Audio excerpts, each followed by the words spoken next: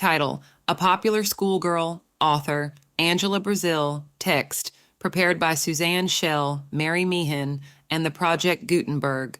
Illustrated by Balliol Salmon, New York, Frederick A. Stokes Company. Publishers, copyright 1920. Voiced by AI, Chapter 1. The end of the holidays. Ingrid! Ingrid, old girl! I say, Ingrid! Wherever have you taken yourself off to? Shouted a boyish voice, as its owner, jumping an obstructing gooseberry bush, tore around the corner of the house from the kitchen garden onto the strip of rough lawn that faced the windows. Hello! Cuckoo! Cooey! Ingrid! I'm here all the time, so you needn't bawl, came in resigned tones from under the shade of a large fuchsia. You're enough to wake the dead chumps. What is it you want now? It's too hot to go a walk till after tea. I'm trying to get 10 minutes peace and quiet.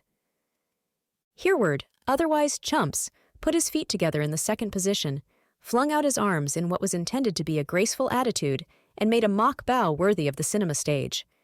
Have them by all means, madam, he replied in mincing accents. Your humble servant has no wish to disturb your ladyship's elegant repose. He offers 1,000 apologies for his unceremonious entrance into your august presence, and implores you to condescend. Ow! Stop it, you brute! Hereward's burst of eloquence was brought to an abrupt end by the violent onslaught of a fox terrier puppy, which flung itself upon him and began to worry his ankles with delighted yelps of appreciation. Stop it! Keep off, I tell you! I won't be chewed to ribbons! He protested, dodging the attacks of the playful but all too sharp teeth, and catching the little dog by the piece of tarred rope that formed its collar. Here, you'll get throttled in a minute if you don't mend your manners. Give him to his auntie, bless his heart, laughed Ingrid, extending welcoming arms to the fat specimen of puppyhood, and rolling him about on her knee. Oh, he did make you dance. You looked so funny. There, precious. Don't chump Auntie's fingers. Go bye-byes now. Snuggle down on Auntie's dress and— If you've quite finished talking idiotic nonsense to that little beast, interrupted Hereward sarcastically, you'll perhaps kindly oblige me by mentioning whether you're coming or not. Not coming anywhere. Too hot, grunted Ingrid, resettling her cushion under the fuchsia bush. Right you are. Please yourself, and you'll please me. Though I should have thought the run to Chatcomb. Ingrid sprang to her feet, dropping the puppy unceremoniously. You don't mean to say Egbert's finished mending the motorbike? You abominable boy. Why couldn't you tell me so before? You never gave me the chance. Just said offhand you wouldn't go anywhere. Yes, the engine's running like a daisy, and the sidecar's on, and Egbert's fussing to be off. If you really change your mind and want to go— But by this time Ingrid was round the corner of the house, so, shaking a philosophic head at the ways of girls in general, her brother gathered a gooseberry or two en route, and followed her in the direction of the stable yard. The Saxons were spending their summer holidays at a farm near the seaside, and for the first time in 4 long years the whole family was reunited. Mr. Saxon, Egbert, and Athelstane had only just been demobilized, and had hardly yet settled down to civilian life. They had joined the rest of the party at Lindstones before returning to their native town of Groveberry.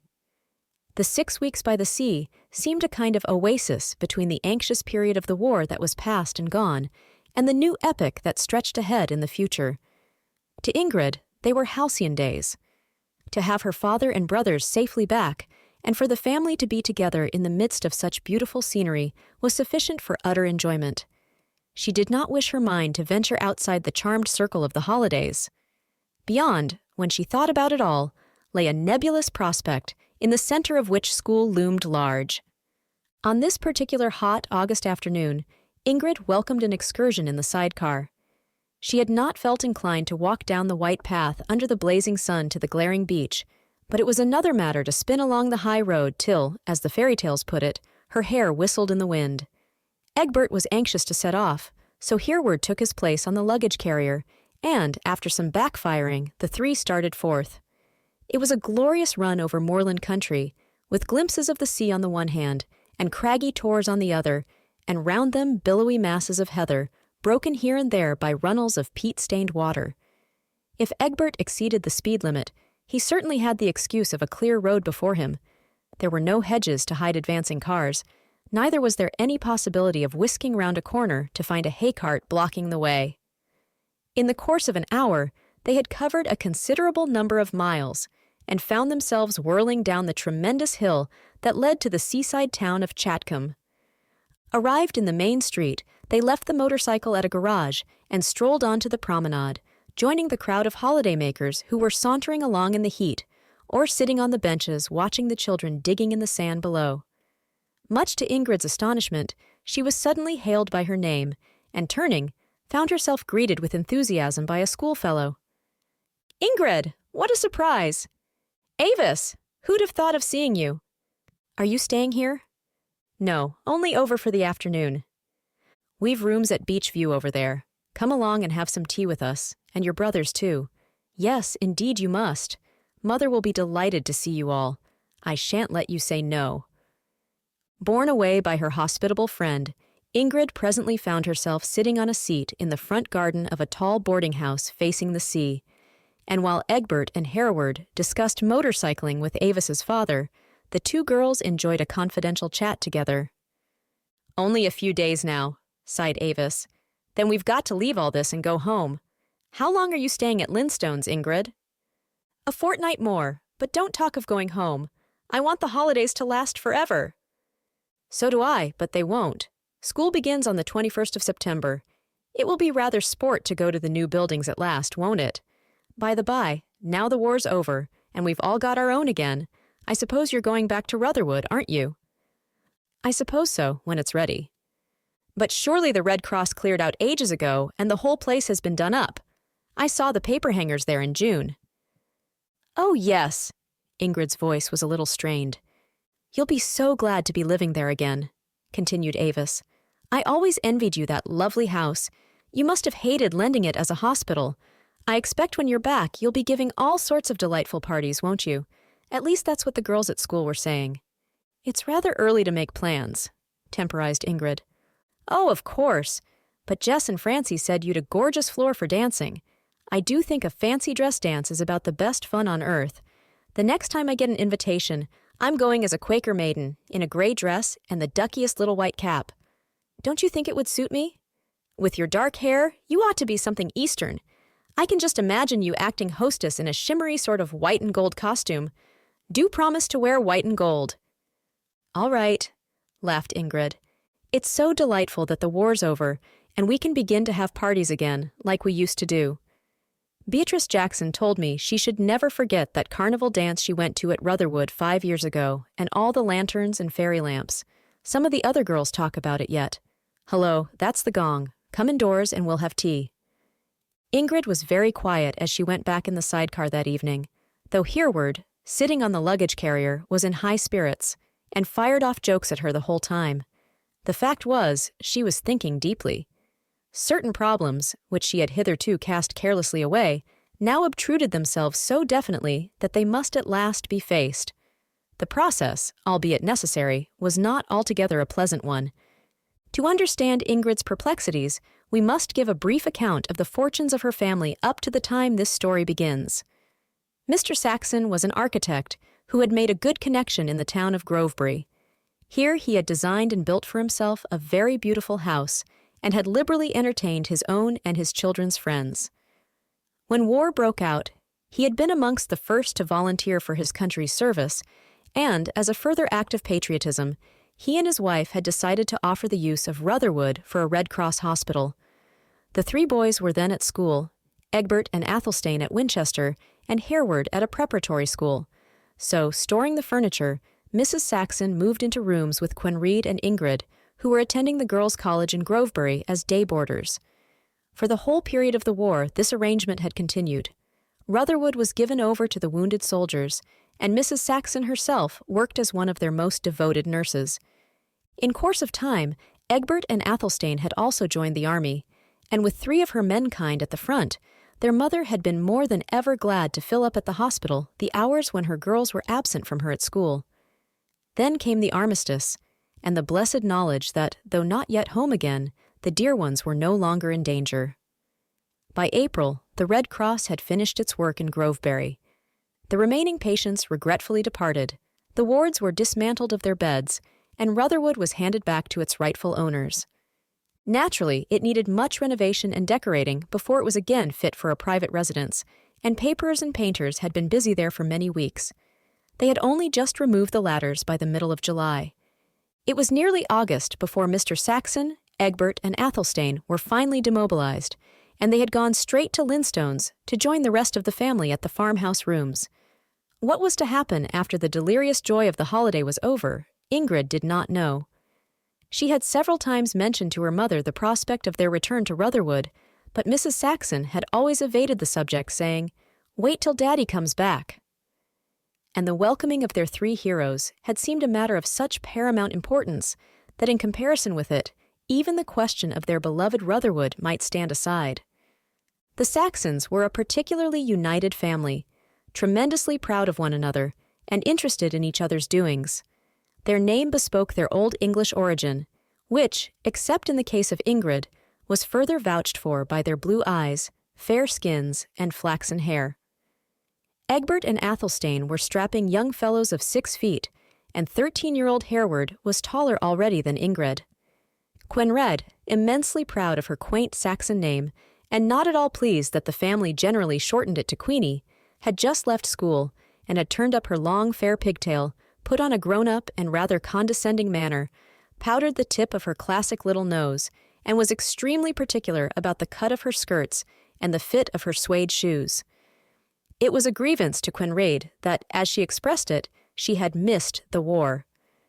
She had longed to go out to France and drive an ambulance, or to whirl over English roads on a motorcycle, buying up hay for the government, or to assist in training horses, or to help in some other patriotic job of an equally interesting and exciting character. "It's too bad that just when I'm old enough, all the jolly things are closed to women," she groused. "If Mother had only let me leave school a year ago, I'd at least have had 3 months' fun. Life's going to be very slow now. There's nothing sporty to do at all." Ingrid, the youngest but one, and 15 on her last birthday, was the only dark member of the fair Saxon family. At present, she was not nearly so good-looking as pretty Quenreda. Her mouth was a trifle heavy, and her cheeks lacked color, but her eyes had depths that were not seen in her sister's, and her thick brown hair fell far below her waist. She would gladly have exchanged it for the lint-white locks of Hereward. "Queenie was always chosen for a fairy at school plays," she grumbled, "and they never would have me, though her dresses would have come in for me so beautifully. I don't see why some fairies shouldn't have dark hair, and it was just as bad when we acted the Merchant of Venice. Miss Carter gave Portia to Francie Hall and made me take Jessica, and Francie was a perfect stick and spoilt the whole thing. Next time, I declare I'll bargain to wear a golden wig and see what happens." Ingrid had been educated at Groveberry College since the morning when, a fat little person of 5, she had taken her place in the kindergarten. She and Quenreda had always been favorites in the school. In pre-war days, they had been allowed to give delightful parties at Rutherwood to their form mates, and though that had not been possible during the last 5 years, everybody knew that their beautiful home had been lent to the Red Cross, and admired their patriotism in thus giving it for the service of the nation. From Avis's remarks that afternoon, it was evident that the girls at the college expected the Saxons to return immediately to Rutherwood, and were looking forward to being invited to entertainments there during the coming autumn and winter. Ingrid had contrived to parry her friends' interested questions, but she felt the time had come when she must be prepared to give some definite answer to those who inquired about their future plans. She managed to catch her mother alone next morning for a quiet chat. "Mumsy, dear," she began, "I've been wanting to ask you this. Are we going back to Rutherwood after the holidays?" Mrs. Saxon folded up her sewing, put her thimble and scissors away in her work-basket, and leaned her elbow on the arm of the garden seat as if prepared for conversation. "And I've been wanting to talk to you about this, Ingrid. Shall you be very disappointed when I tell you no?" "Oh, Muvvy!" Ingrid's tone was agonized. "It can't be helped, little woman. It can't indeed. I think you're old enough now to understand if I explain. You know this war has hit a great many people very hard. There has been a sort of general financial seesaw. Some have made large fortunes, but others have lost them. We come in the latter list. When your father went out to France, he had to leave his profession to take care of itself, and other architects have stepped in and gained the commissions that used to come to his office. It may take him a long while to pull his connection together again, and the time of waiting will be one of much anxiety for him. Then, most of our investments, which used to pay such good dividends, are worth hardly anything now, and only bring us in a pittance compared with former years. Instead of being rich people, we shall have to be very careful indeed to make ends meet. To return to Rutherwood is utterly out of the question, and with the price of everything doubled and trebled, and our income in the inverse ratio, it is impossible to keep up so big an establishment nowadays. "Where are we going to live, then?" asked Ingrid in a strangled voice. "At the bungalow that Daddy built on the moors. Fortunately, the tenant was leaving, and we had not let it to anyone else. In present circumstances, it will suit us very well. Athelstane is to be entered in the medical school at Berkshaw. He can ride over every day on the motor bicycle. We had hoped to send him to study in London, but that's only one of the many plans that have gain agley." "Are Hereward and I to go into Grovebury every day?" "Hereward can manage it all right, but I shall arrange for you to be a weekly boarder at the new hostel. You can come home from Friday to Monday. Now don't cry about it, childie," as a big tear splashed down Ingrid's dress. "After all, we've much to be thankful for. If we had lost Father, or Egbert, or Athelstane out in France, we might indeed grieve. So long as we have each other, we've got the best thing in life, and we must all cling together as a family and help one another on. Cheer up! It will be simply hateful to go back to school this term and not live at our Rutherwood," sobbed Ingrid. Her mother patted the dark head that rested against her knee. "Poor little woman. Remember, it's just as hard for all the rest of us. We've each got a burden to carry at present. Suppose we see who can be pluckiest over it. We're fighting fortune now instead of the Hun, and we must show her a brave face. Won't you march with the family regiment and keep the colors flying?" "I'll try," said Ingrid, scrubbing her eyes with her pocket handkerchief. Chapter 2. Opening Day. The girls' college at Grovebury, under its able headmistress, Miss Bird, had made itself quite a name in the neighborhood.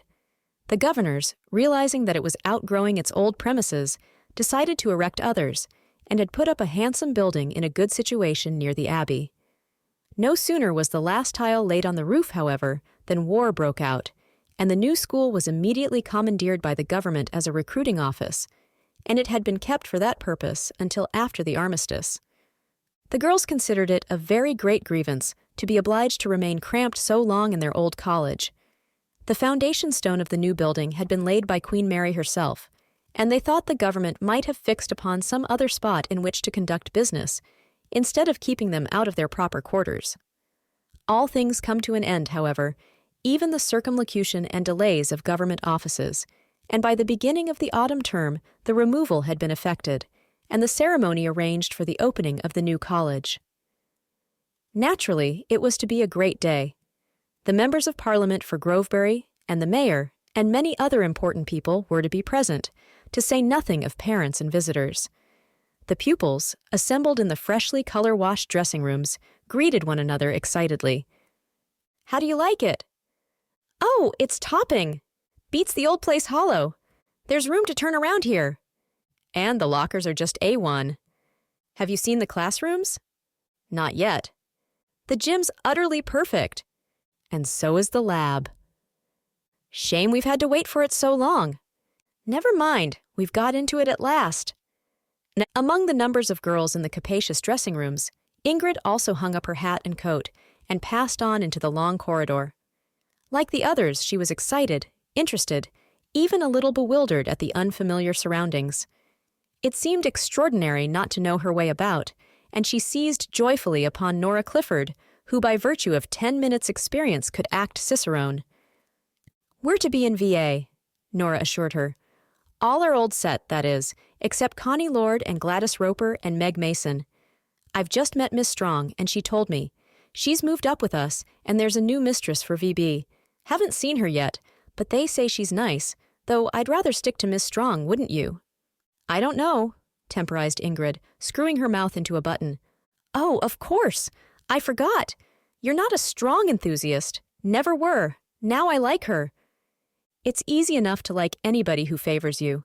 Miss Strong was always down on me somehow, and I'd rather have tried my luck with a fresh teacher. I wonder if Miss Bird would put me in VB if I asked her. Of course she wouldn't. Don't be a silly idiot. I think Miss Strong's absolutely adorable. Don't you like the decorations in the corridor? Miss Godwin and some of the School of Art students did them. But just wait till you've seen the lecture hall. Here we are. Now then, what do you say to this? The big room into which Nora ushered her companion was lighted from the top, and the walls, distempered in buff, had been decorated with stencils of Egyptian designs, the bright, barbaric colors of which gave a very striking effect. There was a platform at the far end, where were placed rows of chairs for the distinguished visitors, and also pots of palms and ferns and geraniums to add an air of festivity to the opening ceremony. The long lines of benches in the body of the hall were already beginning to fill with girls, their bright hair ribbons looking almost like a further array of flowers. Mistresses here and there were ushering them to their places, the kindergarten children to the front seats, juniors to the middle, and seniors to the rear. Ingrid and Nora, motioned by Miss Giles to a bench about 3/4 down the room, took their seats and talked quietly with their nearest neighbors. A general buzz of conversation, constantly restrained by mistresses, kept rising and then falling again to subdued whispers. In a short time the hall was full. Miss Perry had opened the piano, and the choir leaders had ranged themselves round her. In dead silence, all the girls, big and little, turned their eyes towards the platform. The door behind the row of palms and ferns was opening, and Miss Bird, in scholastic cap and gown, was ushering in the mayor, the mayoress, several town councillors and their wives, a few clergy, the headmaster of the School of Art, and, to the place of honour in the middle, Sir James Hilton, the Member of Parliament for Grovebury, who was to conduct the ceremony of the afternoon. He was a pleasant, genial-looking man, and though, as he assured his audience, he had never before had the opportunity of addressing a room full of girls, he seemed to be able to rise to the occasion and made quite a capital speech. "You're lucky to have this handsome building in which to do your lessons," he concluded. "Our environment makes a great difference to us, and I think it is far easier to turn out good work in the midst of beautiful surroundings. Grovebury College has reaped a well-deserved reputation in the past, and I trust that its hitherto excellent standards will be maintained or even surpassed in the future. As member for the town, there's a special word I wish to say to you. Train yourselves to be good women citizens. Someday, when you're grown up, you will have votes, and in that way assist in the self-government of this great nation. The better educated and the more enlightened you are, the better fitted you will be for your civic responsibility. Every girl who does her duty at school is helping her country, because she is making herself efficient to serve it in some capacity. At present, England stands at a great crisis. If we are to keep up the traditions of our forefathers, we want workers, not slackers, in every department of life. Even the smallest of those little girls sitting in the front row can do her bit. As for you elder girls, think of yourselves as a cadet corps, training for the service of the British Empire, and let every lesson you learn be not for your own advantage, but for the good you can do with it afterwards to the world. I have very great pleasure in declaring this new building open." After Sir James had sat down, the mayor and several other people made short speeches, and when all the clapping had finally subsided, the piano struck up, and the school sang an Empire song and the national anthem. Then the door at the back of the platform opened again for the exit of the visitors, who, chatting among themselves, made their way to Miss Bird's study to be hospitably entertained with tea and cakes. The whole ceremony had barely occupied an hour, and it was not yet 4 o'clock. The girls, in orderly files, marched from the lecture hall and betook themselves first to their new form rooms, where textbooks were given out with preparation for the next day, and desks allotted. Then, when the great bell rang for dismissal, to the playground and cloakrooms, en route for home. Ingrid, with a goodly pile of fresh literature under her arm, walked slowly downstairs. She was not in any hurry to leave the classroom, and lingered as long as the limits of Miss Strong's patience lasted. She knew there was a certain ordeal to be faced with her form-mates, and she was not sure whether she wanted to put it off or to get it over at once. "Better let them know and have done with it," she said to herself, after a few moments' consideration on the landing. "After all, It's my business, not theirs." It was a rather airily defiant Ingrid who strolled into the cloakroom and put on her hat. Francie Hall, trying to thread her boot with a lace that had lost its tag, looked up, smiled, and made room for her on the form. "Cheery ho, Ingrid. How do you like our new diggings? Some removal, this, isn't it? I must say the place looks nice. It's topping to be here at last. By the by, I suppose you'll be getting in Rutherwood soon? Or have you got already?" Ingrid was stooping to lace her shoe, so perhaps the position accounted for her stifled voice. "We're not going back there." "Not going back?" Francie's tone was one of genuine amazement. "Why? But you said it was being done up for you, and you'd be moving before the term started." "Well, we're not at any rate." "What a disappointment for you," began Beatrice Jackson tactlessly, as several other girls who were standing near turned and joined the group. "You always said you were just longing for Rutherwood." "Do the Red Cross want it again?" queried Jess Howard. "No, they don't. But we're not going to live there. Where are we going to live? At our bungalow on the moors, and I'm a weekly boarder at the hostel. Are there any other impertinent questions you'd like to ask? Don't all speak at once, please." And Ingrid, having laced both shoes, got up, seized her pile of books, and, turning her back on her form mates, stalked away without a goodbye. She knew she had been rude and ungracious, but she felt that if she had stopped another moment, the tears that were welling into her eyes would have overflowed. Ingrid had many good points, but she was a remarkably proud girl. She could not bear her schoolfellows to think she had come down in the world. She had thrown out so many hints last term about the renewed glories of Rutherwood that it was certainly humiliating to have to acknowledge that all the happy expectations had come to nothing. On the reputation of Rutherwood, both she and Quenrita had held their heads high in the school. She wondered if her position would be the same, now that everybody knew the truth. As a matter of fact, most of the girls giggled as she went out through the cloakroom door. "My lady's in a temper," exclaimed Francie. "Lemons and vinegar," hinnied Jess. "Why did she fly out like that?" asked Beatrice. "Well, really, Beatrice Jackson, after all the stupid things you said, anybody would fly out, I should think," commented Verity Richmond. "I'm sorry for Ingrid. I'd heard the Saxons can't go back to their old house. It's hard luck on them after lending it all these years to the Red Cross." "But why aren't they going back?" "Why, silly, because they can't keep it up, I suppose. If you've any sense, you won't mention Rutherwood to Ingrid again. It's evidently a sore point. Don't for goodness sake go rubbing it into her." "I wasn't going to," grumbled Beatrice. "Surely I can make an innocent remark without you beginning to preach to me like this. I call it cheek." Verity did not reply. She had had too many squabbles with Beatrice in the past to want to begin a fresh campaign on the first day of a new term. She discreetly pretended not to hear, and addressing Francie Hall, launched into an account of her doings during the holidays. "We're moving out to Repworth at the September quarter," she concluded, "and it's too far for me to bicycle into school every day, so I've started as a boarder at the hostel.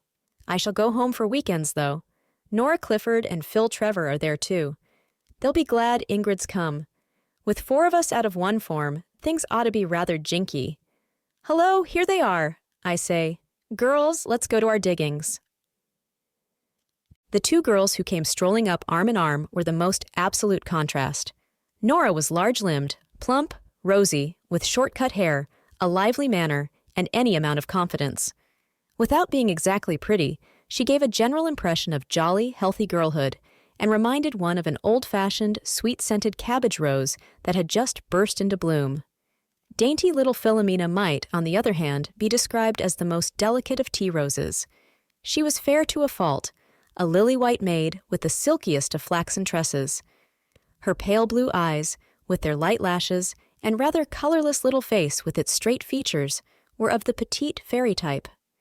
You felt instinctively that, like a Dresden china vase, she was made more for ornament than for use, and nobody, even schoolmistresses, expected too much from her. Experience had shown them that they did not get it.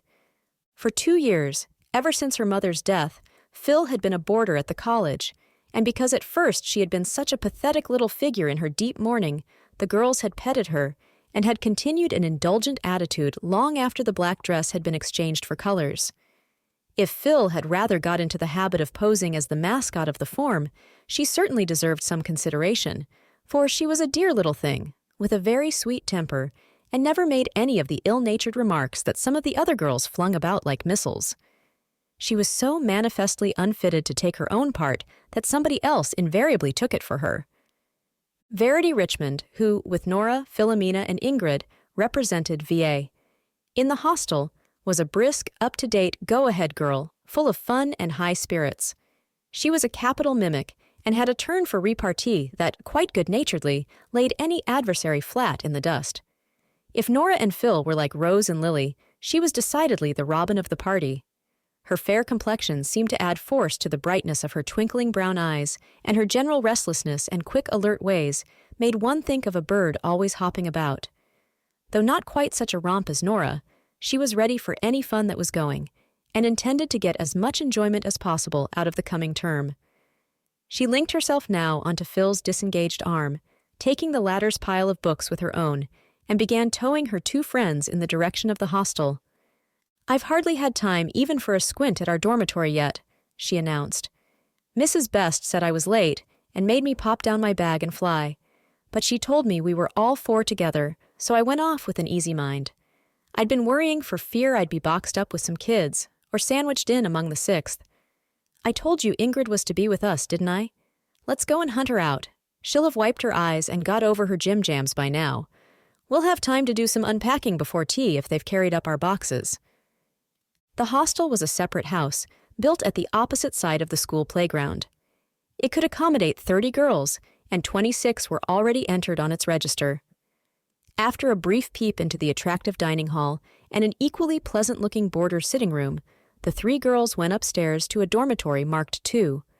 They found Ingrid already at work on her task of unpacking, putting clothes away in drawers, and spreading the shelf that served as a dressing table with an assortment of photos, books, and toilet requisites.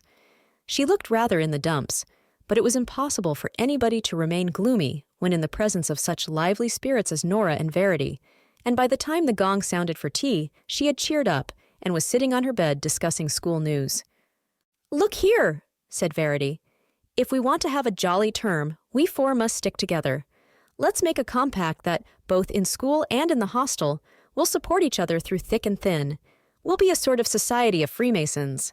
I haven't made up any secrets yet, but whoever betrays them will be outlawed. Let's call ourselves the Foursome League.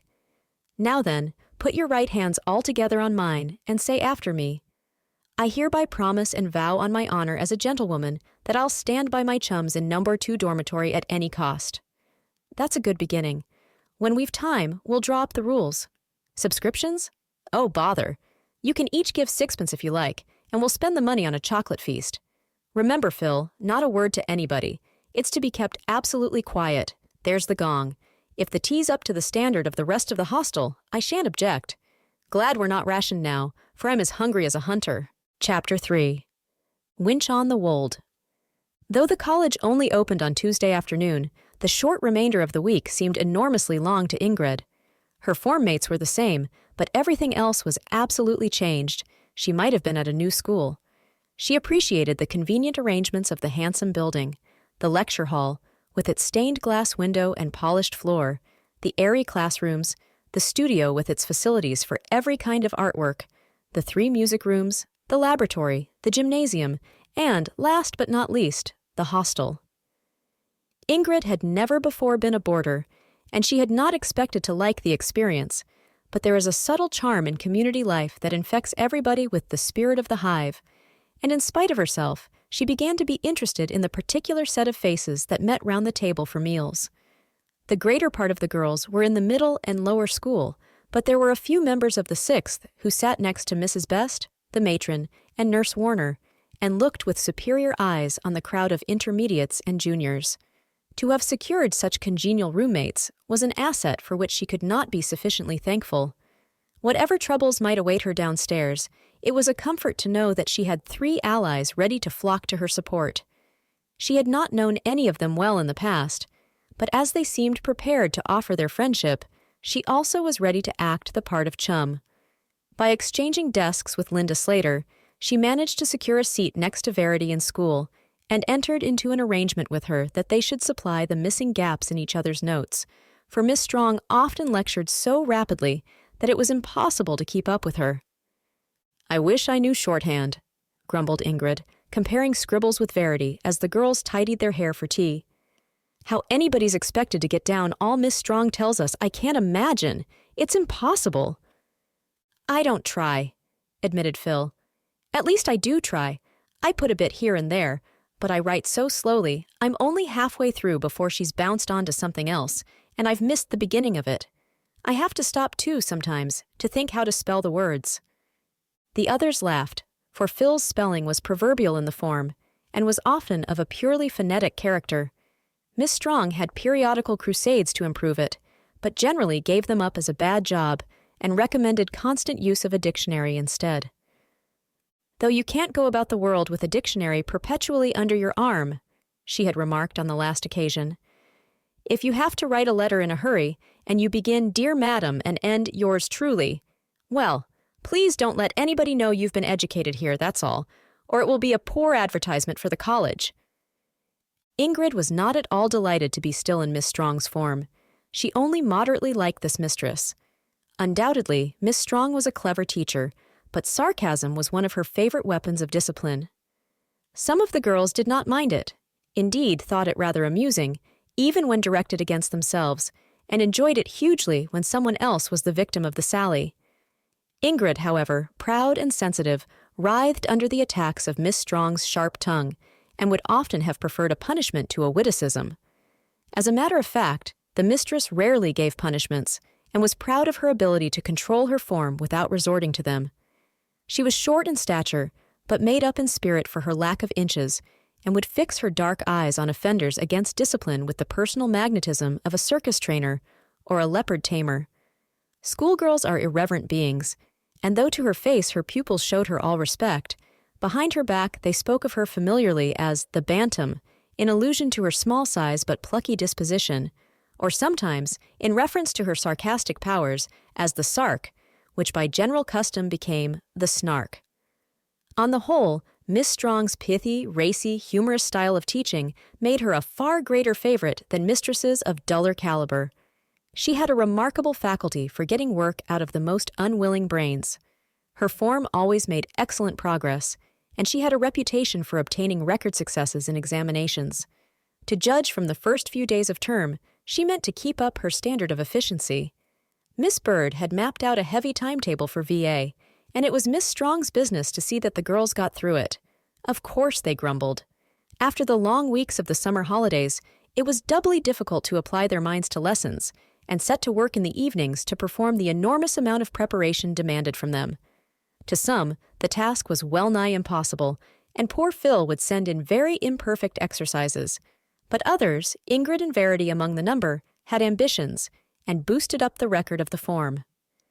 It was after a most strenuous few days that Ingrid came to the close of the first week of the new term, and, taking her books and handbag, started off to spend the weekend at home. She left the college with a feeling of intense relief. She had dreaded the return there, and the confession of her altered circumstances. It had not proved quite so disagreeable an ordeal as she had anticipated, for, after the first expressions of surprise, nobody had referred again to Rutherwood. Yet Ingrid, on the lookout for slights, imagined that she was not treated with as much consideration as formerly. Avis Marlowe and Jess Howard had hardly spoken to her, and though the omission was probably owing to sheer lack of time or opportunity, she chose to set it down to a desire to show her the cold shoulder. "Now I have no parties to offer them. They don't care about me," she thought bitterly.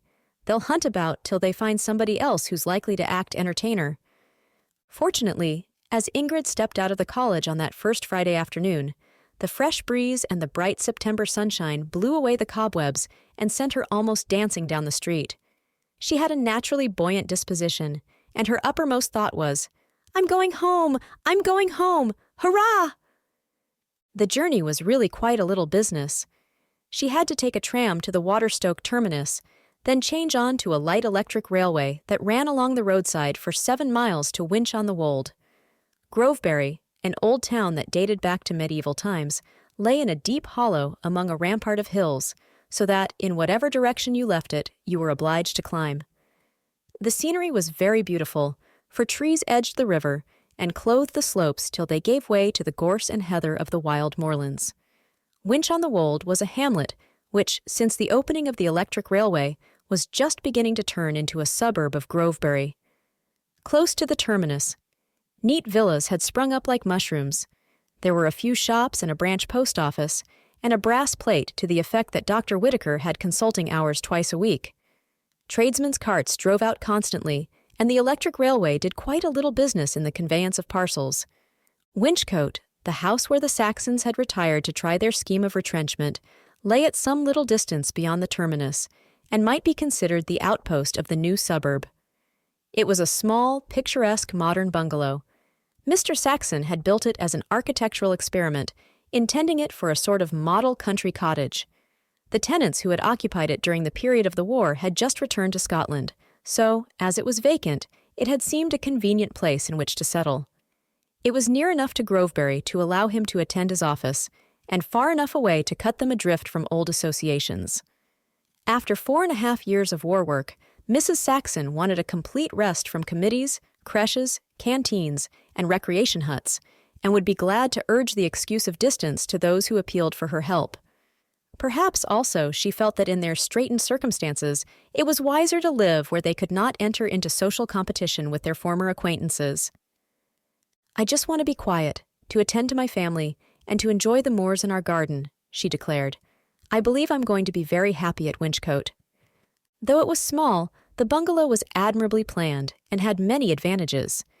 The view from its French window was one of the finest in the district, and it faced a magnificent gorge, wild, rocky, and thickly wooded, at the bottom of which wound the silver river that ran through Grovebury. Civilization, in the shape of fields and hedges, stretched out fingers as far as Winchcote, and there stopped abruptly. Past the bungalow lay the open wold with miles of heather, gorse, and bracken, and a road edged with low, grassy, fern-covered banks instead of walls. The air blew freshly up here, and was far more bracing and healthy than down in the hollow of Grovebury. The residents of the new suburb affected seaside fashions, and went their moorland walks without hats or gloves. Ingrid was joined in the tramcar by Hereward, who attended the King George's School and made the journey daily. "Getting quite used to it now," he assured his sister airily. "I had a terrific run yesterday for the train, but I caught it. There's another fellow in our form living up here, so we generally go together. Scampton, that chap in the cricket cap standing by the door. He's A1. He won't come near now, though, because he says he's terrified of girls. He's going to give me a rabbit, and I shall make a hutch for it out of one of those packing cases. See, I've bought a piece of wire netting for the door. There's heaps of room at the bottom of the garden. I believe I'll ask him to bring it over after tea." "But the hutch isn't ready," objected Ingrid. "Oh, that won't matter. I can keep it in a packing case for a day or two." When Ingrid and Hereward reached home, they found that tea had been set out on the patch of grass under the apple trees, and Mother and Quenrita were sitting sewing and waiting for them.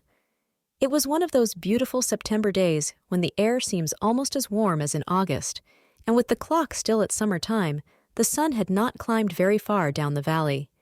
The garden, where Mother and Quenrita had been working busily all the afternoon, was gay with nasturtiums and asters, and overhead hung a crop of the rosiest apples ever seen.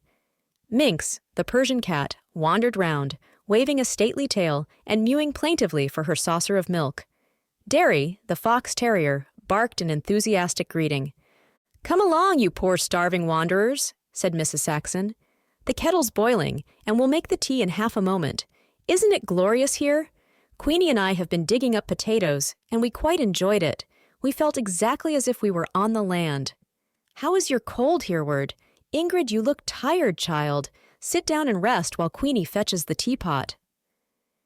Ingrid sank into a garden chair with much satisfaction. Winchcote might not be Rutherwood, but it looked an uncommonly pretty little place in the September sunshine. To live there would be like a perpetual picnic.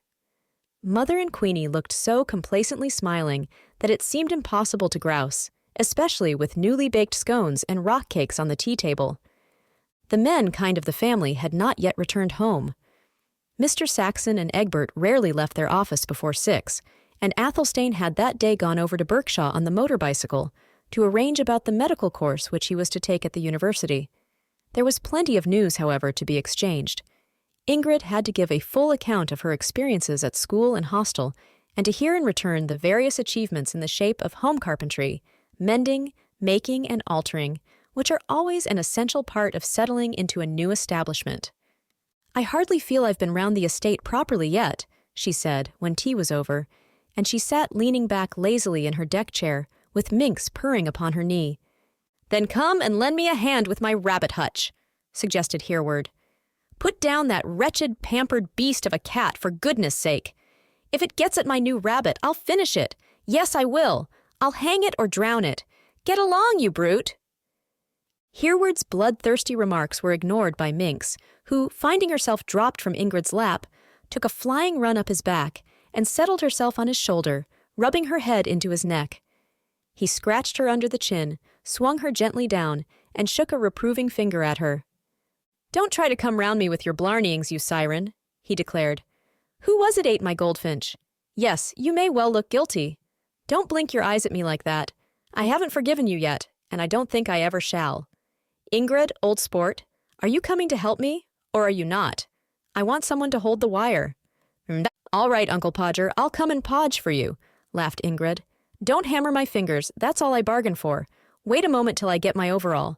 Your joinering performances are apt to be somewhat grubby and messy." There was quite a good garden at the back of the bungalow, with rows of vegetables and gooseberry bushes and fruit trees. At the end was a wooden shed where the motor bicycle was kept, and a small wired enclosure originally made for hens. "It's exactly the place for rabbits when I get a hutch for them," explained Hereward, putting down his box of tools and turning over the packing case with a professional eye. "Now a wooden frame covered with wire and a pair of hinges will just do the job. I can saw these pieces to fit. Hold the wood steady, that's a mascot." The two were kneeling on the ground by the side of the packing case, much absorbed in the process of exact measurements, when suddenly there was a rustling and a scrambling noise, and on the wall close to them appeared a collie dog, growling, snarling, and showing its teeth. Ingrid sprang to her feet in alarm. Winchcote was so retired that they had scarcely realized that its garden adjoined the garden of another house. The collie must have jumped up onto the dividing wall and, being an ill-tempered beast, did not use proper discrimination between neighbors and tramps. "Shoo! Get away!" urged Ingrid, with rather shaking knees. "Be off, you ill-mannered brute!" shouted Hereward. The dog, however, appeared to think the wall was his own special property, and that it was his business to drive them away from their own garden. It continued to bark and snarl. Now, as Hereward wished to fix the rabbit hutch in exactly the spot over which the creature had mounted guard, he was naturally much annoyed, and sought for some ready means of dislodging it from its point of vantage. He did not relish the prospect of being bitten, so did not want to engage it at close quarters, and no pole or other weapon lay handy. Looking hastily round, his eye fell upon the garden syringe with which Athelstane sometimes cleaned the motor bicycle. It had been left, with a bucket of water, outside the shed. He drew out the piston, filled the syringe, then discharged its contents straight at the dog. But at that most unlucky moment, a quick change took place on the wall.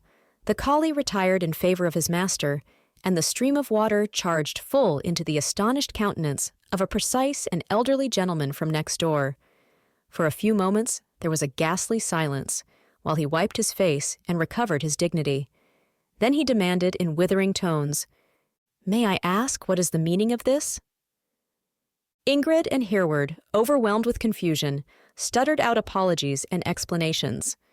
The old gentleman listened with his busy gray eyebrows knitted and his mouth pursed into a thin line. "I shall immediately take steps to ensure that my dog has no further opportunities of annoying you," he remarked stiffly, and took his departure. "Who is he?" whispered Ingrid, as the footsteps on the other side of the wall shuffled away. "His name's Mr. Hardcastle. He's retired and lives there with a housekeeper." "Great Scott! I've put my foot in it, haven't I? Who'd have thought he was just going to pop his head up? Dad was going to ask him to lend us his garden roller, but it's no use now. I expect I've made an enemy of him for life." "I hope he means to keep that savage dog fastened up," said Ingrid. "It's a horrid idea to think that it may, any time, pounce over the wall at us. It's like having a wolf loose in the garden." As a matter of fact, Mr. Hardcastle kept his word in a way that the Saxons least anticipated. Instead of chaining the dog, he had a tall wooden paling erected along the top of the wall, making an effectual barrier between the two gardens.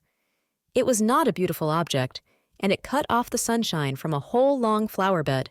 So, though it ensured privacy, it might be regarded as a doubtful benefit for the bungalow.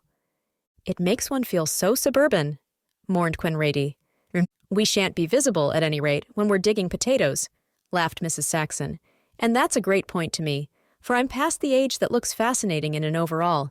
If we've suburbia on one side of us, we've the open moor on the other, which is something to be thankful for." "Yes, until it's sold in building plots," sighed Quenrada, who was in a fit of blues and unwilling to count up her blessings.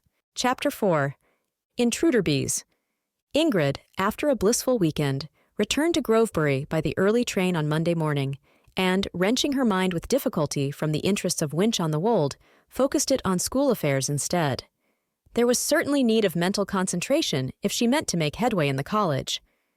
The standard of work required from VA was very stiff and taxed the powers of even the brightest girls to the uttermost. "Miss Strong reminds me of Rehoboam," wailed Phil, fresh from the study of the second book of Chronicles. "Her little fingers thicker than her whole body used to be, and instead of whips, she chastises us with scorpions. I want to go and bow the knee to Baal." "Rather mixed up in your scripture, child, but we understand your meaning," laughed Verity. "The Bantam's certainly piling it on nowadays in the way of prep." "Shows an absolutely brutal lack of consideration," agreed Nora. "So do all the mistresses," groaned Ingrid. "Each of them seems to think we've nothing to do but her own particular subject. Dr. Linton actually asked me if I could practice 2 hours a day. Why, he might as well have suggested 4. I can only get the piano for an hour, even if I wanted it longer. It's a frightful business at the hostel to cram in all our practicing, isn't it? I nearly had a free fight with Janie Potter yesterday.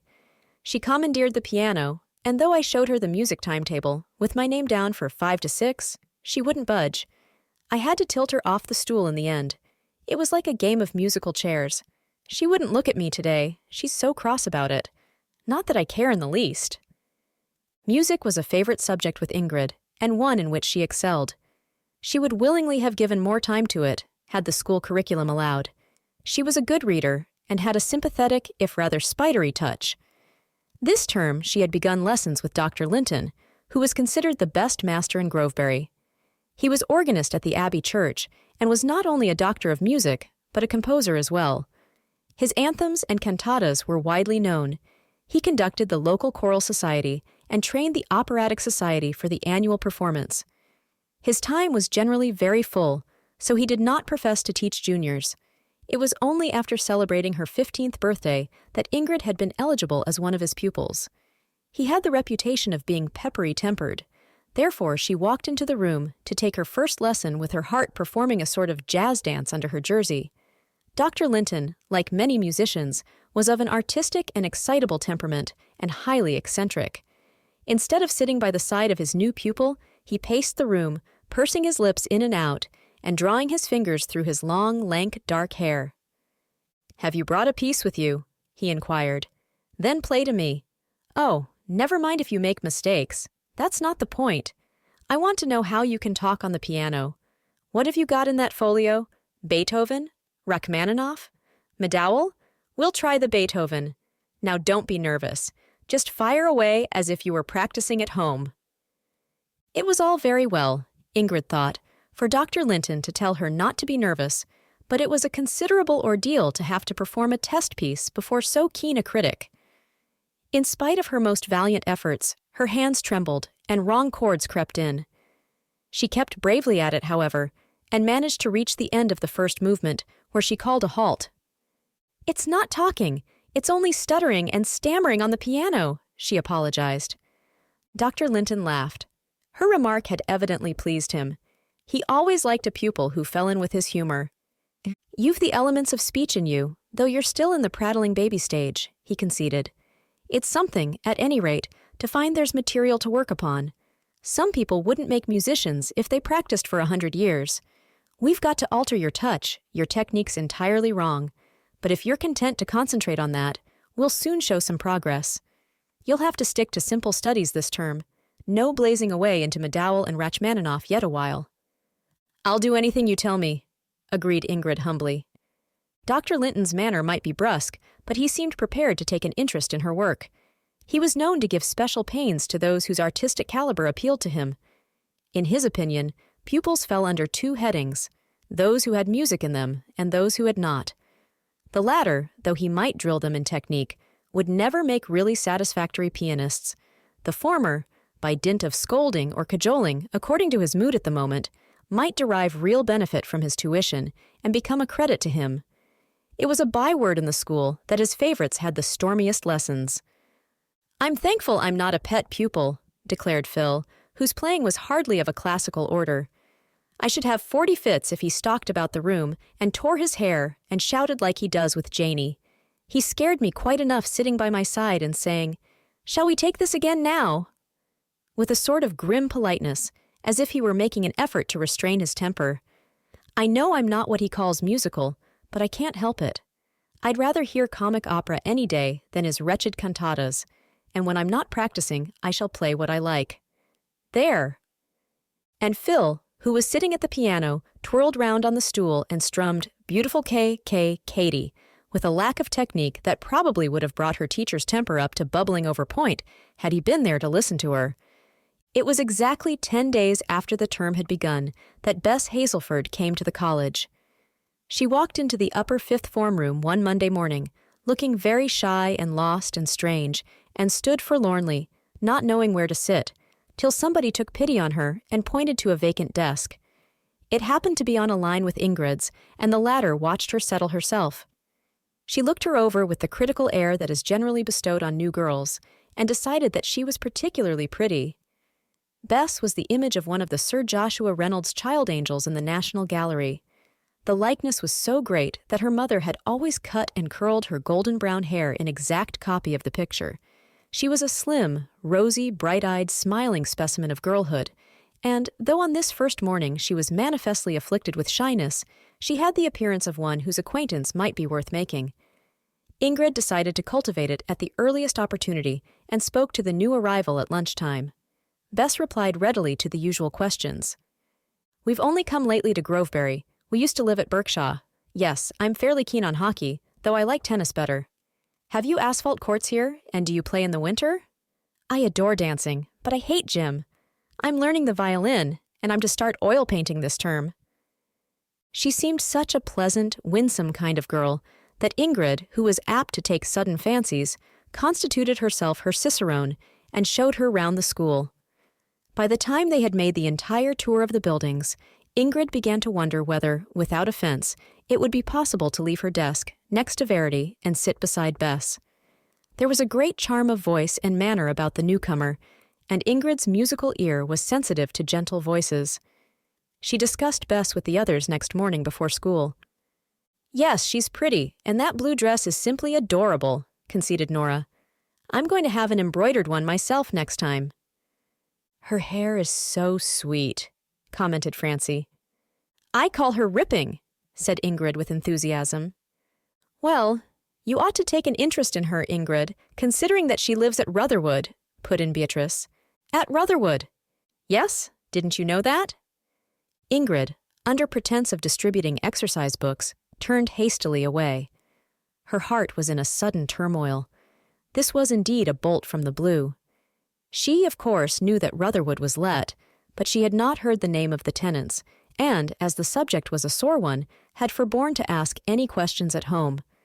It was surely the irony of fate that the house should be taken by people who had a daughter of her own age, and that this daughter should come to the college, and actually be placed in the same form as herself.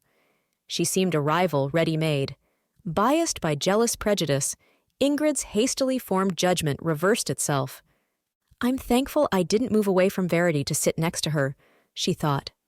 "I expect she'll be ever so conceited and give herself airs, and the other girls will truckle to her no end.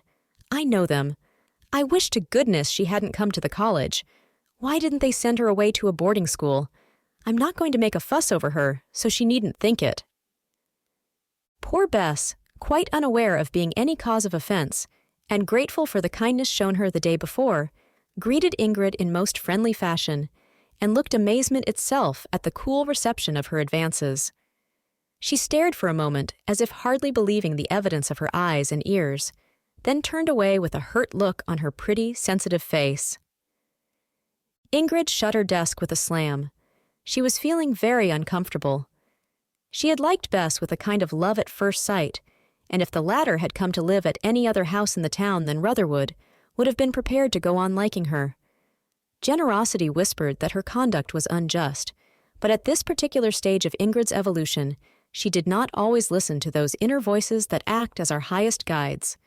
Like most of us, she had a mixed character, capable of many good things, but with certain failings. Rutherwood was what the girls called the bee in her bonnet, and the knowledge that Bess was in possession of the beautiful home she had lost was sufficient to check the incipient friendship. It was otherwise with the rest of the form. They frankly welcomed the newcomer, and if they did not, as Ingrid had bitterly prognosticated, exactly truckle to her, they certainly began to treat her as a favorite.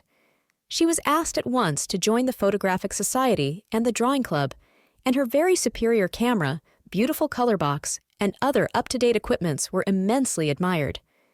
Ingrid, on the outside of the enthusiastic circle, preserved a stony silence. Her own camera was 3 years old, and she did not possess materials for oil painting. She thought it quite unnecessary for Verity to want to look at Bess's paraphernalia.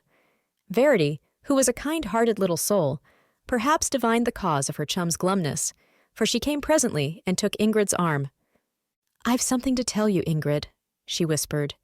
"We are to have the election on Friday afternoon, and everybody's saying you'll be chosen warden for the form."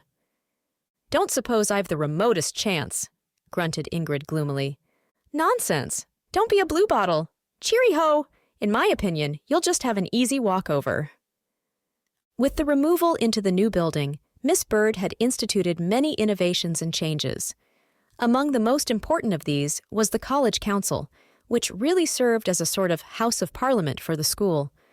Each form among the seniors and intermediates was to elect a representative called a warden, and these, with such permanent officers as the prefects and the games captain, were to meet once a fortnight to discuss questions of self-government.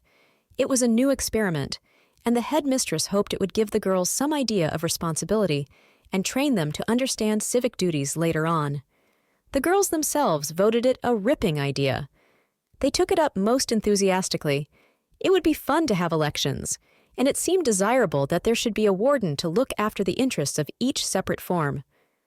"When I was in the 4th, we never got a chance for the tennis courts, and it was utterly hopeless to appeal to the prefects," said Ingrid.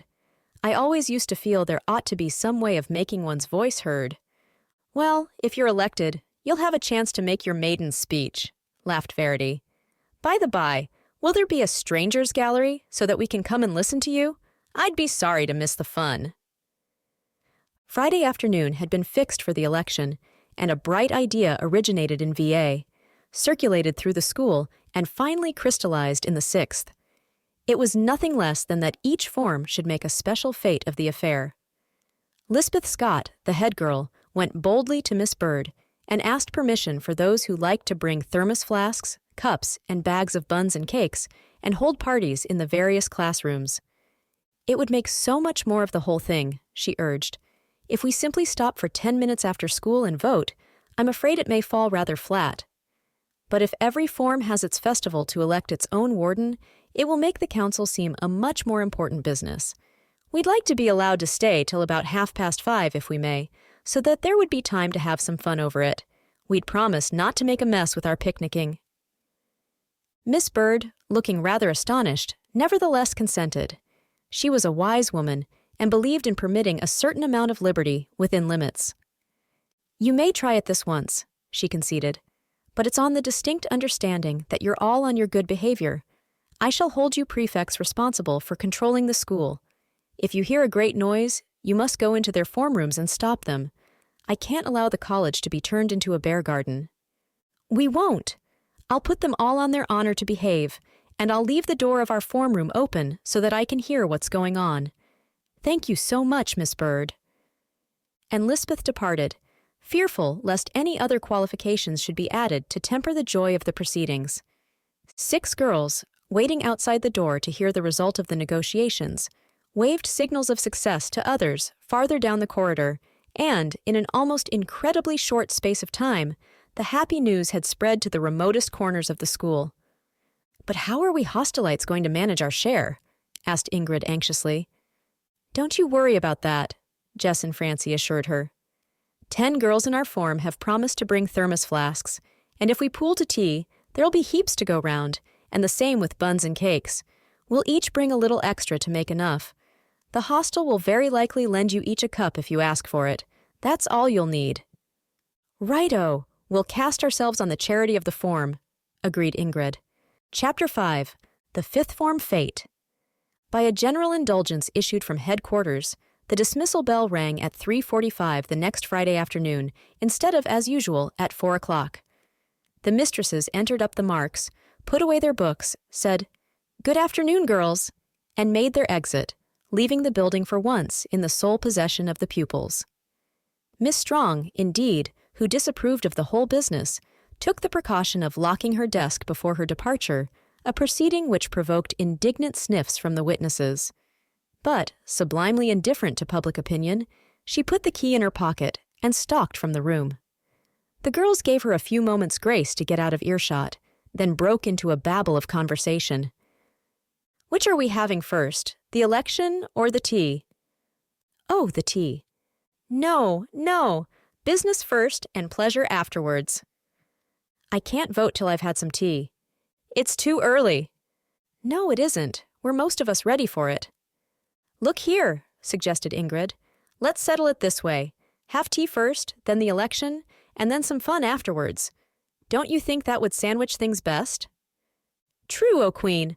I don't mind what happens afterwards, so long as I get a bun quick." "Let's fetch the prog," agreed Linda Slater, leading the way towards the cloakroom where the baskets had been stored. The giggling procession met emissaries from other forms, bent on a like errand, and exchanged a brisk banter as they passed on the stairs. "We've got jam tartlets." "Not as nice as our cheesecakes." "Nellie's brought a whole pound of macaroons." "Oh, will you swap with us for rock buns?" "I should just think not." "Dolly Arden has 5 oranges." "Well, we've got bananas." After successfully fetching the provisions, having routed a marauding band of juniors who were poking inquisitive fingers into the baskets, the members of VA returned to the form room, closed the door, and gave themselves up to festivity. The 4 girls from the hostel need have had no fear of scarcity, for the others had brought ample to compensate for their deficiency. By general consent, all the cakes were pooled, set out on hard-backed exercise books in lieu of plates, and handed round the company. Bess, whose basket contained 2 thermos flasks, a dozen cheesecakes, and some meringues, was felt to have brought a valuable contribution. It seemed a new experience to be sitting at their desks, drinking tea and eating cakes, instead of doing translation or writing exercises. "Pity the snark didn't stop. She doesn't know what she's missing," remarked Joanna Powers as she took a meringue. "Oh, Kafuzalam! We shouldn't have had much fun if the snark had stayed. Don't bring her back, for goodness sake, Joe." "I wasn't going to. Besides which, she's probably halfway downtown at present, having tea in a cafe. She generally does on Fridays."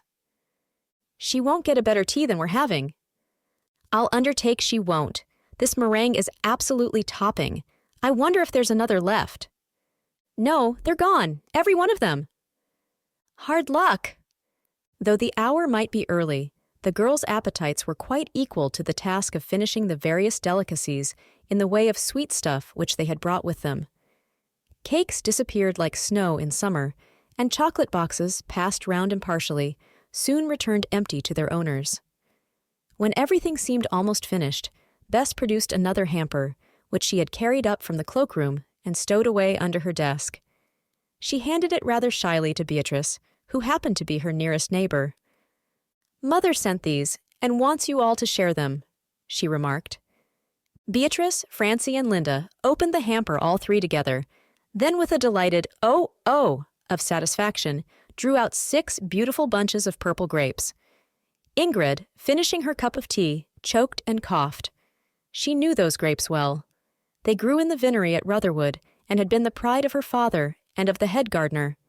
She had not tasted one of them for 5 years, for during the war they had always been given to the patients in the Red Cross hospital, but she could not forget their delicious flavor.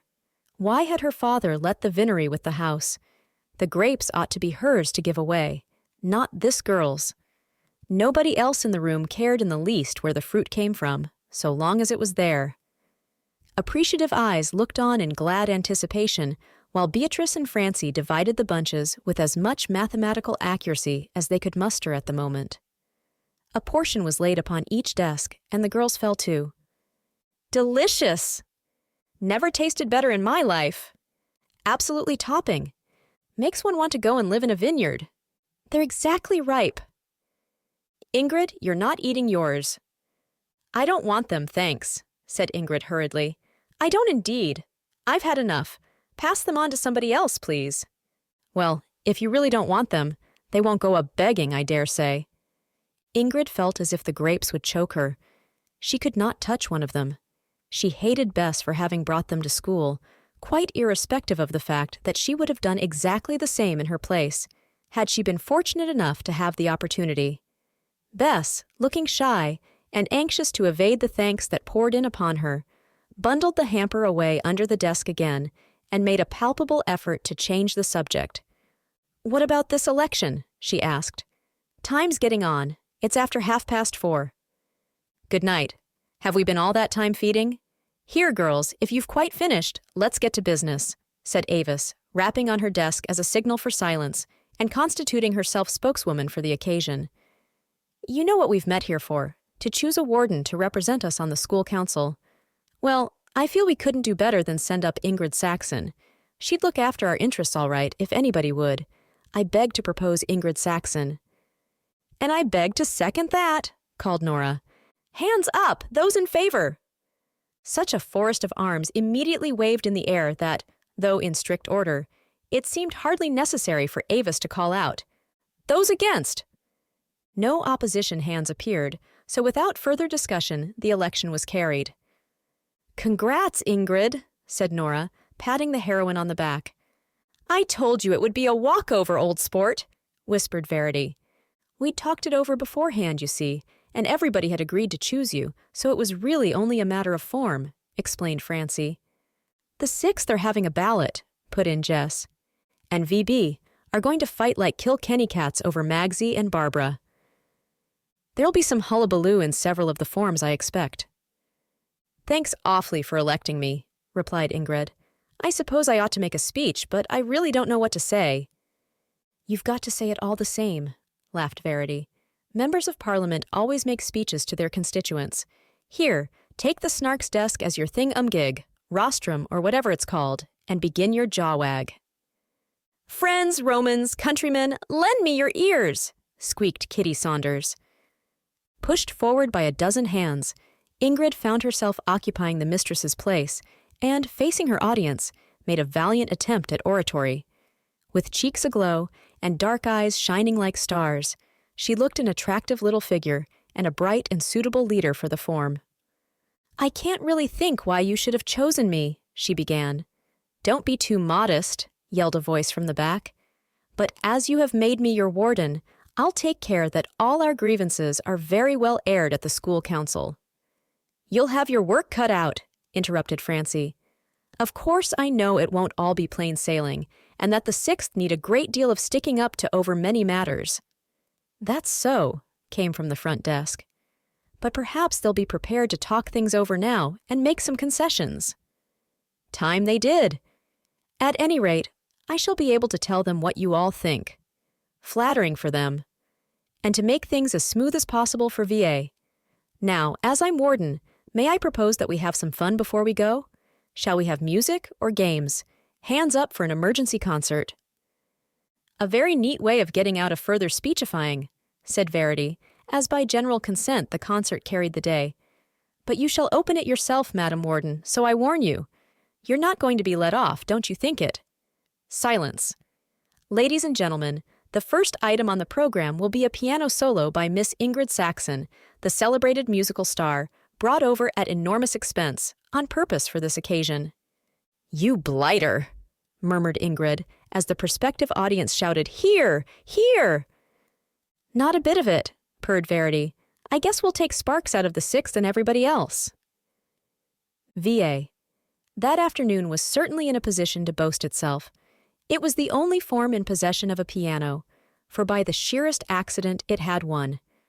The instrument was only a temporary visitor, placed there for convenience, while some repairs were being done to a leaking gas pipe in one of the music rooms. It's an ill wind, however, that blows nobody good, and it gave VA an opportunity that was denied even to the sixth. Ingrid was at once escorted to the piano, and officious hands piled exercise books on a chair to make her seat high enough. "I can't remember anything. I can't indeed," she protested vigorously. "Now don't twitter nonsense," said Nora.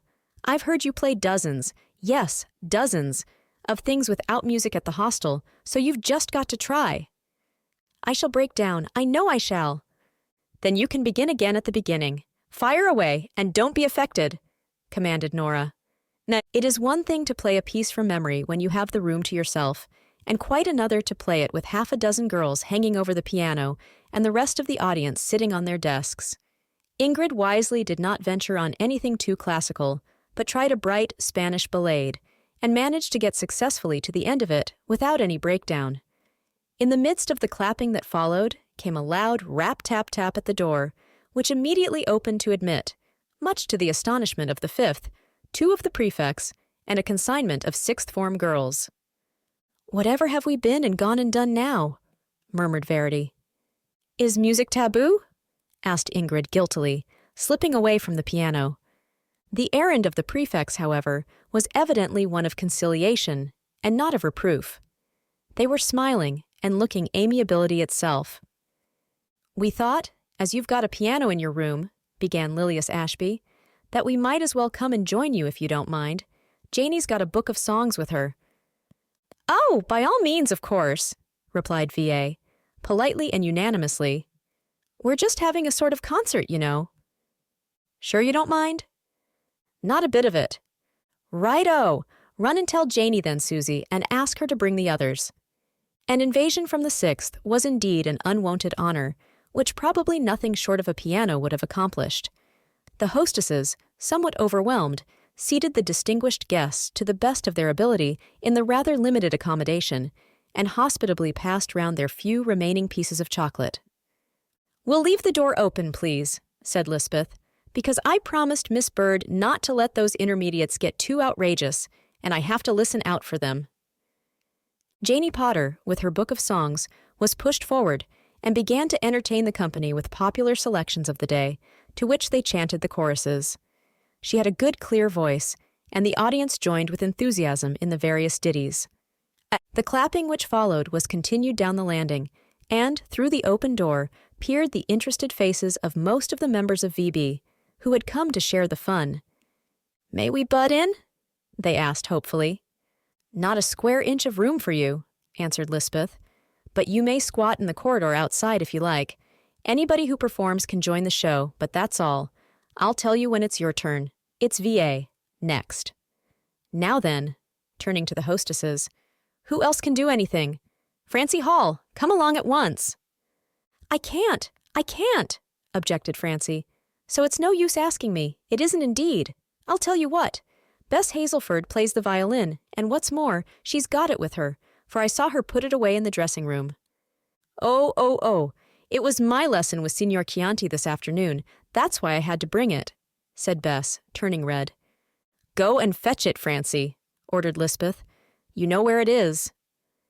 Francie returned in a short time and handed the neat leather case to its owner. Bess, looking flustered and nervous, drew out the violin and began to tune it. "I've brought your music, too," said Francie, triumphantly opening a folio. "So you've no excuse for saying you can't remember anything. Who'll play your accompaniment? Here, Ingrid." "Oh, somebody else would do it far better," protested Ingrid. "Janie." "I'm no reader." "Lilas?" "Couldn't to save my life." "Go ahead, Ingrid, and don't waste time," said Lisbeth firmly. Ingrid sat down to the piano without a smile. Her schoolmates took her unwillingness for modesty, But in her heart of hearts, her main thought was, why should I help this new girl to show off? She would have played accompaniments gladly for anybody else, but she considered that Bess had already received quite enough attention in one afternoon. For her own credit, however, she must do her best, so she concentrated her energies on the prelude. When the first strains of the violin joined in, her musical ear recognized immediately that Bess's playing was of a very high quality. The tone was pure, the notes were perfectly in tune, and there was a ringing sweetness, a crisp power of expression, and a haunting pathos in the rendering of the melody that showed the performer to be capable of interpreting the composer's meaning. In spite of her disinclination, Ingrid warmed to the accompaniment. When the violin seemed to be bringing out laughter and tears, the piano must do its part, and not merely supply a succession of unimpassioned chords. Ingrid was a good reader for a girl of 15, but she surpassed herself on this occasion and seemed to accomplish the difficult passages almost by instinct. She played the final notes very softly as the last fairy strains of the melody thrilled slowly away. There was a second of silence. Then the girls, inside and outside the room, clapped their loudest. "It was capital," declared Lisbeth encouragingly. "Bess, we shall want you again for school concerts. You and Ingrid ought to practice together. Let me look at your violin. I wish I could play like that." "Thanks ever so much," murmured Bess to Ingrid, as the latter got up from the piano. "Oh, it's all right," replied Ingrid airily, moving away in a hurry to the other side of the room. She did not want Bess to take up Lisbeth's no doubt well-meant, but rather embarrassing suggestion that they should practice together, and was quite ready with an excuse if it should be proposed. "It's the turn of the sixth now," she jodled. "VB, haven't done anything yet. I'll call one of them in," said Lisbeth, stepping out to the landing.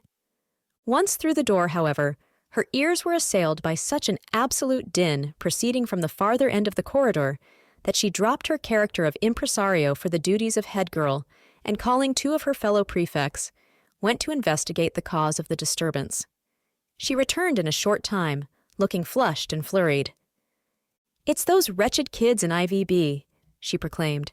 "They were behaving disgracefully, pelting each other with the remains of their buns and fencing with rulers.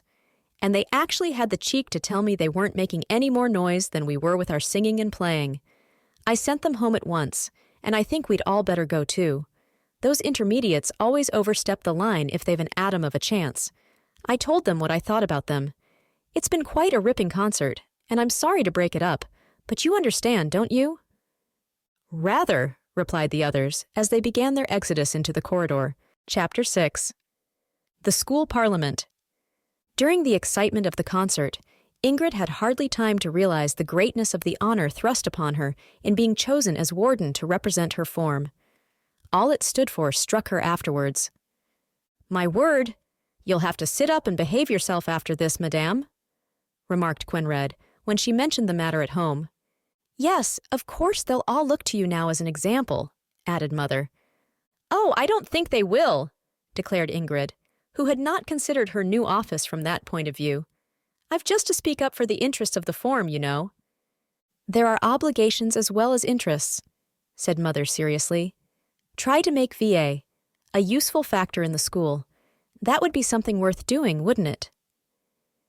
In arranging for the school parliament, Miss Bird had allowed wardens to be chosen by each form from 3B upwards, but had decided that the smaller girls were too young to take part in public affairs.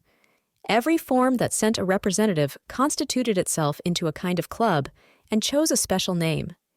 These were placed on the council register as follows: VH, the True Blues, VA, the Pioneers, VB, the Amazons, IVA, the Old Brigade, IVB, the Mermaids, 3A, the Dragonflies, 3B, the Cuckoos.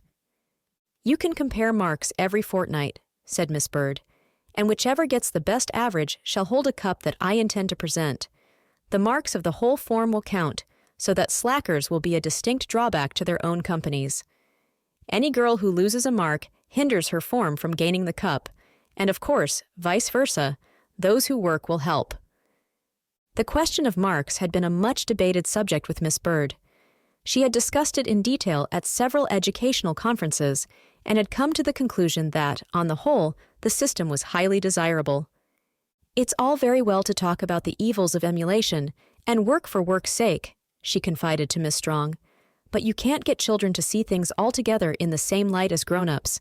I own that, when I was a child myself, I made tremendous efforts so that I might be head of my form, and when the arrangements were changed at our school, and, instead of carefully registered marks in places, we only had first, second, or third class, I slacked off considerably. I knew that a lesson not quite so perfectly learnt, or an exercise with one or two mistakes, would still find me in the first class, so why should I make such enormous exertions? When every slip might mean the loss of my chance to be top, I was far more careful. Of course, I know that emulation, with a big E, is supposed to be all wrong, but really I think people make too much fuss about it. It was quite friendly rivalry when I was at school, and the girls with whom I competed were my dearest chums. I believe my new system here is going to unite both methods. Every girl will work for herself, but her marks will also count for her form, and if she slacks and so pulls down the standard, I hope her companions will give her as bad a time as they do to a Butterfingers at cricket, and that's saying something. The idea of each form constituting a club appealed to the school. It was far more interesting to be Amazons or Cuckoos than merely VB, or the Truthry B, and as awards were to be according to averages, it was thrilling to feel that girls of 12 could wrest away the silver cup from the hands of the very prefects themselves. "It makes it just like playing a game," declared Ida Brooke. "Yes, a sort of tug-of-war when everybody's got to pull and mustn't let go," added Sissy Barnes. "Do you remember playing oranges and lemons once with the 6th? We all held on to each other's waists like grim death, and Janie Potter gave way and broke their chain, so we won." "We'll beat them again, too. I'd like to see that cup on our mantelpiece." The Pioneers, otherwise VA, were as anxious as any of the other forms to carry off laurels. Even Phil, much under protest, really made quite an effort to work.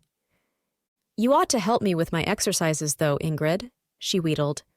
"Remember, it's for the benefit of the form. If you let me make mistakes, well, it's the form that will suffer. You can't call it my fault. It's on your own head. You know as well as I do that I simply can't spell, and it takes me hours to hunt up words in the dictionary. I'm looking for phenomenon now." "You certainly won't find it in the F's," laughed Ingrid. "What an infant in arms you are. Here then, go ahead, and I'll act as dictionary. You've only written half a page yet. You'll be a week of Sundays at this rate." "And I haven't touched my Latin or French," sighed Phil dismally. "I wish I could go to a school where there isn't any homework, and that somebody would invent a typewriter that would just spell the words ready-made when you press a button." "There's a fortune waiting for the man who does," agreed Ingrid. "The Royal Road to Learning typewriter. Spells of itself. It would sell by the million, I should think." Ingrid washed her hands, plaited her hair, and put on her best brooch and her new bangle to attend the first meeting of the school parliament. The function was held in the 6th form room, which she thought slightly unfair, for the prefects, being on their own ground, felt a distinct advantage and acted as hostesses. There were 4 of them, so with the games captain they made a party of 5 from the 6th, as opposed to 6 representatives of lower forms, a quite undue proportion in the opinion of the younger girls. Whatever successes the intermediates might win later on, the True Blues had carried all before them so far and had won the cup by an average at least a dozen marks in advance of the Mermaids, who came second. The trophy stood on their mantelpiece, and they had brought an ornamental glazed tile on which to place it, as if they meant it to stay there. On the whole, they received the other wardens very graciously, and gave them opportunities to speak and air their views.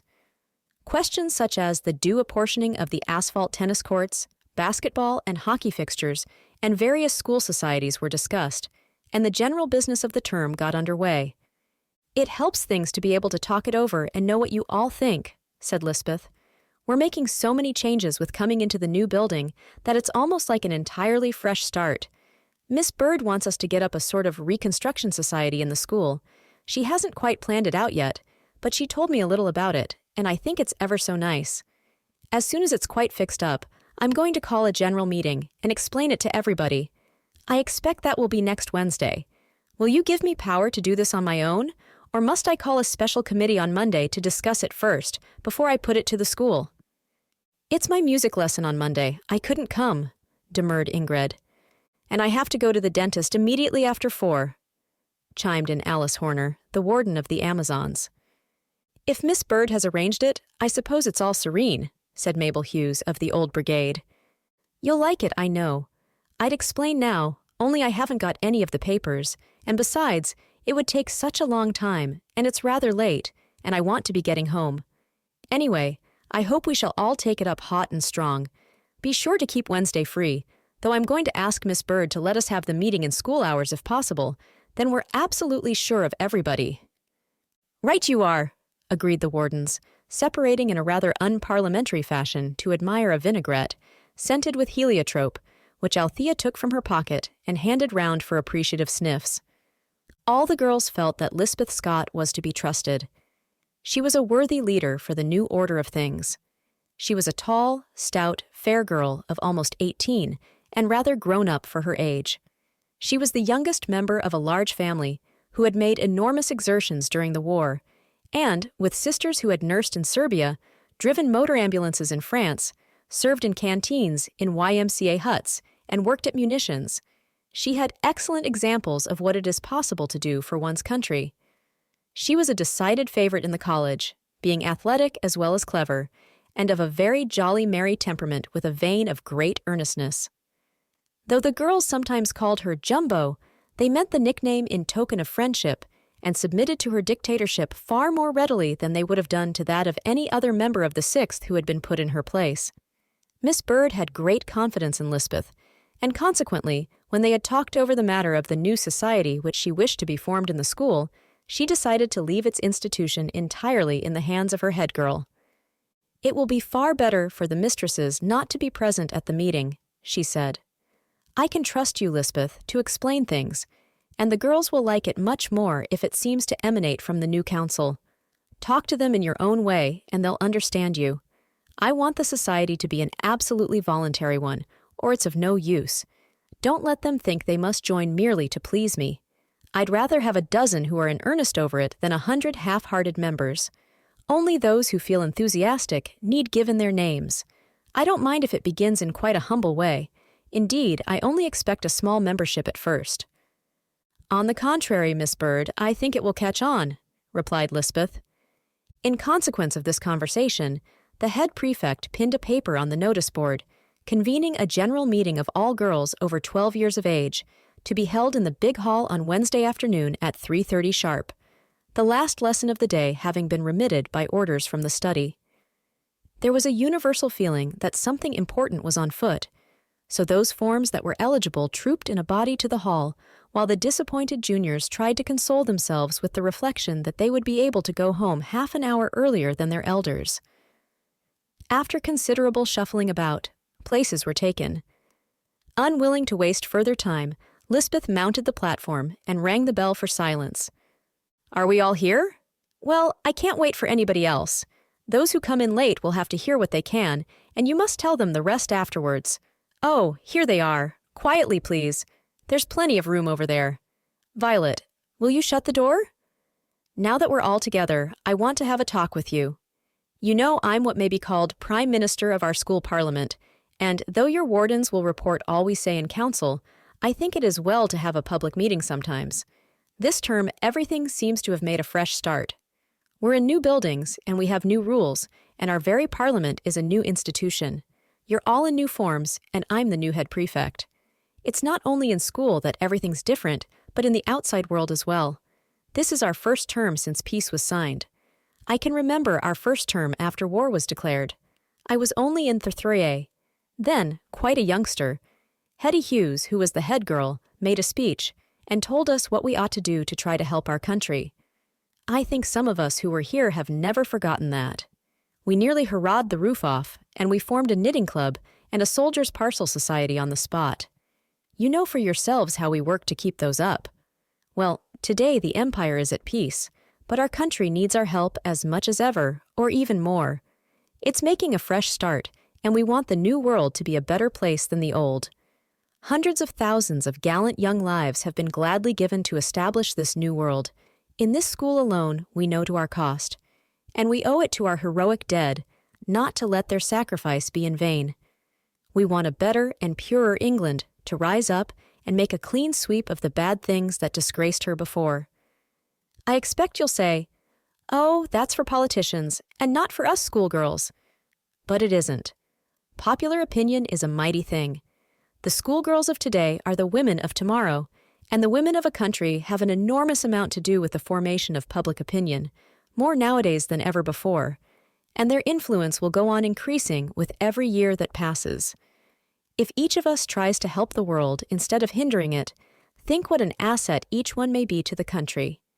It's really a tremendous honor to know that we can all take our part in the reconstruction of England. It's like each being allowed to lay a brick in the foundation of a new building. Of course you'll ask me, well, and how are we going to help? That's just what I want to talk about.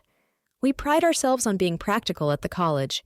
Some of us thought we might start a new society to be called the Rainbow League. It's a sort of guild of helpers, and we want to do all kinds of jolly things to help in the town, something like our old knitting club and soldiers' parcel society, only of course different. We could give concerts and make clothes for war orphans, and toys for the hospitals, and scrapbooks for crippled children. There are heaps of nice things like that you'll just love doing. It's called the Rainbow League, because a rainbow was set in the sky after the flood, to help people to remember, and we want, in our small way, not to let the Great War be forgotten, but to do our bit to help with the future of the race. I'm not any great hand at speaking or explaining, so I want you each to take a copy of the rules of the Rainbow League and to read them quietly over at home. Then any girl who likes to join can put her name down. All the sixth want to become members, and I hope lots of others will too. That's all I have to say. I'm afraid I'm rather a bungler, but you'll understand everything if you read the papers. I'm going to give them out now. Lisbeth, very red in the face, came down from the platform and, aided by her fellow prefects, began to distribute papers right and left to the girls as they filed from the benches. Amongst the others, Ingrid took hers and put it in her pocket. She did not care to discuss it with the crowd, so retired to a corner of the hostel garden and, amid a shower of falling autumn leaves, opened the typewritten sheet and read as follows: The Rainbow League. A society for schoolgirls who wish to help in the great work of reconstruction after the war. What the League holds: that every soul is of infinite and equal value because all are the children of one Father. That every girl must do her best to help all other girls and to advance the sisterhood of women. That woman's greatest and strongest weapons are love and sweetness. That by conscious radiation of unselfish love to her fellow beings, a girl may undoubtedly raise the moral atmosphere of the world around her. That every girl, however young, can help this glorious old country, and that, joined together for good, the schoolgirls of a nation can influence the well-being of a race.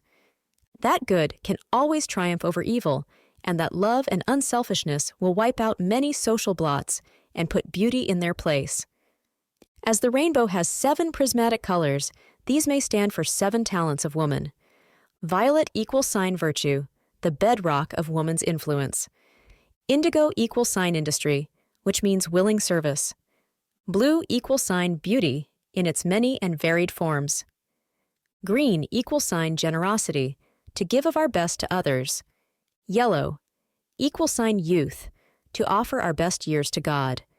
Orange equals sign order, which includes organization. Red equals sign radiation, the love force going out to others.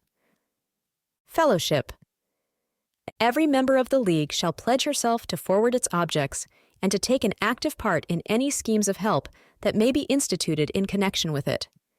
Flower emblem, the iris. Motto: Freely ye have received, freely give. Ingrid sat for a moment or two, watching the petals blow from the last roses on the bush that hung over the worn stone wall. The old abbey lay on one hand, the buildings of the new school on the other. They seemed the very personification of ancient and modern. The world can't stand still, she thought, and if it's got to move on, I suppose I'd better help to give it a shove in the right direction. Walking into the hostel, she met Nora and Phil walking arm in arm. "Hello, Ingrid. Have you read the paper about the Rainbow League?" asked Phil eagerly.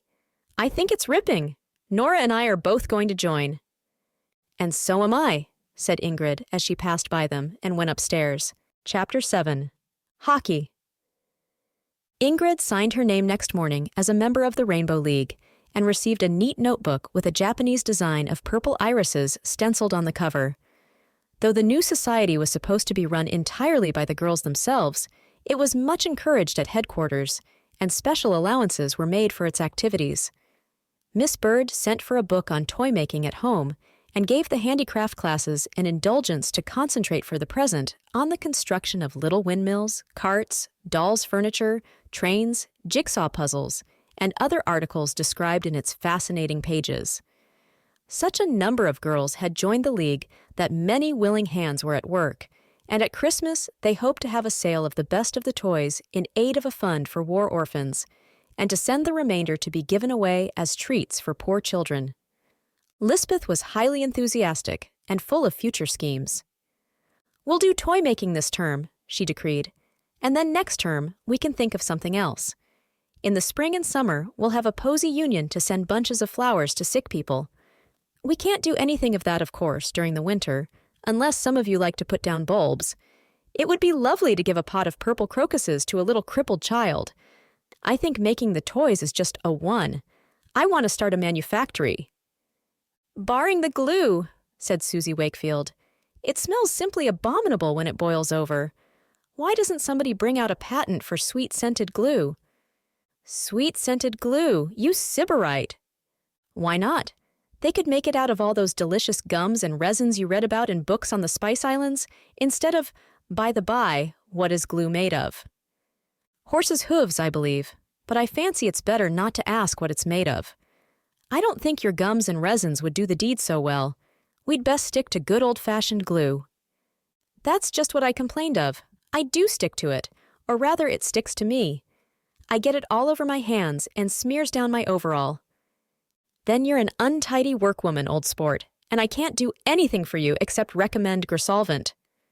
The girls were grateful for the latitude of the handicraft class, for otherwise they would have had little or no time to give to the construction of toys. The homework of the college was stiff, and certain games were compulsory. The hockey season had begun, and fixtures had been made with other schools in the neighborhood. "We must see that the Old Call keeps up its reputation," said Blossom Webster, the game's captain. "Last year, when we had Lenny Peters and Sophie Aston, we did a thing or two, didn't we? What girl has done, girl can do, and we've just got to buck up and try." "Rather," agreed the team. Among the various matches which had been arranged was one with the Clinton High School Old Girls Association. It was an amateur team of enthusiasts who, debarred from playing any longer for their school, had established a club of their own. They had sent a challenge to Groveberry College, and it had been accepted. "Saturday morning's a weird time for a match," said Blossom, rereading the letter to her chums. "But their captain says it's the only time they can get their field. It's used by another club in the afternoons, so she's fixed 11 o'clock. "It suits me rather decently," said Janie Potter. "I'm going out to tea in the afternoon, so I couldn't have come if the match had been at 3. Don't stare at me like that. No, I'm not a slacker. I must accept invitations to tea sometimes, even if I am in the team. What a dragon you are, Blossom." "Good thing someone keeps the team up, or you'd be gadding off tea drinking instead of playing," returned Blossom grimly. "Groveberry expects every girl to do her duty on Saturday. It will be bad luck for the season if we lose our first match." The Clinton Old Girls Association had its field at Densecourt, a town 10 miles away from Groveberry.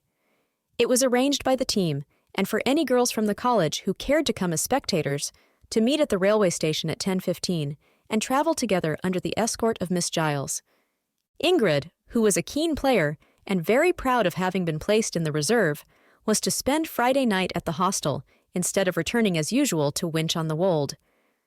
Nora, Verity, and Phil were also to be numbered among the spectators. On the eventful morning, as the girls were just finishing breakfast, a telegram arrived for Rachel Grant. She tore open the yellow envelope, and her face fell as she read the brief message. Her mother was seriously ill, and she must return home immediately. Mrs. Best went upstairs at once to arrange for her hurried journey and to help her to pack. Downstairs at the breakfast table, the girls discussed the bad news. They were very sorry for Rachel, and also for themselves, for she was their right inner. "It's like our luck," fretted Janie Potter. "Too disgusting for words," groused Doreen Hayward. "Poor old Rachel," groaned Phil. "What's going to be done?" asked everybody, as they folded their serviettes and left the table. That question was answered by Miss Giles, who beckoned to Ingrid in the hall and said briefly, "Ingrid, will you fetch your hockey stick and pads?" Ingrid did not need telling twice. To take Rachel's place was indeed an honor. Such a chance did not come often. With huge satisfaction, she donned her neat navy blue skirt, edged with its orange band, and her blouse with its orange collar and cuffs. "You lucker," sighed Nora enviously. "I'd just jolly well give everything I have to be in the match today. It's not much sport to stand by and cheer. Oh, don't think I'm trying to get out of coming. I'm going to look on and see that you do your duty. If you're not playing up, I'll hiss." "I'll do my best," laughed Ingrid. "And if I drop down for sheer lack of breath, I shall expect you and Verity to carry me home." "There." "Right you are. It's a bargain, though you'd be a jolly heavy burden, I can tell you." The team, Miss Giles, and about 20 girls as spectators, were punctual to their appointment and assembled at the station just in time for the train. By a little maneuvering, combined with good fortune, they secured 3 compartments to themselves for a solitary old gentleman whom they found in possession of a corner seat, bolted in alarm at such an invasion of schoolgirls, and sought sanctuary in a smoking carriage. Some generous spirits had brought chocolates and butterscotch, which they shared round, and Nora, the irrepressible, produced from her pocket a mouth-organ, with which she proceeded to entertain the company, until frantic raps from the next compartment made her aware that Miss Giles heard and disapproved of her amateur recital. Naturally, the talk was largely about hockey and the chances of the match. It was known that the old Clintonians were a strong team, for most of them had been the crack players of their school. To beat them would indeed be a feather in the cap of the college. "Too good to come off," groaned Blossom gloomily. "Nonsense. You can't tell till you've tried. Make up your mind you're going to win," said Nora indignantly. "I shan't speak to you again if you lose this match." "I'm only 1 out of 11, please." "Well, I don't care. One who makes up her mind to fail can spoil everything, and vice versa, so just buck up and win."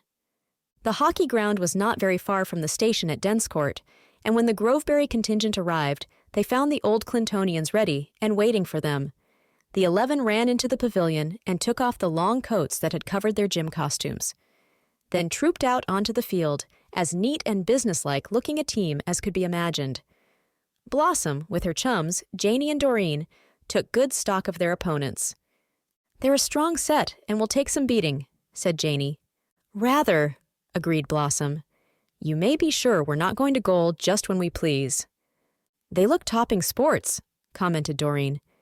Everything was now in perfect order, the teams were placed, and the umpire blew her whistle for the match to begin. As the account of such a contest is always much more interesting when narrated by an actual spectator, and as Nora wrote a long and accurate description of it afterwards to a cousin at school in London, I will insert her letter and allow it to speak for itself. This letter is an account of a real match, written by a real schoolgirl. Groveberry College.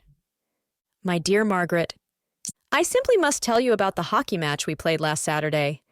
The team played the Clinton High School Old Girls Association at Denscourt. Our girls were awfully keen to meet them, and were not at all daunted by the fact that they were exceptionally strong. About 20 of us went as spectators, and as we were about to set off to the station with the 11, Rachel Grant, the left inner, received a telegram conveying news of her mother's serious illness. To our great misfortune, she was obliged to go home at once, and the first girl on the reserve, Ingrid Saxon, had to fill her place. Miss Giles, the games mistress, went on to get the tickets, and, in spite of some delay, we managed to meet her in time to catch the train. It is 10 miles from here to Denscourt, and we arrived there in about 20 minutes. The field is not very far from the railway station. The team girls were taken to the pavilion, and when they were ready, the captain tossed up. Veronica Hall, the opposing captain, who is a tall, strong girl and a fine hockey player, won the toss and chose to play against the wind for the first half. At exactly 11, the center forwards, Blossom and Veronica, began the bully-off. There were 3 dull clashes as their sticks met, and then with a dexterous stroke, Blossom passed the ball to her right inner, Janie Potter. Before she could strike, the wing on the opposite side captured the ball, and with a clean drive sent it spinning down the field. It was soon stopped, however, by Doreen Hayward, the right half, who, after successfully dribbling it past the enemy inner, sent it hard out to Aline West, the school right wing. Soon, Aline had the ball halfway up the field, but suddenly she stumbled and fell headlong to the ground. Before she could rise, the ball had been sent to the rival center forward, who, with a magnificent hit, drove it nearly into the goal circle.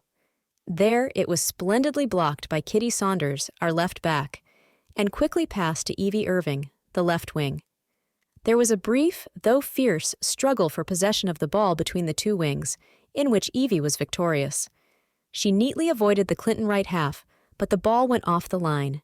The opposing halfback rolled in, to her wing, as she thought, but with a swift movement, Ingrid Saxon, the left inner, reached the ball first, and taking it with her, ran up the field like lightning. The inner on the other side was an equally fast runner, but Ingrid easily evaded her opponent's continued efforts to get the ball for some time. Oh, has she lost the ball? No. Is she still flying on, the ball before her? Will she pass the rival back safely? Were the questions which thronged my brain, nearly paralyzed with excitement. Not able to dribble the ball any farther, and being attacked by a girl wearing the Clinton colors, Ingrid hit the ball out to her wing, who struck in to center again. The left back on the opposing side stopped it just as it entered the goal circle. "Clear!"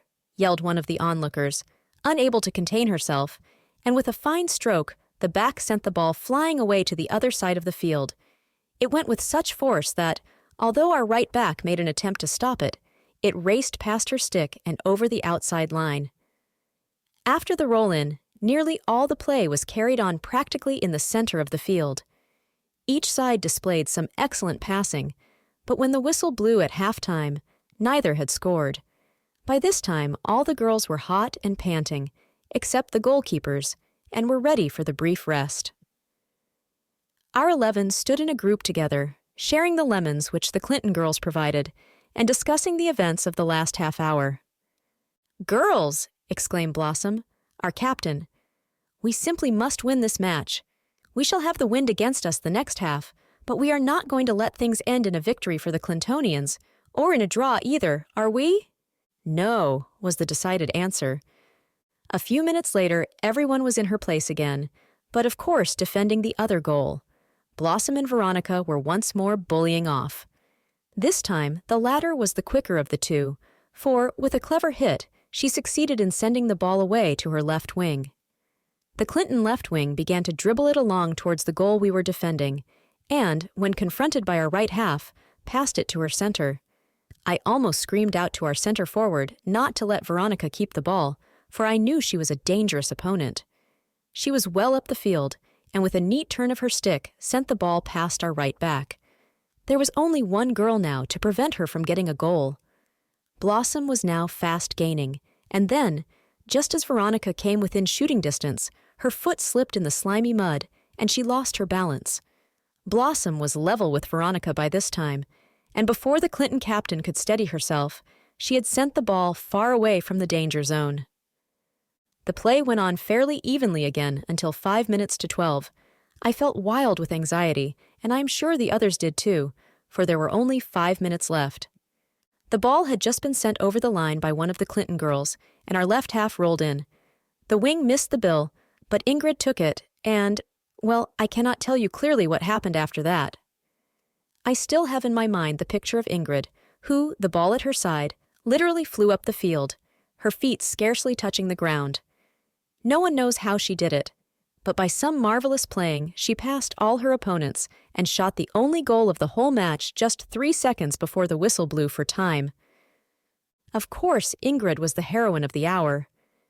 As she was being escorted to the pavilion, flushed but triumphant, Miss Giles said to her, "Well played. I am proud of you." Those few words of praise meant a good deal to Ingrid, and we all felt how well she deserved them, especially as it was only by accident that she played in the team at all. I do hope I have not tired you by going too fully into our match, but I know you are interested in our school games, hockey in particular. I will tell you about our later fixtures when I see you at Christmas, so until then, goodbye. With love from your affectionate cousin, Nora Clifford. Chapter 8. An Unpleasant Experience. The girls filed out from the hockey ground as speedily as possible. There was a train due from Grovebury in about a quarter of an hour. They walked to the station in groups, discussing details of the match as they went. Ingrid, Beatrice, and Verity happened to be blocked at the exit by the Clintonian team and were obliged to wait some minutes before they could pass. And when at last they were through the gate, all their own schoolfellows were disappearing up the road. "We needn't run after them. I believe we've plenty of time," said Verity. "We can almost see the station from here. I say, aren't you fearfully hungry? I'm literally starving. Let's find a confectioner's and each buy a bun before we go." Both Beatrice and Ingrid felt that they required fortifying before they started for home, so they dived into the nearest pastry cook's and demanded buns. They were eating them rather hastily when Linda Slater entered the shop in company with a gentleman, evidently her father. She hailed her classmates and at once began to talk over the match and rejoice at the school victory. "Who says we're no good at games now? This has sent up our credit 10%. I'm proud of the call." "Blossom was A1, exulted Verity. "And Janie was simply ripping. Dad thought no end of her, didn't you, Dad?" "Well, I'm glad we made something of a record," admitted Ingrid. "I say," declared Beatrice, hastily finishing her bun, "if that clock's right, we must bolt for our train." "As a matter of fact, it's 1 minute slow," exclaimed Linda, consulting her watch. "You'll have to sprint." "Aren't you coming?" "No, we have our car here. It's outside." "Those girls will hardly catch their train," remarked Mr. Slater to Linda, as the three went to the pay desk to settle for their buns.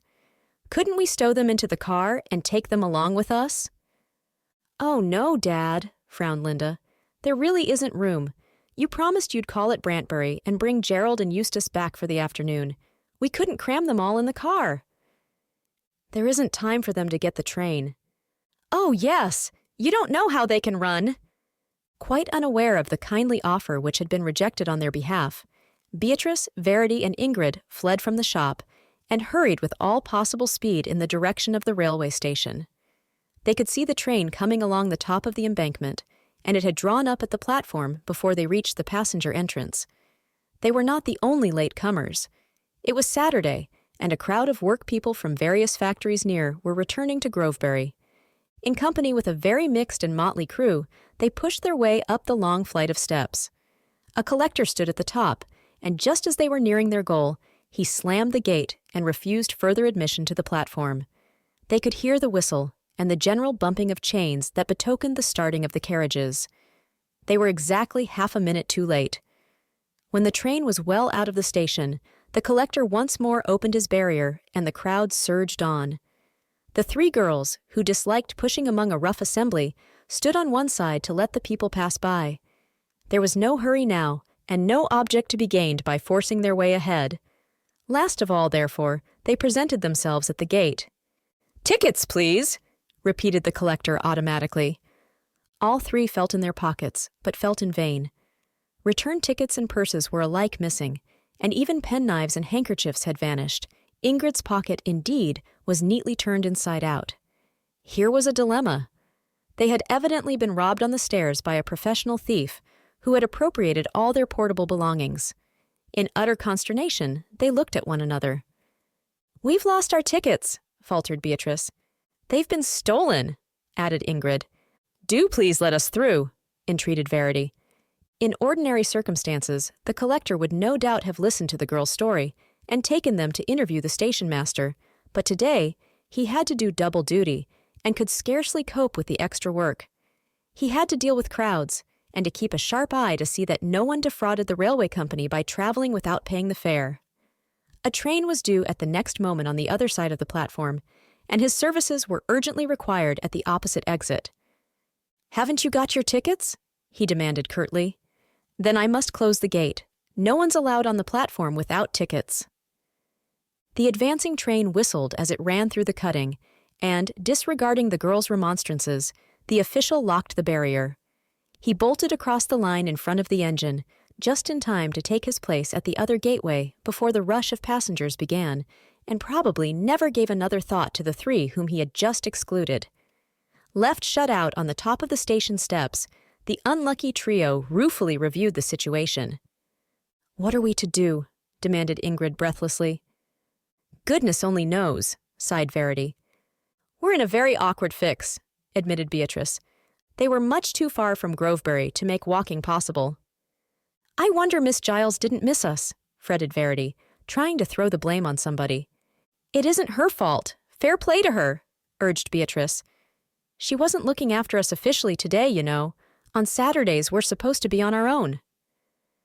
"I lay the blame on Buns," said Ingrid. "We'd have kept with the rest of the school if we hadn't stopped at that confectioner's." "Well, it's no use crying over spilt milk now. What we've got to do is to find some means of getting home. We can't stay here all day." "I believe it's not very far to Waverley from Denscourt," ventured Beatrice. "If we can manage to walk, I know some people who live at a house there. I'd ask them to lend us our fares, and we could catch a train at Waverley Station."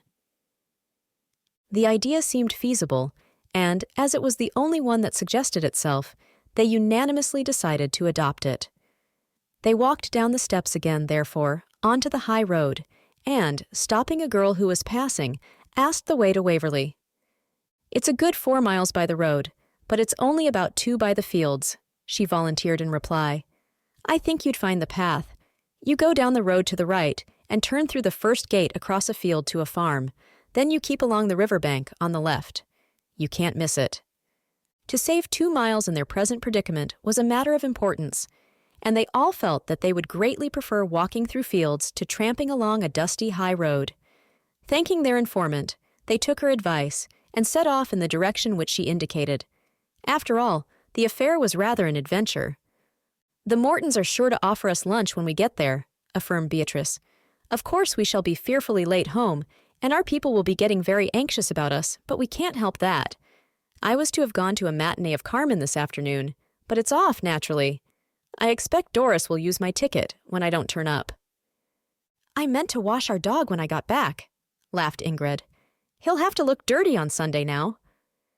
"And I meant to do 100 things.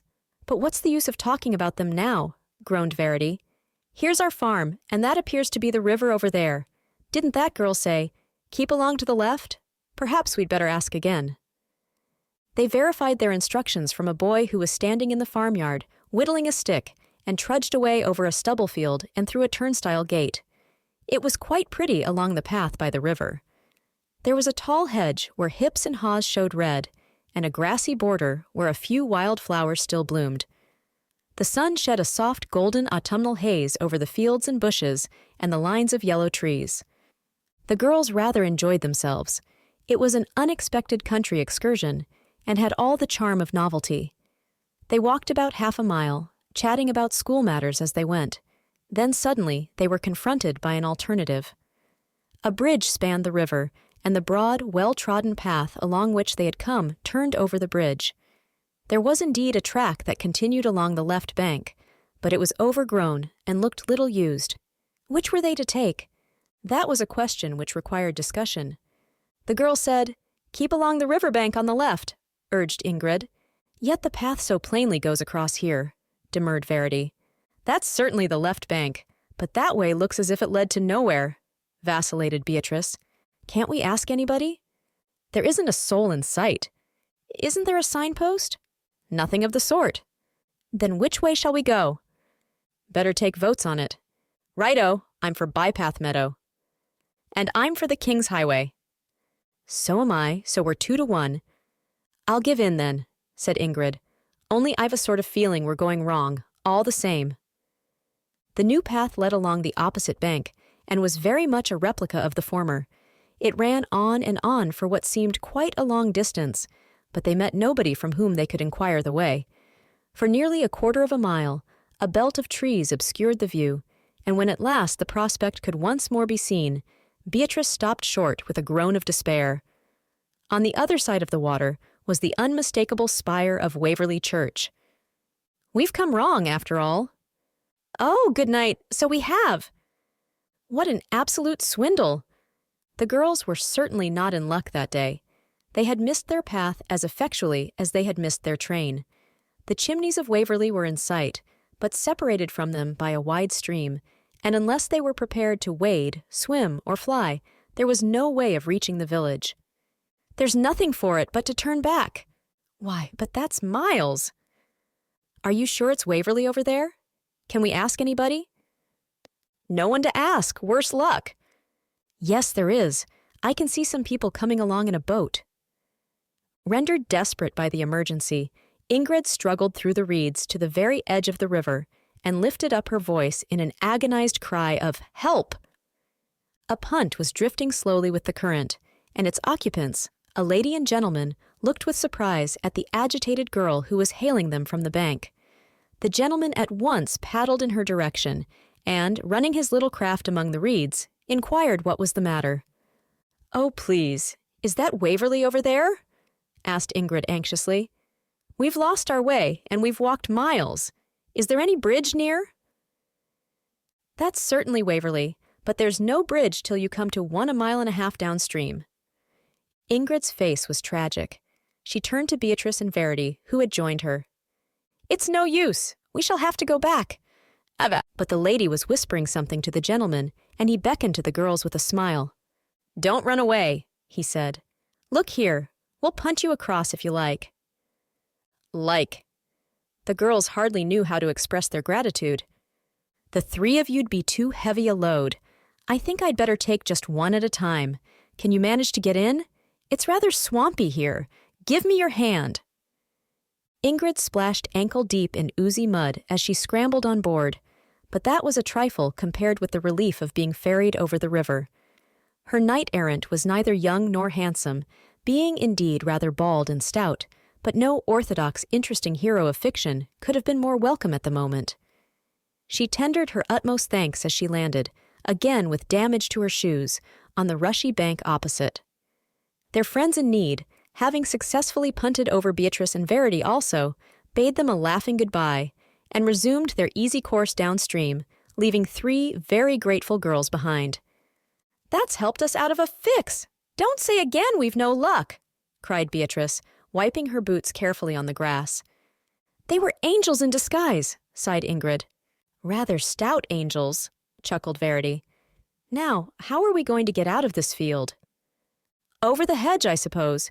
There's a piece of fence that looks climbable," returned Beatrice, swinging herself up with elephantine grace and dropping with a heavy thud on the other side. "Oh, good biz!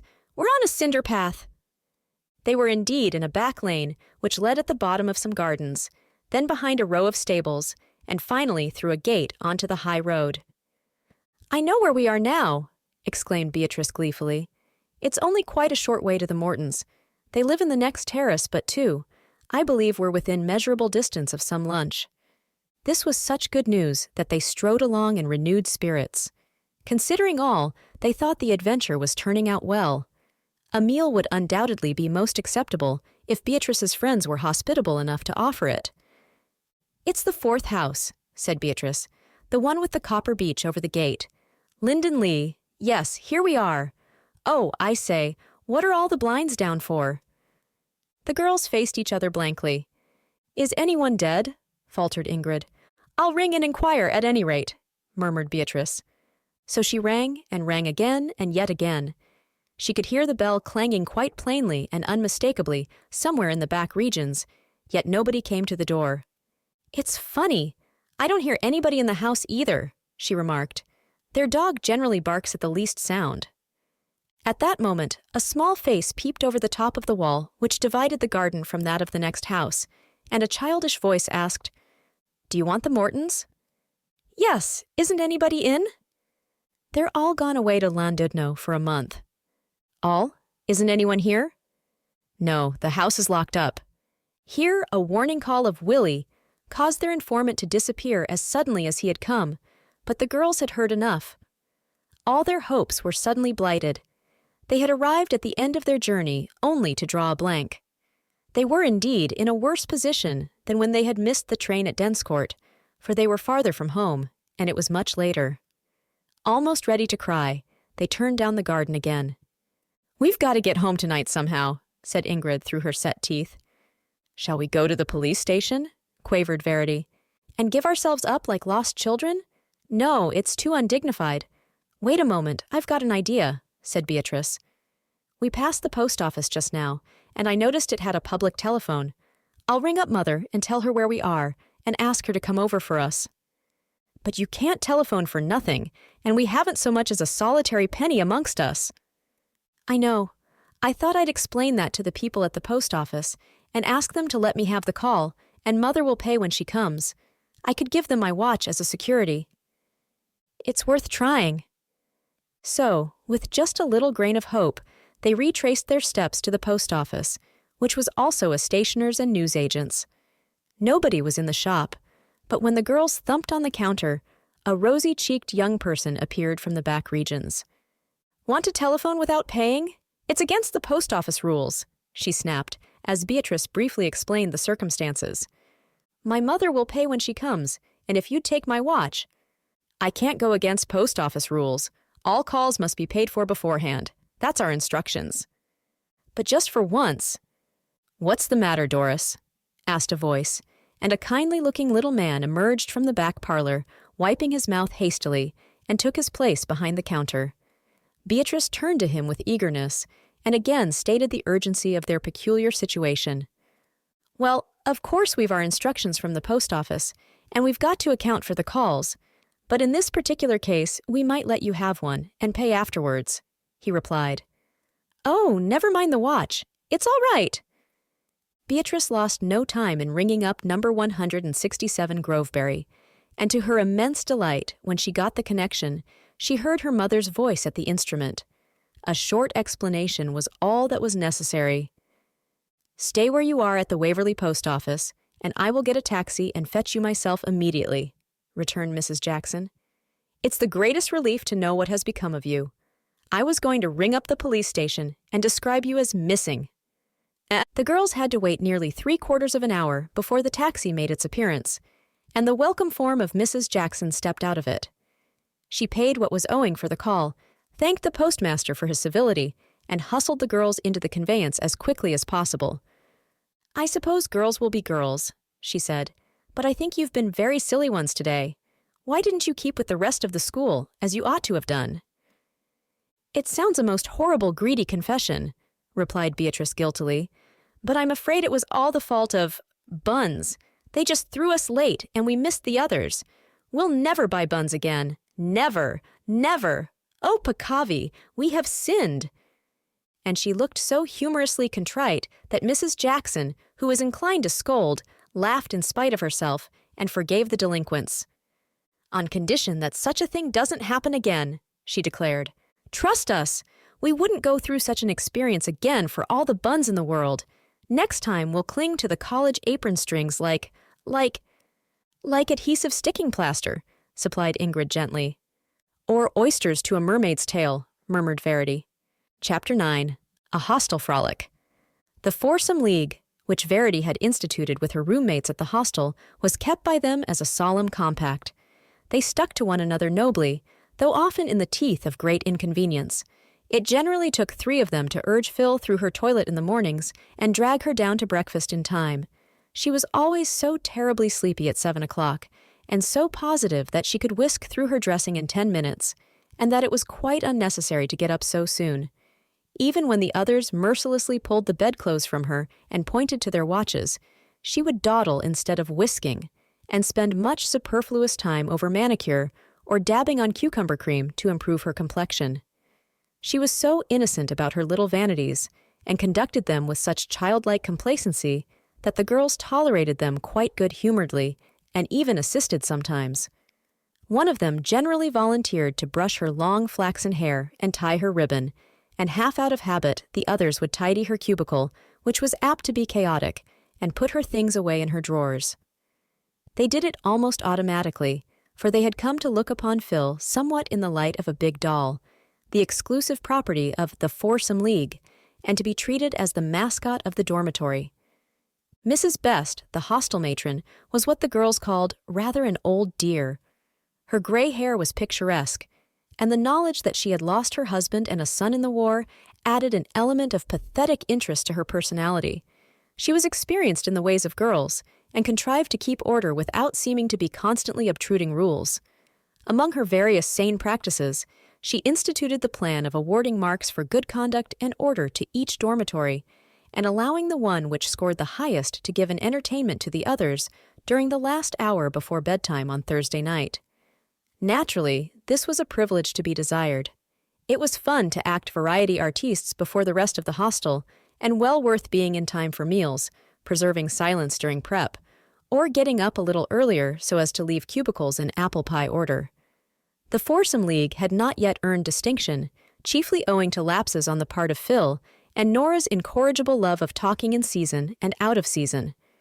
One week, however, after a really heroic series of efforts, they succeeded in establishing a record and sat perking themselves at dinner time when Mrs. Best read out the score. "We've not had you on the boards before," said Susie Wakefield, one of the sixth, as the girls filed from the room when the meal was over. "We're all expecting something extra tip-top and thrillsome, so play up." "Hope we shan't let you down," replied Ingrid. "Please don't expect too much, or you mayn't get it." Dormitory 2 held a hurried conclave before afternoon school. "It's a great stunt," rejoiced Nora. "What are we to act?" fluttered Phil. "Especially when we've to play up," twittered Verity. "What silly idiots we were not to plan it all out beforehand, but I really never dreamt we'd ever get the chance." "No more did I," said Ingrid, sitting with her head in her hands, considering. "On the whole, it doesn't matter. Sometimes a quite impromptu thing goes off best. It's largely a question of what costumes we can rake up out of nothing. The cleverer those are, the more we'll get applauded. I've one or two ideas simmering. Thank goodness it's drawing this afternoon, and I shall have time to think them over." "We'll all think," agreed Verity. "Then we'll compare notes at 4 o'clock and fix on what we're going to do. Great Minerva, it'll be a hectic evening. I'm shivering in my shoes. And I'm absolutely green with stage fright. What a life," proclaimed Phil. If Miss Godwin, the drawing mistress, noticed a slacking off in accuracy on the part of 4 of her pupils, that afternoon she perhaps set it down to want of artistic feeling. It is difficult to copy with absolute exactness when only your fingers are busy and your brain is far away. Ingrid planned enough entertainments to supply a Pierrot troupe for a month, but abandoned most of them as being quite impossible to act with the very limited resources that were available at the hostel. At a select foursome committee after school, however, she presented the pick of the performances, and as nobody else had thought of anything better, or indeed quite so good, her suggestions, with a few amendments and alterations, were carried unanimously. At 8 o'clock that evening, when preparation was finished, the boarders' room was rapidly transformed into an amateur theater. The trestle tables were carried to one end to form the gallery, rows of chairs represented the dress circle, and cushions in front, either the pit or the stalls, according to individual taste, or, as Mrs. Best said, the behavior of the occupants. There was no curtain, but, as the scenery preserved Shakespearean methods of simplicity, that did not matter. Part of the charm of these Thursday night entertainments was their absolutely spontaneous character, and the fact that many details had to be left to the imagination of the spectators only made things more amusing. When the audience, after a slight struggle for gallery seats, had settled itself, and Mrs. Best and Nurse Warner had taken possession of the armchairs specially reserved for them, Dolly Ransom, who had been requisitioned by the performers to act as Greek chorus, placed some stools by the fireplace and announced importantly, "King Alfred and the Cakes, a historical drama." The little old woman who entered, carrying some sticks and a basin, was difficult to identify as Phil. Her fair hair had been powdered, wrinkles were painted on her smooth forehead, a handkerchief was knotted on her head for a cap, and she wore an apron borrowed from the cook and a check table cover arranged as a shawl. She bestowed the sticks in the fender to represent a fire on the hearth, and taking some biscuits from her basin, placed them amongst the supposed embers, indulging meanwhile in a soliloquy about the hardness of the times for poor folk and the danger from the Danes. A violent knocking on the door was followed by the entrance of such a magnificent object that the spectators immediately applauded his advent. Nora, with her large build, short-cut hair, and generally boyish appearance, was the very one to act King Alfred. She had folded a plaid traveling rug into a kilt which reached just to her bare knees, borrowed a velvet coatee and a leather belt from Mrs. Best, and, by the aid of bandages from the ambulance cupboard, had made quite a good imitation of Saxon leg gear. Armed with a bow and arrows, hastily constructed from twigs cut in the garden, she advanced with a manly stride, begged for hospitality, and was accommodated with a stool by the hearth, where she sat whittling arrows in an abstracted fashion and heaving gusty sighs. The audience had hardly recovered from its astonishment when it was thrilled again by the entrance of an ancient and elderly peasant man, so disguised that it was almost impossible to recognize Ingrid. A waterproof with a broad leather belt served as coat, and, being padded inside with a pillow, gave the effect of bent and bowed shoulders. Some tow, supplied by Mrs. Best, was fastened as a long straggling beard, and bushy eyebrows of the same material were fixed on with soap. Leaning heavily upon a stick, he came limping in, complaining in a tremulous voice of his rheumatism, started with amazement at the sight of the handsome stranger seated by his hearth, and drew his wife aside for explanations. The old couple, after conversing in audible whispers, decided to go out for more firewood, and as a last charge the dame commended her cakes to the care of their guest. King Alfred, on being left alone by the hearth, whittled away at his arrows with more energy than discrimination, and showed indeed a sad lack of practical skill for so well-seasoned a warrior. Perhaps, however, he was not accustomed to have to make them for himself, and missed his chief archer. Throwing them down at last, he sank his head in his hands in an absolute cinema pose of despondency, and sighed to an extent which must have been painful to his lungs. The dame returned to sniff burning cakes and fly to the rescue of her cookery. Phil was quite a good little actress, and produced what she considered her pièce de résistance. She had spent her summer holidays in Somerset, and had there picked up a local ballad which dealt with the legend in dialect. She brought out a verse of it now with great effect. "Cousin Easy the K-aches, man, and Cousin Easy 'em burn? I's warrant 'e eat 'em fast enough, zoon as it be I turn." And catching up a biscuit, carefully blackened beforehand by toasting it over the gas, she flaunted it in the face of the embarrassed monarch. The dramatic situation was slightly spoilt by the delay in the entrance of the courtier, who ought to have come in at that psychological moment and didn't. The fact was that Verity, finding it dull waiting in the passage, had run upstairs to make some additions to her costume, and had miscalculated the length, or rather shortness, of the act. It is difficult for the most accomplished actor to go on looking embarrassed for any length of time, and as Phil's eloquence in the scolding lines suddenly failed her, there was an awful pause while the peasant husband, with wonderful agility considering his rheumatism, hopped to the door and called agitatedly for the missing performer.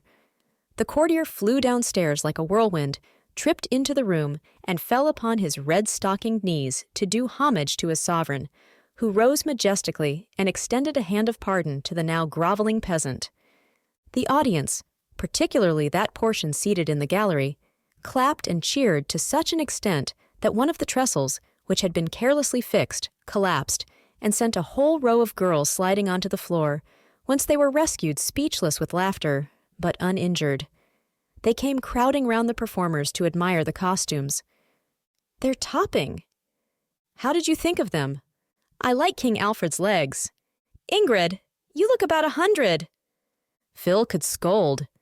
Verity, what was a courtier doing rambling about a forest in a blue dressing gown? It would get torn on the bushes. "I know, we told her so, but she would wear it," declared Ingrid. "She was just pig-headed over that dressing gown." "Well, go and look at the Saxon pictures for yourself in the history book," retorted Verity, sticking to her point. "You'll see the courtiers in long, flowing garments very like dressing gowns. I think it was a capital idea, and the best I could do. There wasn't another rug for the kilt anyhow, and when other people have taken the best parts and the nicest costumes, you've just got to put up with anything you can find that's left." "You did it so well," Ingrid assured her hastily, for Verity had gone very pink, and her voice sounded distinctly offended.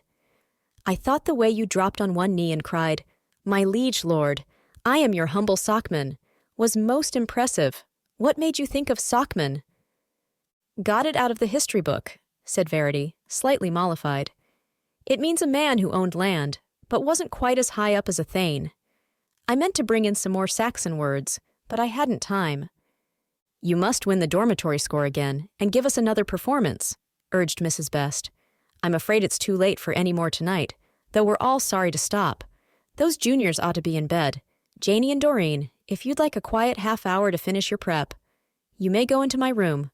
Somebody put the tables back, please, and be sure the trestles are in their right places this time. We don't want another collapse. Phyllis, your cough's worse. Nurse shall rub your chest with camphorated oil, and you mustn't kiss anybody. Betty, too? I'll give you a lozenge, but don't suck it lying down in bed in case you choke. So saying, Mrs. Best, who generally mothered the hostel, dismissed her large family and bustled away with Nurse to superintend the putting to bed of the juniors and the due care of those who might be regarded as even ever so slightly on the sick list. It was perhaps owing to the excitement of their spirited performance that the members of No. 2 dormitory could not get to sleep that night. They all lay wide awake in bed and told each other tales about burglars in whispers. Verity's stories were blood-curdling in the extreme. She was a great reader and had got them from magazines. Her 3 roommates listened with cold shivers running down their spines. According to Verity's accounts, it was a common and everyday occurrence for a housebreaker to force an entrance, murder the occupants, and depart, leaving a case to baffle the police until some amateur detective turned up and solved the mystery. Has it ever struck you that the hostel would be a very easy place to burgle? Asked Phil. Those French windows have no shutters, and the glass could be cut with a diamond. Or the doors could be opened with a skeleton key, quavered Nora. I suppose they generally wear galoshes so as to tread softly, ventured Ingrid. Wouldn't it be dreadful, continued Verity, whose mind still ran on magazine stories, to marry a fascinating man whom you'd met by chance and then find out that he was a gentleman burglar? What would you do? It often happens on the cinema, said Nora. The girl wavers about in an agony whether to tell or not, and wrings her hands and rolls her eyes, like they always do roll them on the films, and then, just when things are at the very last gasp, the husband tumbles over a precipice, or is wrecked at sea, or smashed in a railway accident, and she marries the other, who's as good as gold and loved her first. Is the man who loves you first always as good as gold? Asked Phil. Well, generally on the pictures. He's loved you as a child, you see. You come on the film hand in hand, in socks, and he gives you his apple. But suppose they don't love you from a child, said Phil plaintively. I've only known a lot of horrid little boys whom I didn't care for in the least. None of them ever gave me his apple, though I remember one taking mine. Is the first fascinating man I meet the true lover or the burglar? How am I to know which is which?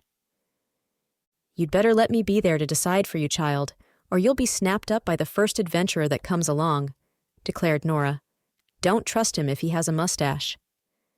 Daring Dick of the Black Gang had a little twisted mustache like Mephistopheles in Faust. Oh dear, and the last piece I saw in the pictures, the villain was clean-shaven. That's no guide at all.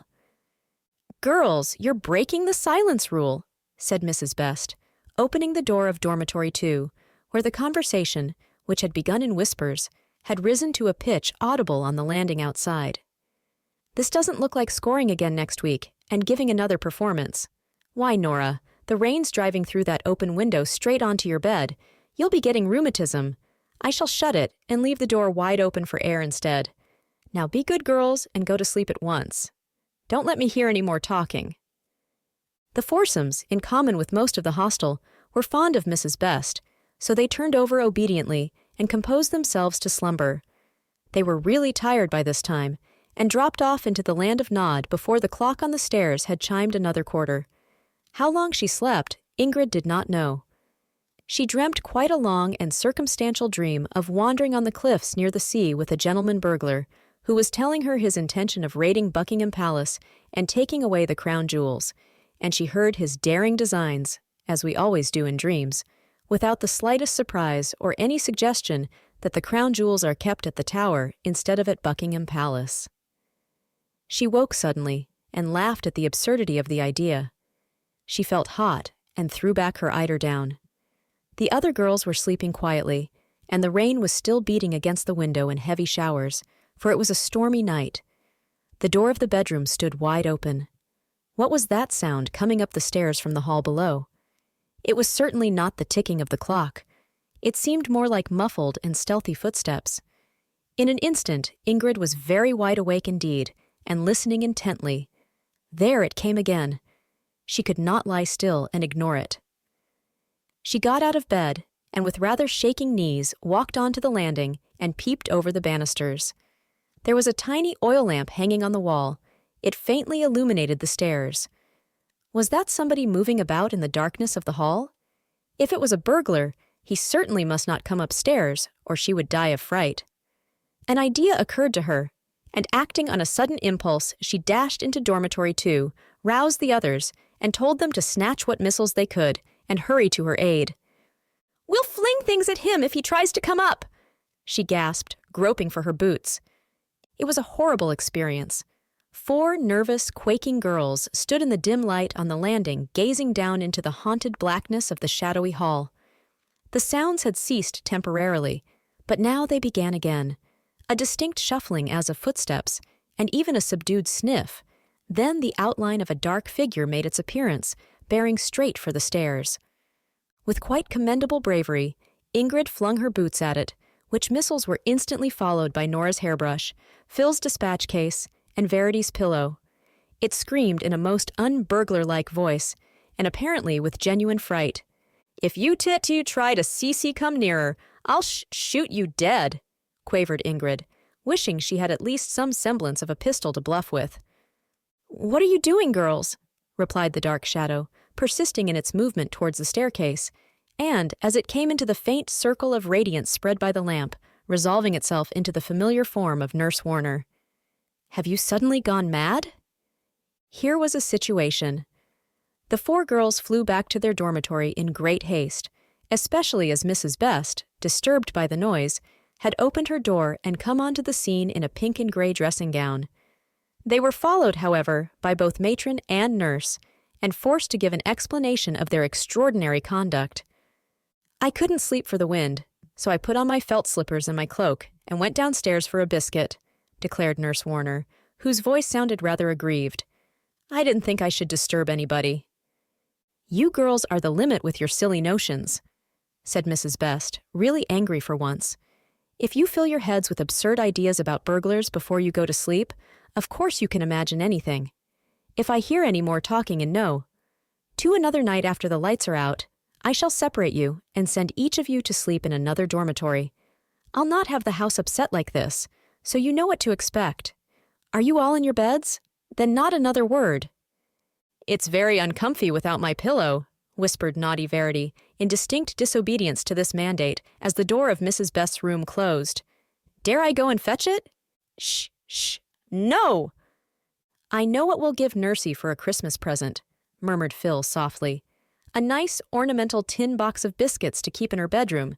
She shan't get hungry in the night again, poor dear." "Shh, shh, will you go to sleep?" warned Ingrid emphatically. Chapter 10. The Whispering Stones.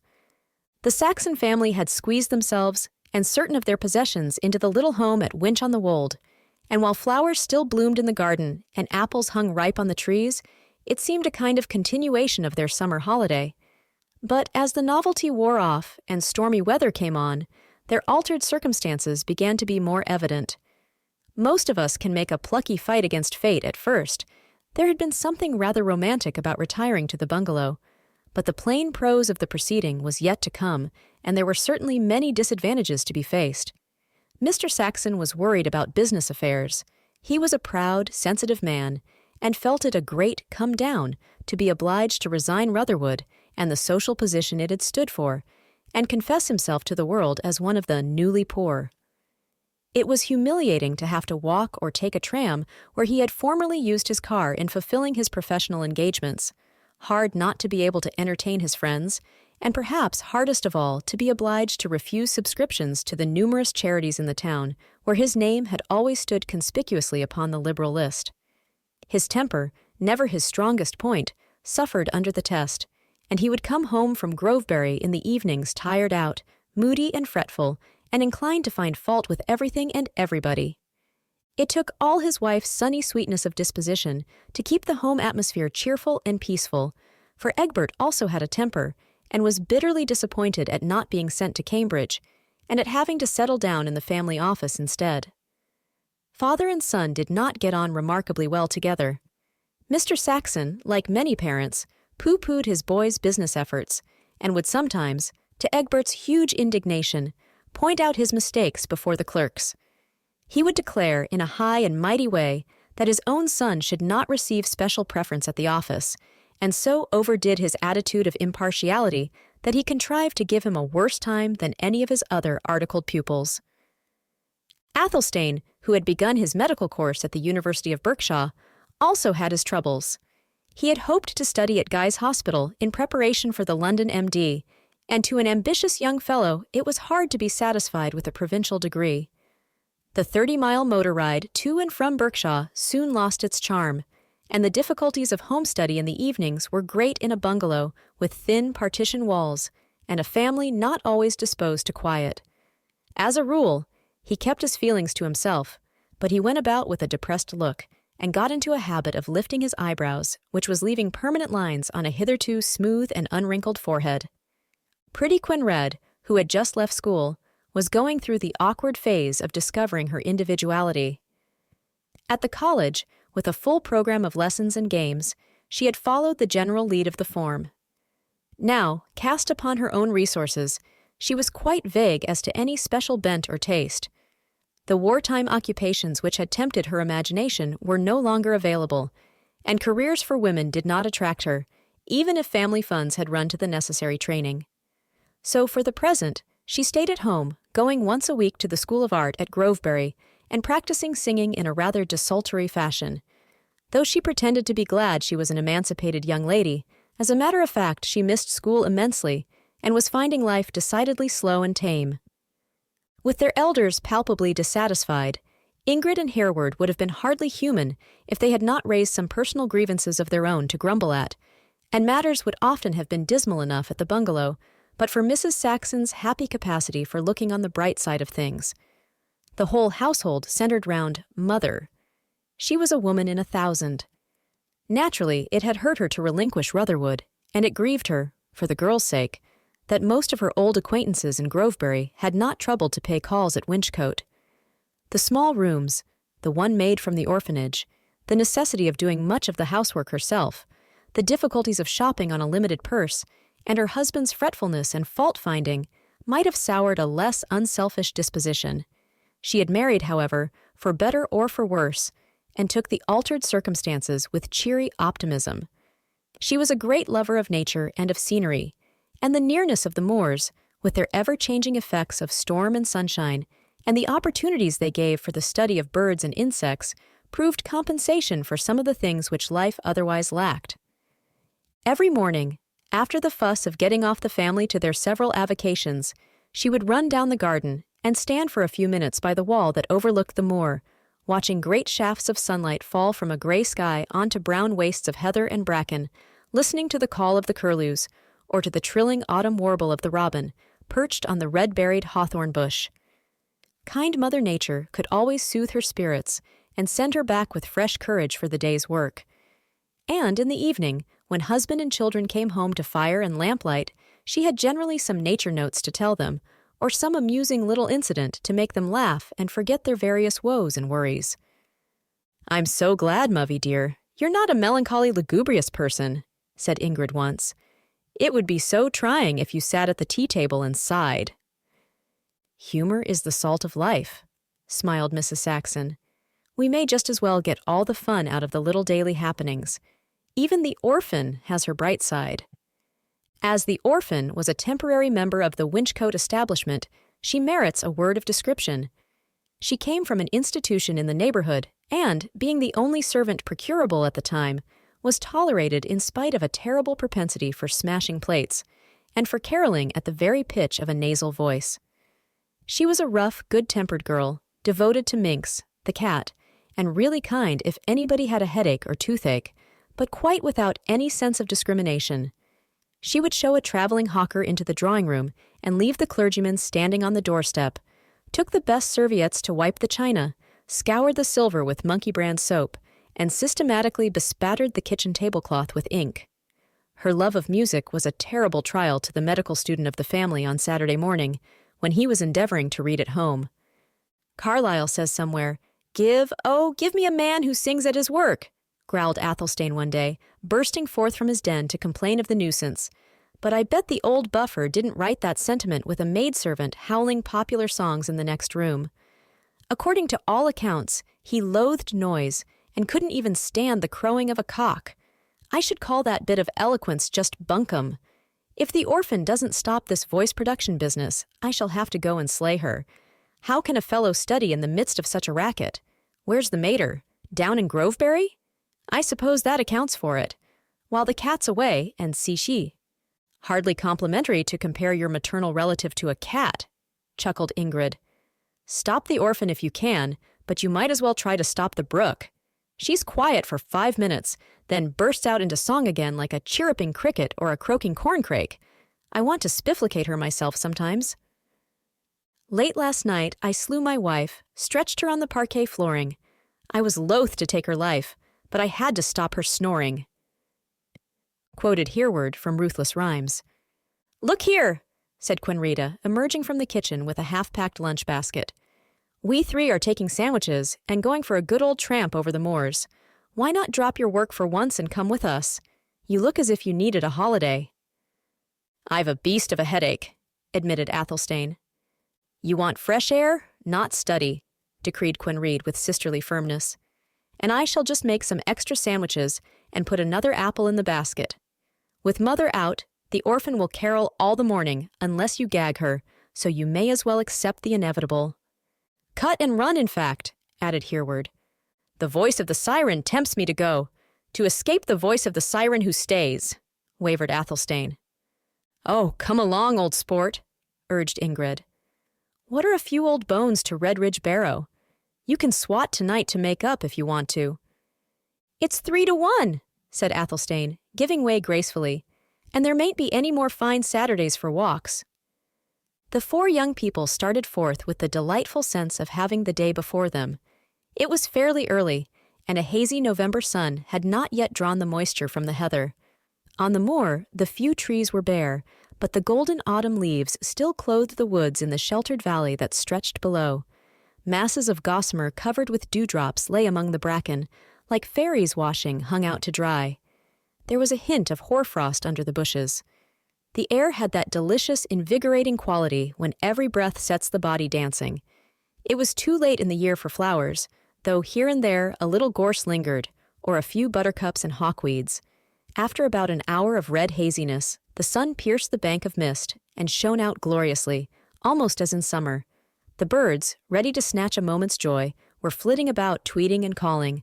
A water wagtail took a bath in a shallow pool of a stream, and a great flock of bramblings, rare visitors in those parts, paused in their migration to hold a chattering conference round an old elder tree.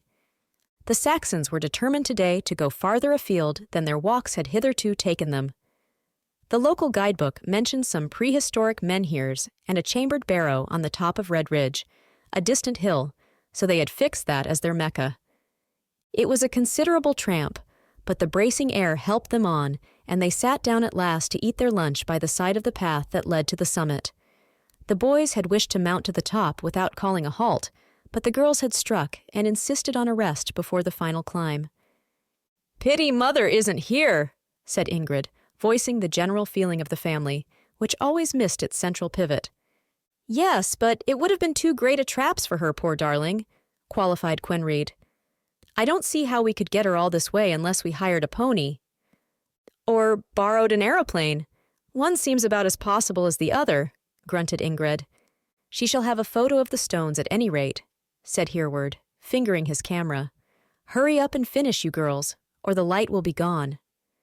"Well, we can't bolt our sandwiches at the rate you do. I wonder you don't choke."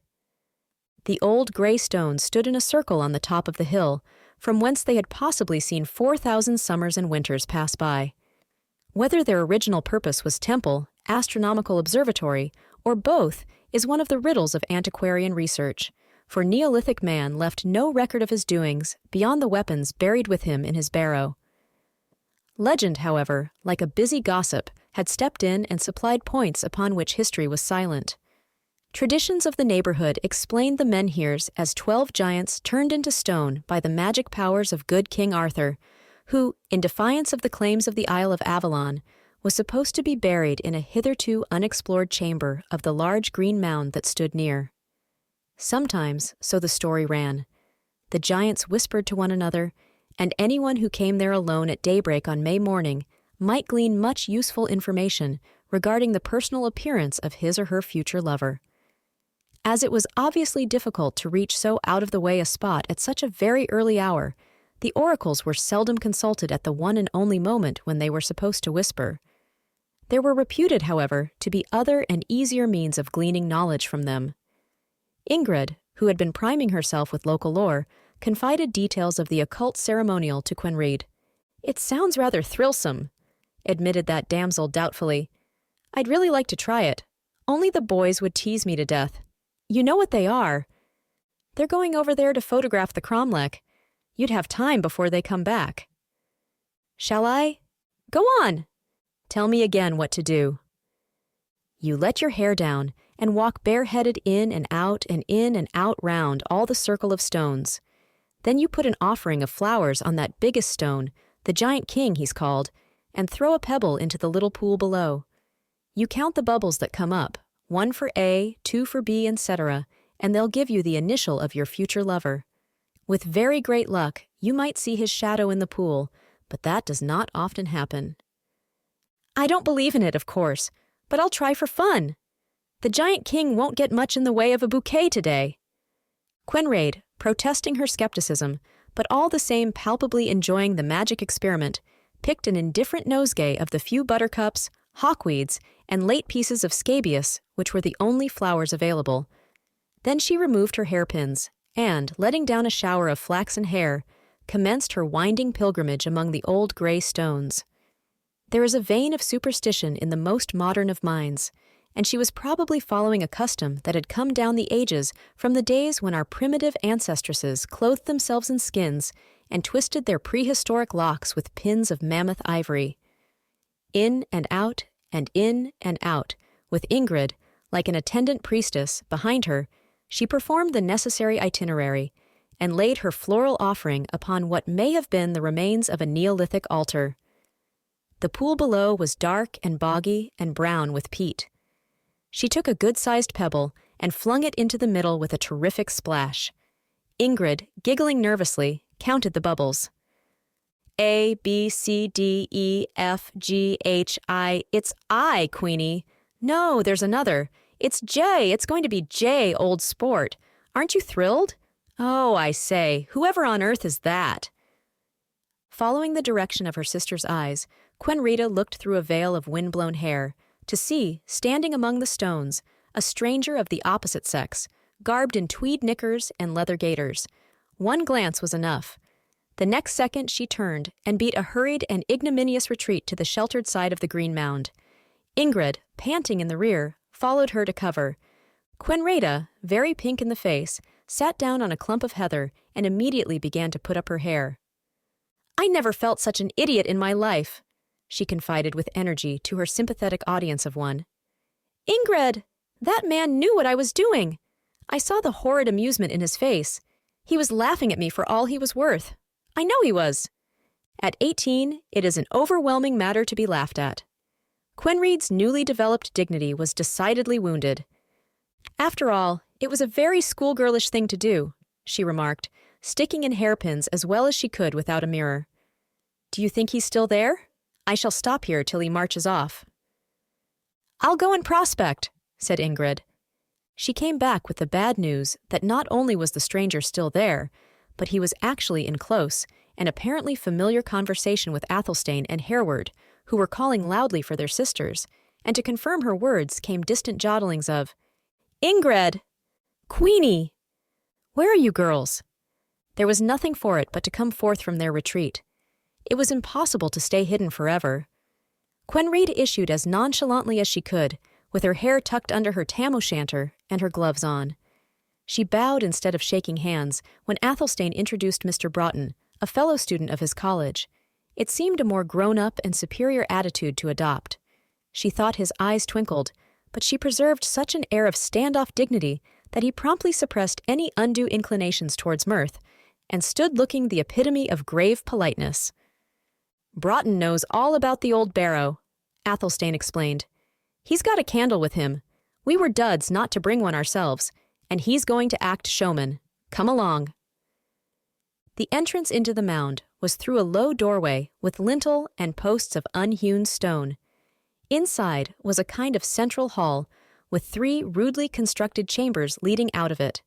A pile of rough stones in front seemed to point to further chambers. "That part's never been explored yet," said Mr. Broughton. "Some of us want to tackle it someday if we can get permission, but it's a big job. You don't want to bring the barrow down on your head and be buried in the ruins.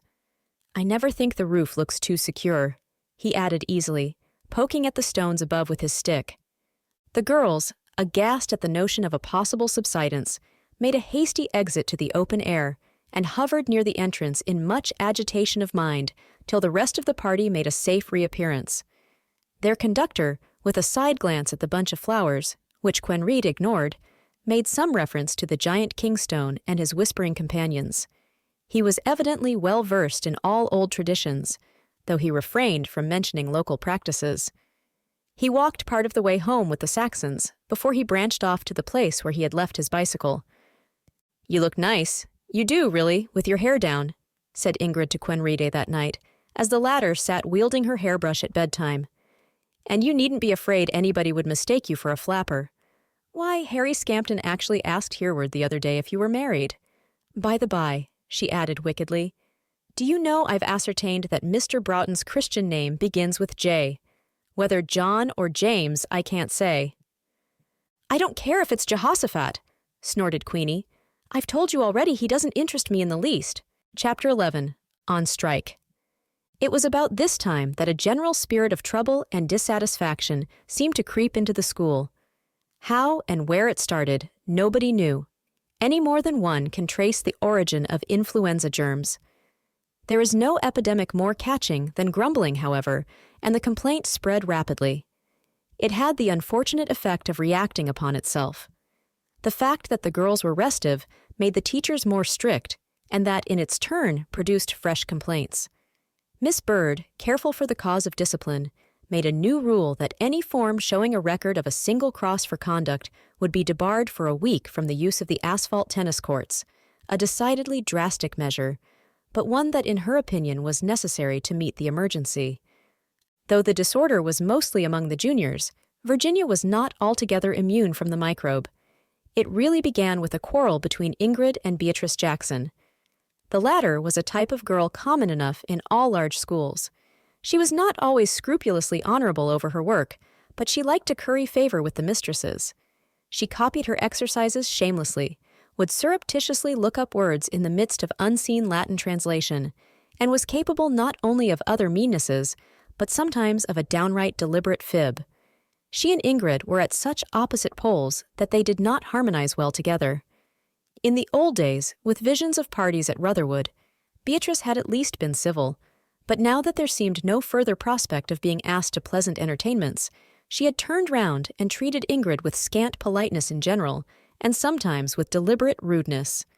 Little things that perhaps we laugh at afterwards, hurt very much at the time, and Ingrid was passing through an ultra-sensitive phase. During the latter part of that autumn term, she detested Beatrice.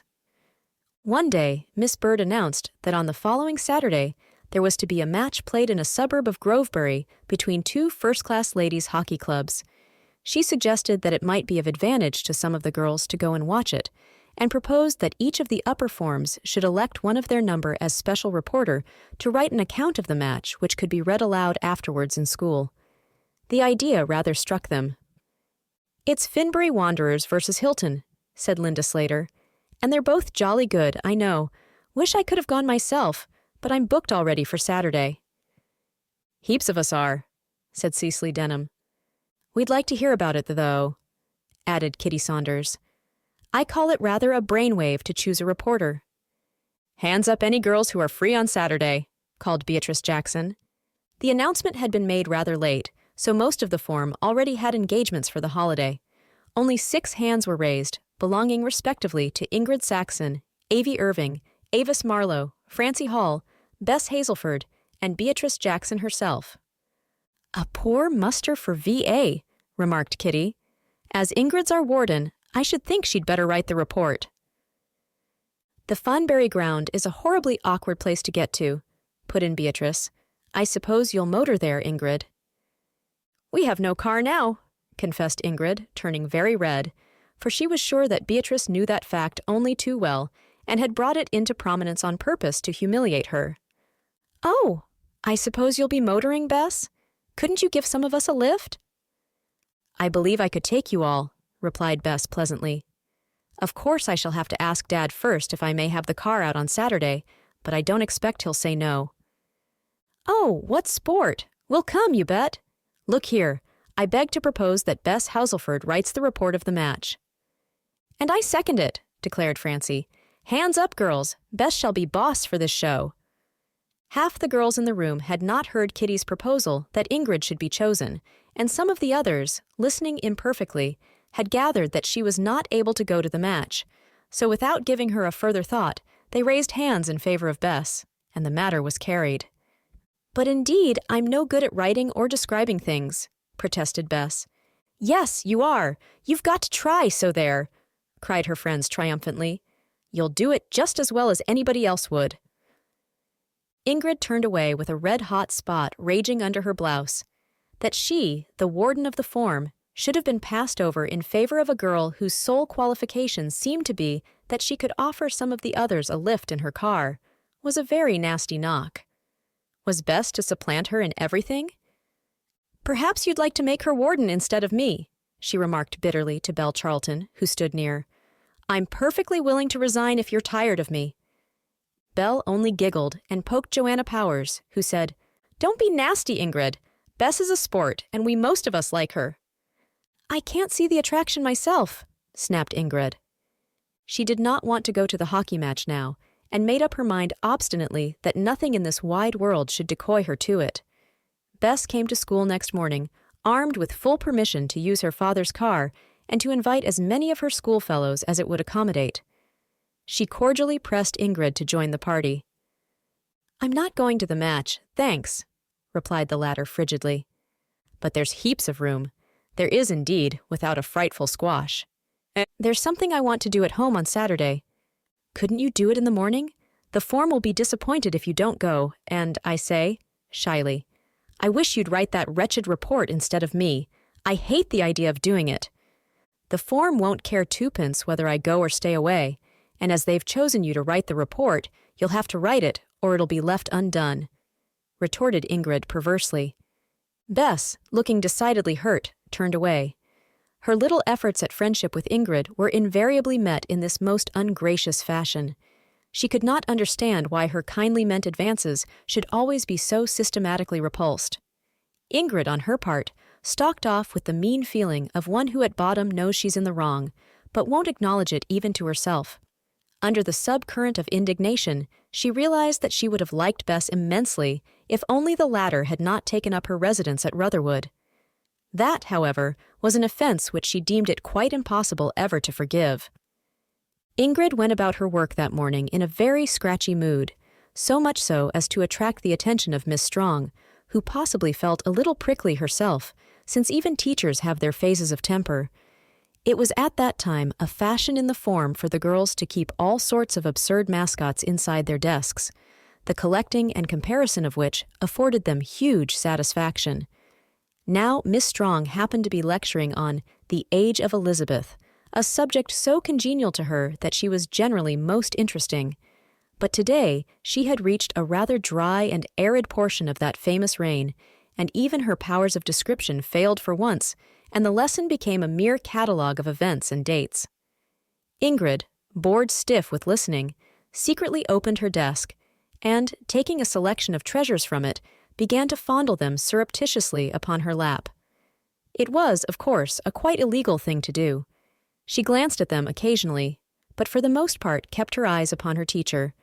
Beatrice, however, who sat near and had an excellent view of Ingrid's lap, gazed at it with such persistent and marked attention that she attracted the notice of Miss Strong, who followed the direction of her looks and pounced upon the offender.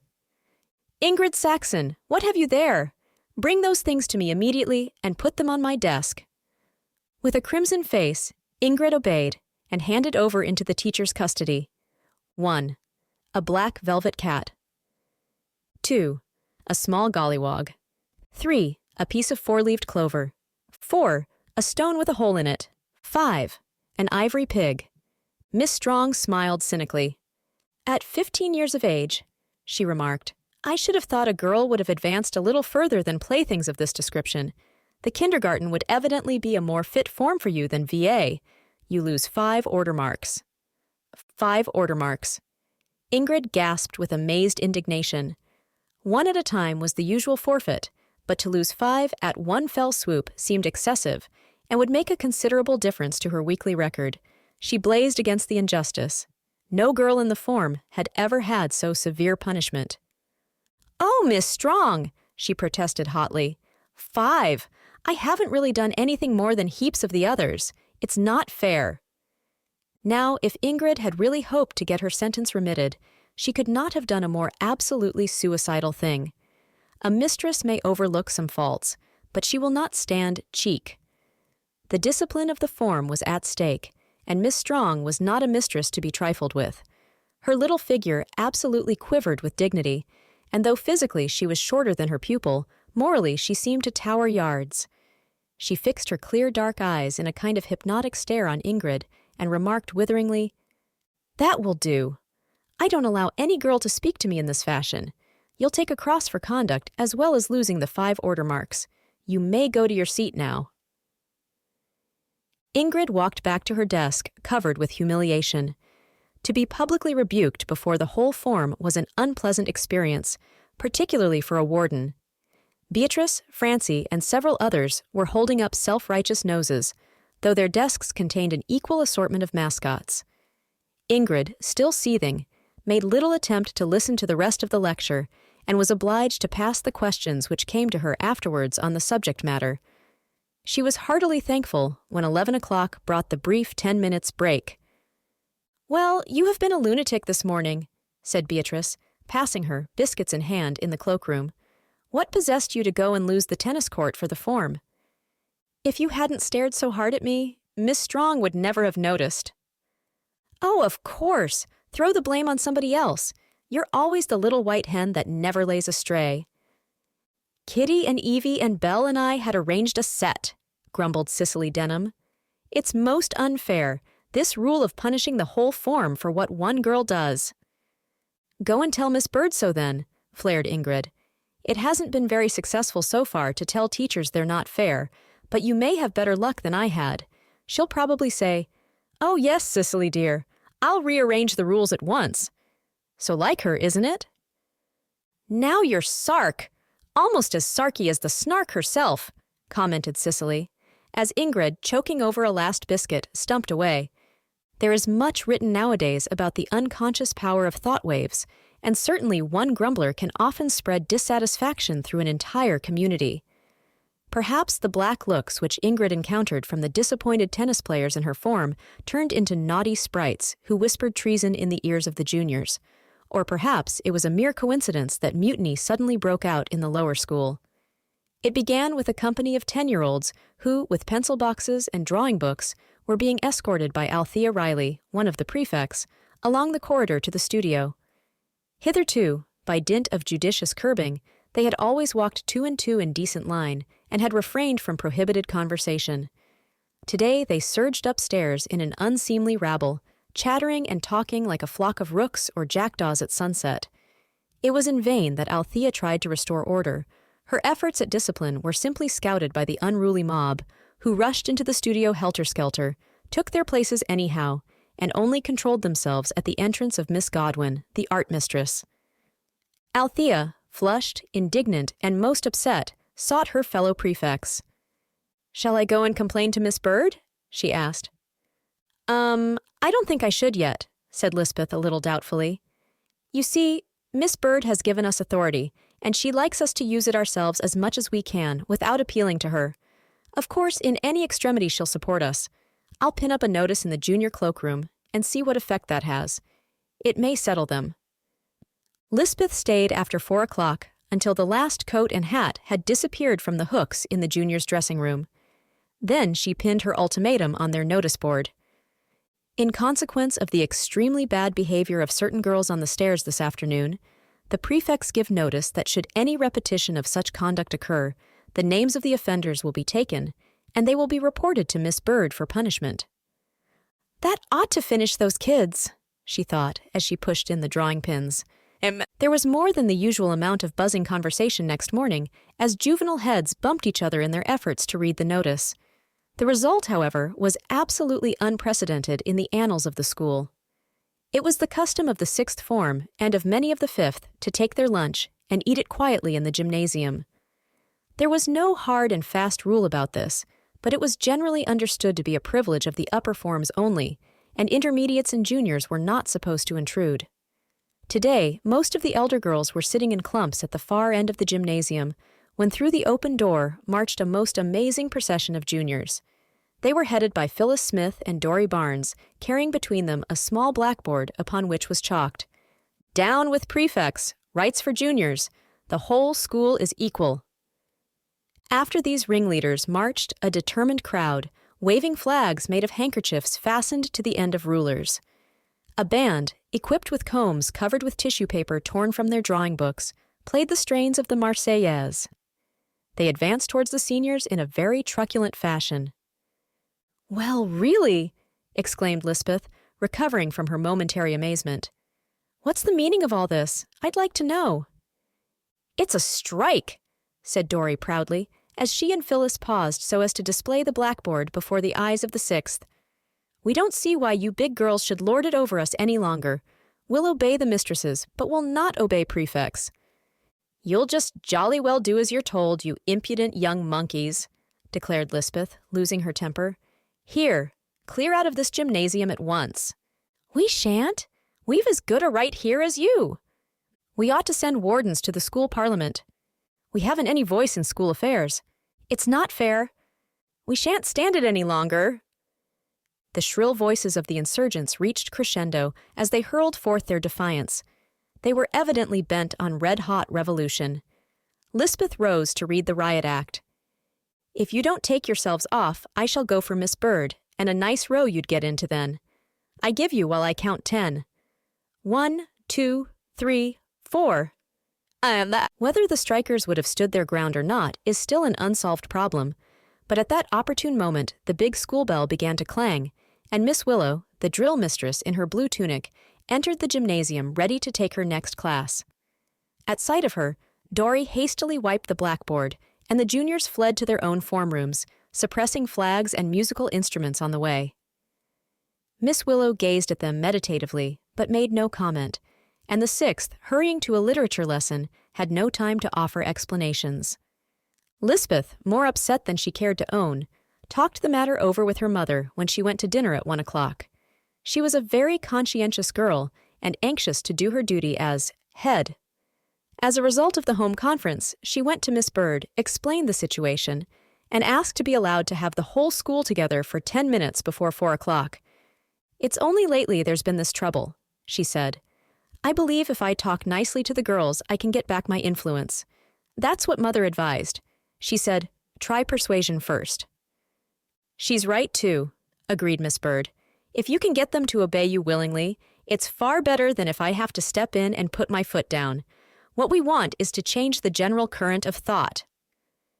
Speculation was rife in the various forms as the closing bell rang at 3:45 instead of at 4 o'clock, and the girls were told to assemble in the lecture hall and were put on their honor to behave themselves. To their surprise, the mistresses, after seeing them seated, left the room. Miss Bird mounted the platform and announced, "Lisbeth Scott wishes to speak to you all, and I should like you to know that anything she has to say is said with my entire approval and sanction. I hope you will listen to her in perfect silence." Then she followed the other mistresses. All eyes were fixed on Lisbeth as she ascended the platform. With her tall, ample figure, Earnest blue eyes, light hair, and fair face flushed with the excitement of her task, she looked a typical English girl and made what she hoped was a typical English speech.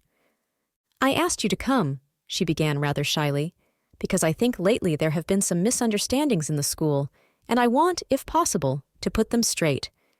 There has been a good deal of talk about equality, and some of you say there oughtn't to be prefects.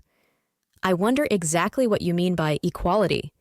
Certainly all girls aren't born with equal talents, yet each separate soul is of value to the community and must not go to waste. The test of a school is not how many show pupils it has turned out, but how all its pupils are prepared to face the world. I think we can only do this by sticking together and trying to help each other. In every community, however, there must be leaders. An army would soon go to pieces without its officers. The prefects and wardens have been chosen as leaders, and it ought to be a point of honor with you to uphold their authority. I assure you they don't work for their own good, but for the good of the school. I hear it is a grievance with the juniors that they mayn't elect wardens for the council. Well, they shall do that when they're older. It will be something for them to look forward to. There's a privilege, though, that we can and will give them. We're going to start a junior branch of the Rainbow League, and I think when they're doing their level best to help others, they'll forget about themselves. Carlyle says that the very dullest drudge has the elements of a hero in him if he once sees the chance of aiming at something higher than happiness. Please don't say I'm preaching, for I hate to be a prig. Only we'd all made up our minds to do our bit in after-the-war work, and it seems such a pity if we forget and let the tone of the school drop, as it certainly has dropped lately. I'm sure if we all think about it, we can keep it up, and seniors and juniors can work together without any horrid squabbles. We big girls were juniors ourselves once, and you little ones will be seniors someday, so that's one way of looking at it. Now that's all I've got to say, except that any juniors who like can stay behind now and join the junior branch of the Rainbow League. We want to get up a special scrapbook union, and Miss Bird says she'll give a prize for the best scrapbook and also for the best homemade doll. She's going to have an exhibition on Breaking Up Day. Chapter 12. The Rainbow League. Though Lisbeth, in her agitation, had not said half the nice things she had intended to say, her little speech had good effect. It reminded the girls of some of the high ideals with which they had started the term, and which, like many high and beautiful things, were in danger of getting crowded out of the way by commoner interests. Everybody suddenly remembered the exhibition and sale which was to come off before Christmas, and made a spurt to send some adequate contribution. The juniors, flattered at having a special branch of their own of the Rainbow League, and time allotted in school to its work, dabbed away blissfully at scrapbook making with gummy overalls and Sakotany fingers, but complacent faces. The prefects, with intent, dropped in when possible to admire the efforts. "I believe," said Lisbeth to her special confidant Althea, "that perhaps we were making rather a mistake. You can't have any influence with those kids unless you keep well in touch with them. I was so busy, I just let them slide before, and I suppose that was partly why they got out of hand, though the little monkeys had no business to get up that impudent strike. They're as different as possible now, and some of them are quite decent kiddies. Dory Barnes brought me a rose this morning. I suppose it was meant as a sort of peace offering." It was arranged to hold what was called the Rainbow Fete on Breaking Up afternoon, and parents and friends were invited to the ceremony. There was to be both a sale and an exhibition. The best of the toys and little fancy articles were to be at a special stall and would be sold for the benefit of the War Orphans Fund, and those that were not quite up to standard would nevertheless be on view, and would be sent away afterwards to help to deck Christmas trees in the slums. The stall, as the girls called it, was of course the center of attraction. It was draped with colored muslins in the rainbow tints, and though real irises were unobtainable, some vases of artificial ones formed a very good substitute. The homemade toys were really most creditable to the handicraft workers, and had been ingeniously contrived with bobbins, small boxes, and slight additions of wood, cardboard, and paper, aided by the color box. Windmills, whirligigs, carts, engines, trains, dolls' house furniture, jigsaw puzzles, cardboard animals with movable limbs, black velveteen cats with bead eyes, beautifully dressed rag dolls, wool balls and rattles for babies, and dear little books of extracts, were some of the things set out in a tempting display. Phil, whose slim fingers excelled in dainty work, had contributed 3 charming booklets of poetry and nice bits cut from magazines and newspapers, the back being of colored linen embroidered with devices in silk. They were so pretty that they were all snapped up beforehand and could have been sold 3 times over. "You promised one to me. You know you did," urged Linda Slater, much aggrieved at the non-performance of an order. "Well, I thought I'd have time to do 4 and could only manage 3, apologized Phil. "You see, they really take such ages, and Miss Strong was getting raggy about my prep." "You might make me one for my birthday," begged Evie. "Certainly not. Those that ask shan't have." "Well, couldn't you do some during the Christmas holidays?" "No, I can't and shan't," snapped Phil. "I'm sick to death of making booklets, and I'm not going to touch one of them during the holidays. You seem to think I've nothing else to do except cut bits out of magazines for your benefit." There, poor old sport, don't get baity. You shouldn't do them so jolly well, and then you wouldn't get asked." The stall occupied a position of importance at the end of the lecture hall, and the rest of the exhibits were put round on trestle tables. They were what Ingrid described as a mixed lot. Some of the animals were bulgy in their proportions, or shaky in their cardboard limbs. The wheels of the carts did not quite correspond. The windmills were apt to stick, or the puzzles would not quite fit. In spite of their imperfections, however, they looked attractive and would, no doubt, give great pleasure to the little people who were to receive them, and who were hardly likely to be very critical of their workmanship. To make the afternoon more festive, there was to be a tea stall, to which the girls brought contributions of cakes, and music was to be given from the platform, so that the scene might resemble a café chantant. Ingrid had been chosen as one of the artistes, and arrayed in her best brown velveteen dress, with a new pale yellow hair ribbon, she waited about in her usual agonies of stage fright. Learning from Dr. Linton, however improving it might be to her touch, was hardly conducive to self-complacency, and, after having suffered much vituperation for her imperfect rendering of a piece, it was decidedly appalling to have to play it in public, especially with the horrible possibility that at any moment her master might happen to pop in to view the exhibition and arrive in time for her performance. "I shall have 40 fits if I see him in the room. I know I shall," she confided to Phil. "You've no idea how he scares me. I have my lessons on the study piano generally, and if only he would sit still I shouldn't mind, but he will get up and prowl about the room and swing out his arms when he's explaining things. He only just missed knocking over that pretty statuette of Venus the other day. I'm sure if Miss Bird knew how he flourishes about, she wouldn't let him loose among her cherished ornaments." "Perhaps he won't turn up today." "Oh, yes. He said he should make a point of buying a toy for his little boy. If I break down suddenly in the midst of my piece, you'll know the reason. I'm shaking now." "Poor old sport. Don't take it so hard."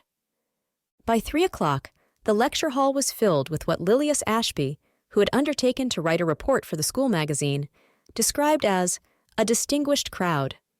Fathers, indeed, were as few and far between as currants in a war pudding, but mothers, aunts, and sisters had responded nobly to the invitations and were being conducted round by the girls to see their special exhibits. Mrs. Saxon had been unable to come that afternoon, but Quenried had turned up, looking very pretty in a plum-colored hat, and giving herself slight airs as of one who is now a finished young lady and no longer a mere schoolgirl.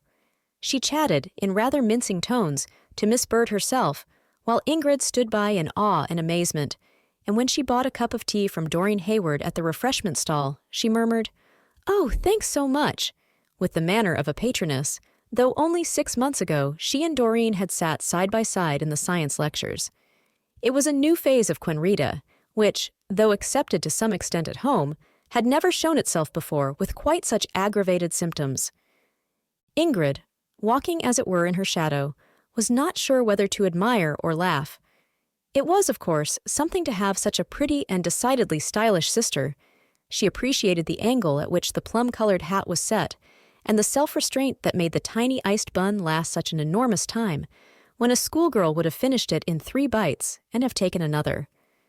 A grand manner was certainly rather an asset to the family, and Queenie was palpably impressing some of the intermediates, who poked each other to look at her. "It's my turn to play soon, and I'm just shivering," whispered Ingrid. "Nonsense, child. "Don't be such a little goose," declared her sister airily. "It's only a school party. There's really nothing to make a fuss about." Only a school party. That seemed to Ingrid the absolute limit. Quen Reed last term had, in her turn, shivered and trembled when she had been obliged to mount the platform. Could a few short months have indeed effected so magnificent a change of front? All the same, it's I who've got to play, not she. It's easy enough to tell somebody else not to mind, thought Ingrid, as, in answer to Miss Clough's beckoning finger, she made her way towards the piano to undergo her ordeal. One point in favor of the recital was that the audience moved about the room and went on buying toys or cups of tea and cakes, and even talking, instead of sitting on rows of seats doing nothing but watching and listening. It was rather comforting to think that the concert was really only like the performance of a band, a soothing accompaniment to conversation. Ingrid opened her music with an almost don't care feeling. For one delirious moment she felt at her ease, then, alack! Her mood suddenly changed. In a last lightning glance towards the audience, she noticed among the crowd near the tea stall the tall, thin figure, cadaverous face, and long, lank hair of Dr. Linton. The sight instantly wrecked her world of composure. If it had not been for the fact that Miss Clough was standing near and nodding to her to begin, she would have run away from the platform. "Oh, the ill luck of it," she thought. "If I'd only played last time, instead of Gertie, I'd have had it over before he came into the room. I know he'll be just listening to every note and criticizing." With a horrid feeling, as if her breath would not come properly, and her head was slightly spinning, and her hands dithering, Ingrid began her nocturne, trying with a sort of drowning effort to keep her mind on the music in front of her, instead of on the music master at the other end of the room. For 16 bars she succeeded, then came the hitch. She had rejected the offered services of Doris Granger and had elected to turn over her own pages. She now made a hasty dash at the leaf. Her trembling hand was not sufficiently agile, the sheet slipped, she grabbed in vain, and the music fluttered onto the floor. The performance came to a dead halt. Doris and Miss Clough rushed to the rescue, but they were put politely aside by a tall figure who stepped onto the platform, and Dr. Linton himself picked up the scattered sheets of the unfortunate nocturne. He arranged them together in order, placed them upon the stand, and, addressing his dismayed pupil, said, "Now then, begin again, and I shall turn over for you. Bring out that forte passage properly. Remember, there's a pedal on the piano." It was like having a lesson in public. Ingrid felt too scared to begin, and yet she was too much afraid of her master to refuse, so the bigger fright prevailed, and, as a cat will swim to escape an enemy, she dashed at the nocturne. Once restarted, it went magnificently. Afterwards, she always declared that Dr. Linton must have hypnotized her. She was sure her unaided efforts could never have rendered it in such style. He behaved as if he were conducting an orchestra, soothing the piano passages and spurring her on to fortissimo efforts, even humming the melody in his eccentric fashion, quite unmindful of the audience. The enthusiastic applause at the end was so evidently for both master and pupil that he bowed instinctively in response. Ingrid, remembering, now the ordeal was over, that she was nervous, melted from the platform and left him to receive the laurels. He did a characteristic but very kind act, looked round for his pupil, and then, perceiving that she had beaten a retreat, sat down to the piano himself and, unasked, gave an encore for her. A solo from Dr. Linton was an unexpected treat, especially as he was in the mood for music, and played with a sort of rapture that carried his listeners into an ethereal world of delicate sounds. Ingrid, hidden behind a protecting barrier of schoolfellows, could see all the sylphs dancing and the fairy pipers piping as the crisp notes came tripping from his practiced fingers. At the end, she came back as from a dream, to realize that she was not in Elfland, but in the college lecture hall, and that she was sitting on a form next to Miss Strong, who held on her knee a little red-coated, brown-haired boy with Dr. Linton's unmistakable dark eyes. In that instant, as the music ceased, Ingrid received quite a sudden and new impression of Miss Strong. There was a tender look on the mistress's face as she held her arm around the child, and she whispered something to him that made the dark eyes dance. He slipped from her lap, and hand in hand they went together towards the toy stall. It was quite a pretty little scene, one of those tiny glimpses into other people's lives that we catch occasionally when the veil of their reserve is for a moment held aside. Ingrid looked after them meditatively. "Shouldn't have thought the snark capable of it," she ruminated. "Perhaps she likes boys better than girls. Some people do." The toy stall, though half depleted of its contents, was still the center of attraction. Lisbeth and Althea were displaying what were left of its windmills and whirligigs to friends who bought with an eye to Christmas presents.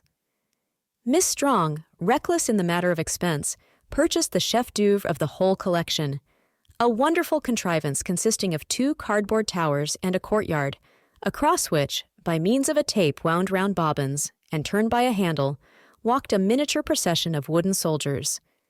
Little Kenneth Linton received it with open arms. "Better let me wrap it up in paper," urged Lisbeth. "Somebody said just now that it's beginning to snow, and you don't want to have it spoilt before you get it home, do you?" No, said Kenneth, relinquishing it doubtfully.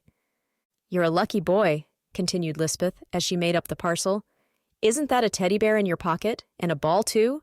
There, I believe I've used up all the string. What a nuisance! Can anybody get me any from anywhere?" "I'll find you some in half a jiff," said Dorry Barnes, whisking off immediately. Since the formation of the Junior Rainbow League, Dorry had taken a liking to Lisbeth, which amounted to absolute infatuation. She followed her like a pink-faced shadow, and was always at her elbow, sometimes at convenient and sometimes at embarrassing moments. She fled now, like a messenger from Olympus, with the fixed determination of procuring string for her goddess from somewhere. It was not an easy task, for string was a scarce commodity. What there was of it had mostly been already used, and what was left was jealously guarded by its proprietresses, who refused to part with it, even on the plea that it was for the head prefect. Dorry, however, was a young person of spirit and resource, and she did not mean to be done. One of the trestles that supported the secondary exhibits of toys had rather come to grief, and had been patched up temporarily with stout twine. Her sharp eyes had noted this fact, so going down on her hands and knees, she managed to creep unobserved under the table, cut the twine with her penknife, and unwound it. She was just congratulating herself upon the success of her achievement when the unexpected happened, or rather, what might have been expected by anyone with an ounce of forethought. The damaged trestle, no longer held together, promptly gave way, and the table collapsed, bearing a squealing Dorry amid a shower of toys. She was pulled out, agitated but uninjured, and the scattered exhibits were carried to another table. In the confusion of their transit, she managed to secrete the piece of twine, the loss of which had been the cause of the whole upset, and presented it quite innocently to Lisbeth, who, not knowing that she was receiving stolen goods, thanked her and tied the parcel. Ingrid, who had watched the whole comedy, laughed, but did not give away the secret. "That child's an imp," she said to Quenrita. "But she's a very accomplished imp. I'll tell you the joke afterwards, not now. Lisbeth little knows where her string comes from, and she's wrapping up that parcel so placidly.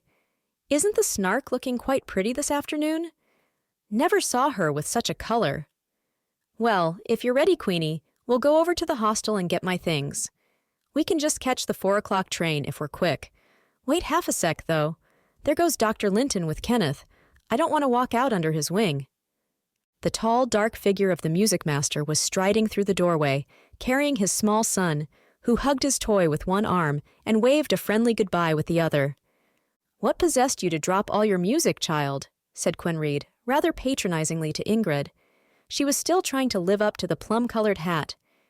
"You played ever so decently afterwards, though. You did, really. Don't tell me again that you're nervous, for it's all rubbish. You looked as if you enjoyed it."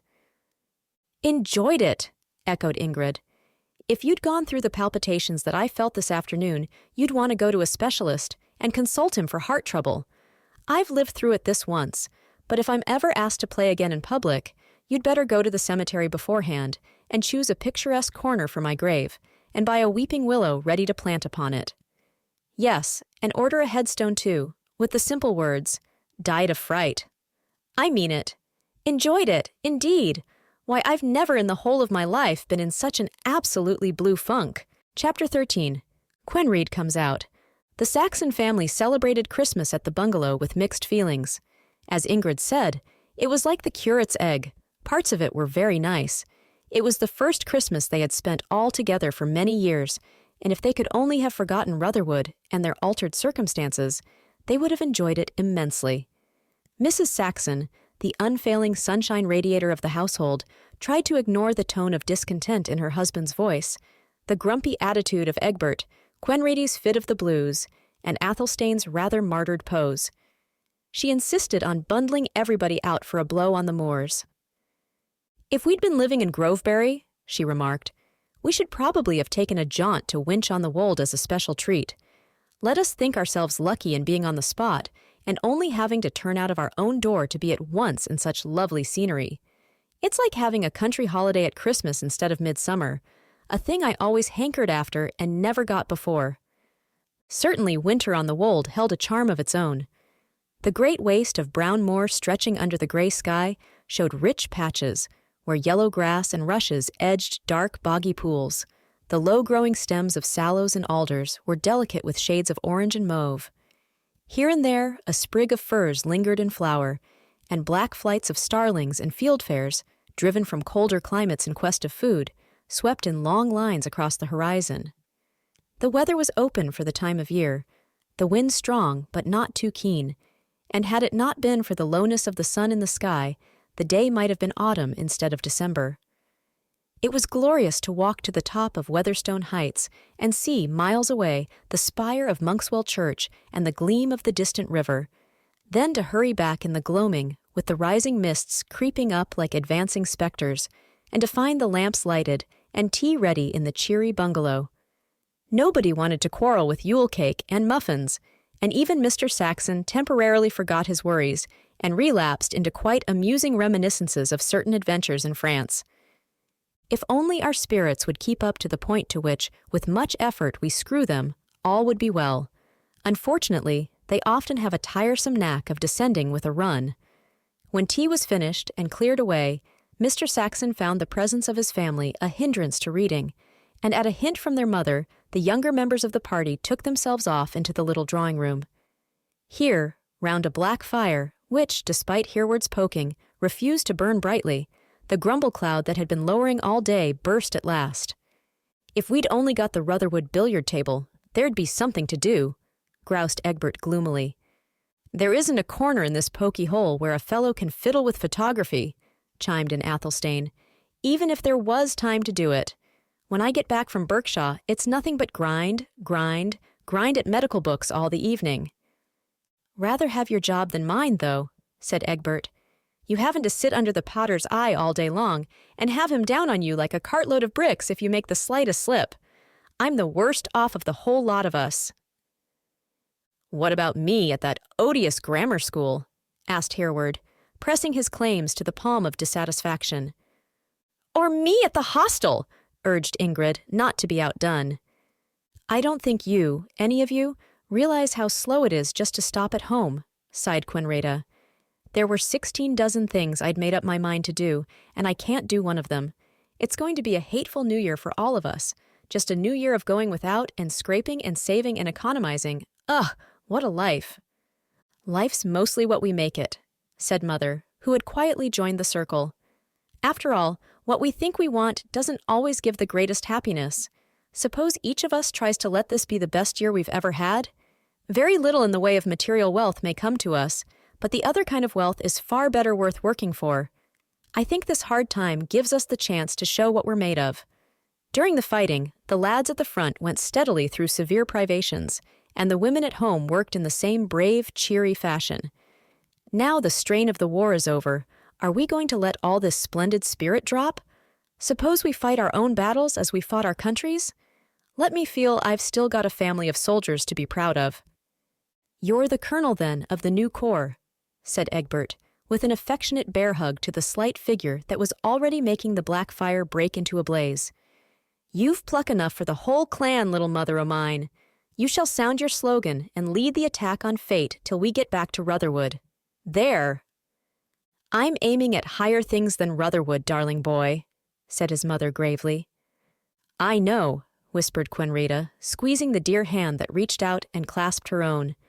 "I won't be a selfish beast any more. I won't indeed. Economizing shall be my New Year's cross."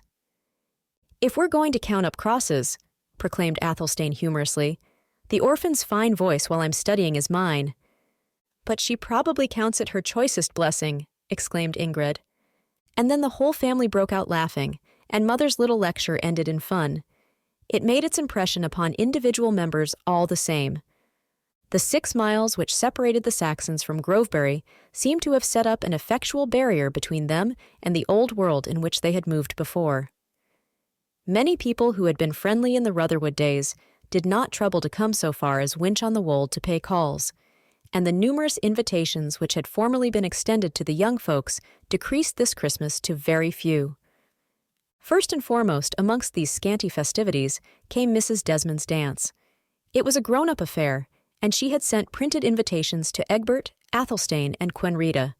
The latter, who only knew the Desmonds slightly and was always overwhelmed in their presence, developed a sudden and acute fit of shyness and implored to be allowed to refuse. "If it had been the Browns or Lawrences, I'd have loved it," she urged. "But you know, Mumsy, how Mrs. Desmond absolutely withers me up. I never can say 6 words when she's there. I'd run 5 miles to avoid meeting her. You know I would. She's so starchy." "You see very little of your hostess at a dance. Don't be silly, Queenie," insisted Mrs. Saxon. "I say you're to go, so there's an end of it." "I'll go for an evening's martyrdom then, not for enjoyment," wailed her daughter dolefully. A first grown-up dance is often a terrible ordeal to a girl of 18, and Quenred, though she had put on a few airs to impress the schoolgirls at the Rainbow League sale, was at bottom woefully bashful. She was still in the stage when her newly turned-up hair looked as if it were unaccustomed to be coiled round her head. She had a painful habit of blushing, and had not yet acquired that general savoir-faire which comes to us with the passing of our teens. To be plunged for a whole evening into the society of a succession of strangers seemed to her anything but an exhilarating prospect. "If I could just dance with our own boys!" she sighed. "I'd pity you if you did," declared Ingrid, pausing in an effort to make Athelstane's steps more worthy of a ballroom. "Why, half the fun will be your different partners. I only wish I'd your chance, and was coming out, too." "I'm sure you're welcome to go instead of me," proclaimed Quenrity petulantly. All the same, she watched the preparations for the event with considerable girlish interest. Mother, whose ambitions at first had run to a dress from town, regretfully decided that the family finances could only supply a homemade costume, and set to work with fashion book and sewing machine to act amateur dressmaker, a thrilling experience to unaccustomed fingers, for paper patterns are sometimes difficult to understand, seams do not fit together as they ought, and the bottom hem of a skirt is the most awkward thing in the world to make hang perfectly straight. Quenrita, standing on the table, revolved slowly while Mrs. Saxon and Ingrid stuck in pins and debated whether a 1/4 of an inch here and there should be raised or lowered. Ingrid showed far more cleverness in sewing than her sister. Her natty fingers could contrive pretty things already in the shape of collars and blouses. "You'd make an admirable curate's wife," Quenrid laughingly assured her. "I shall have to marry a rich man and get my things from London." "It will probably be the other way," declared Mother. "Stand still, Queenie. I can't measure properly if you will dance about." Though she was ready with a joke, as a matter of fact, Quenrita was having a severe struggle not to be snappy. For years and years, she had planned her coming out, and she had decided upon a ball at Rotherwood, and an absolute creation of a gown that was to be sent for from Paris. There would have been some éclat then in emerging from the chrysalis stage of the schoolroom and becoming a butterfly of society. To make her first grown-up appearance at Mrs. Desmond's dance and in a homemade dress seemed not so much a coming out as an oozing out. There are degrees in butterflies, and she feared her appearance would resemble not the gorgeous Red Admiral or Painted Lady, but the common white cabbage. If it had not been for the New Year's resolution, some traces of her disappointment would have leaked out, but she kept the secret bravely to herself. The family indeed knew she was not anxious to go, but set her unwilling attitude down to mere shyness. Her mother never guessed at the real reason. There was a tremendous robing on the evening of January the 9th, with Mother and Ingrid for ladies' maids, and the orphan hovering about, offering to bring pins or hot water on the chance of getting a peep at the proceedings. Mrs. Saxon stepped back when all was complete and viewed the result somewhat in the spirit of an artist who has finished a picture. It is an event in a mother's life when her first little girl grows up and becomes a young lady. Tonight, Quenreda was to be launched on the stream of society. Looked at critically, her appearance was very satisfactory. Though the new dress might not be up to the level of a fashion plate, it certainly became her, and set off the pretty fair face, white neck, and coils of gleaming flaxen hair. "Your gloves and shoes and stockings are all right, and you've got a nice handkerchief and your fan," reviewed Mother, wrapping an evening cloak round her handiwork. "Goodbye, my bird. Enjoy yourself and don't be silly and shy." "I shall keep awake till you come back," Ingrid assured her. It was something at any rate to be going with Egbert and Athelstane. Among the stream of strangers, there would be at least 2 home objects upon which she might occasionally cast anchor. The thought of that buoyed her up as the taxi whirled them downhill to Groveberry. The Desmonds were giving the dance as a coming out for one of their own daughters, and their house was en fete. An awning protected the porch, red cloth carpeted the steps, a marquee filled the lawn, and a stringed band from Berkshaw had been engaged to play the latest dance music. Quenrade passed calmly enough through the ordeals of leaving her cloak in the dressing room, where a crowd of girls were prinking, and there was no room for even a glance in the mirror, and the greeting from her host and hostess in the drawing-room. It was in the ballroom afterwards that her agony began. Egbert and Athelstane were whisked away from her to be introduced to other girls, and utter strangers, whose names she seldom caught, were brought to her, took her program, recorded their initials, and passed on to book other partners. The few people in the marquee whom she knew were too far away or too occupied to speak to her, so she stood alone and heartily wished herself at home. It was better when the dancing began, though her partners scared her horribly. They all made exactly the same remarks about the excellence of the floor, the taste of the decorations, and the beauty of the music, and asked her if she had been to the pantomime and whether she played golf. Small talk is an art, and though Quenrade had many interests, and in ordinary circumstances could have discussed them, tonight she felt tongue-tied and let the ball of conversation drop with a yes or no or very. Dances with strangers who expected her to talk were bad enough, but the gaps in her program were worse. No doubt Mrs. Desmond tried to look after all her guests, but several gentlemen had disappointed her at the last minute, and there were not quite partners enough to go round. At a young people's party, Quenrade would have cheerily danced with some other girl in like plight, but at this stiff, grown-up gathering, she dared not suggest such an informality and remained a wallflower. She caught glimpses occasionally of Egbert and Athelstane, the former apparently enjoying himself, the latter looking as solemn as if he were in church. "I know the poor boy's counting his steps and trying not to tread on anybody's toes," thought Quenrada. Ingrid said his partners would have to pull him around somehow. Supper was a diversion, for she was taken in by quite a nice red-headed boy, a little younger than herself, who, after a manful effort to talk up to her supposed level, thankfully relapsed into details of football matches.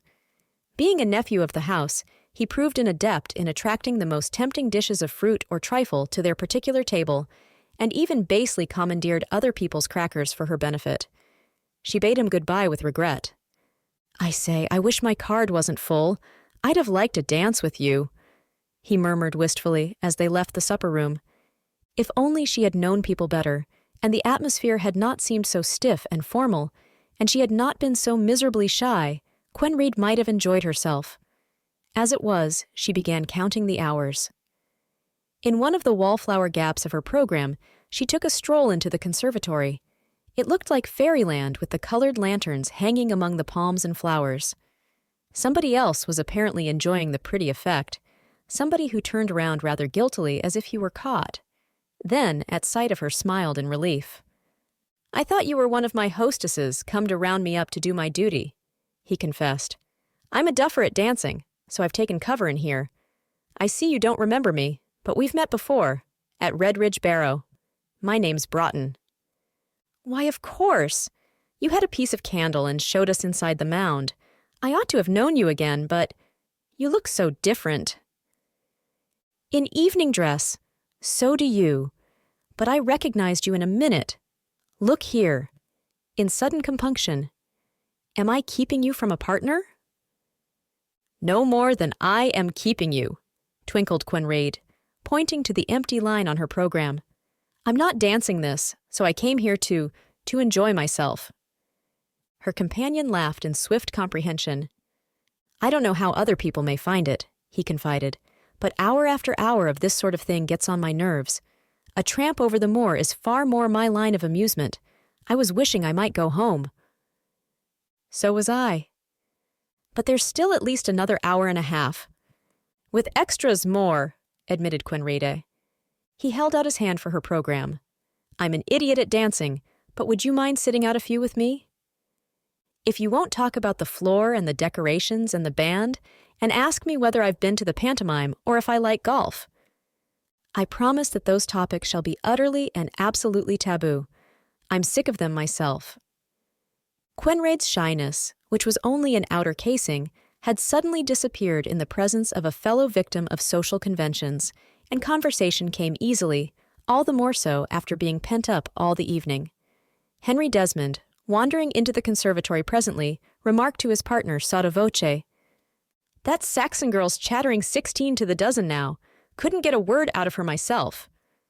When Quenrida, sometime about 5 o'clock in the morning, tried to creep stealthily to bed without disturbing her sister, Ingrid, refreshed by half a night's sleep, sat up wide awake and demanded details. Shh, shh.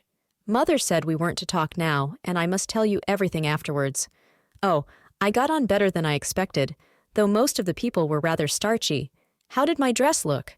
Well, promise you won't breathe a word to darling mother. It was just passable, and that's all. Some girls had lovely things. I didn't care. The second part of the evening was far nicer than the first, and I enjoyed the dances that I sat out the most. The conservatory was all hung with lanterns. There, I'm dead tired and I want to go to sleep. Good night, dear. But you've come out, said Ingrid with satisfaction, as she subsided under her eiderdown. Oh yes, I'm most decidedly out, murmured Quenrada. Chapter 14. The Peephole. The foursome league met in dormitory 2 after the holidays, with much clattering of tongues. Each wanted to tell her own experience, and they all talked at once. Phil had a new way of doing her hair, and gave the others no peace till they had duly realized and appreciated it. Verity had been bridesmaid to a cousin, and wished to give full details of the wedding. Nora had played hockey in a Scotch team against a ladies' club, and had been promised 10 minutes in an airplane, but the weather had been too stormy for the flight. The disappointment, when she happened to remember it, quite weighed down her spirits. If there's one thing on earth, or rather on air, I'd like to be, it's a flying woman, she told her friends emphatically. I'm hoping aeroplanes will get a little cheaper someday, and rich people will keep them instead of motor cars. Then I'll go out as an aviatress. It's a new career for women. I wouldn't trust myself to your tender mercies. Thank you, shuddered Ingrid. You'd soon bring the machine down with a crash and smash us to smithereens. Indeed I shouldn't. I'd go sailing about like a bird. And Nora, suiting action to words, stood on her bed fluttering her arms, till Verity wickedly gave her a push behind and sent her springing with more force than grace to the floor. You jumbo, you make the room shake, exclaimed Ingrid. If that's how you're going to land, you'll dig a hole in the ground like a bomb. Do move out and let me get to my drawer. You're growing too big for this bedroom. Nobody's looked at my new hair ribbons yet, interposed Phil's plaintive voice. See, I've got 6. Aren't they beauties? Pale pink, pale blue, sax blue, navy for my gym, costume, black for a useful one, and olive green to go with my velveteen Sunday dress. Don't you think they're nice? Ripping, agreed Nora. We'll know where to go when we want to borrow.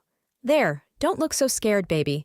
I've chopped my hair so short I couldn't wear a ribbon if I tried. It would be off in 3 cracks. Stick them back in their box and don't tempt me. They're not in my line. I'm going in for uniform. You're the sort who wears chiffons and laces and all the rest of it, but you'll see me in gilt buttons before I have done, with wings on them, I hope. I may be the first to fly to Mars. Who knows? You shall all have my photo beforehand just in case.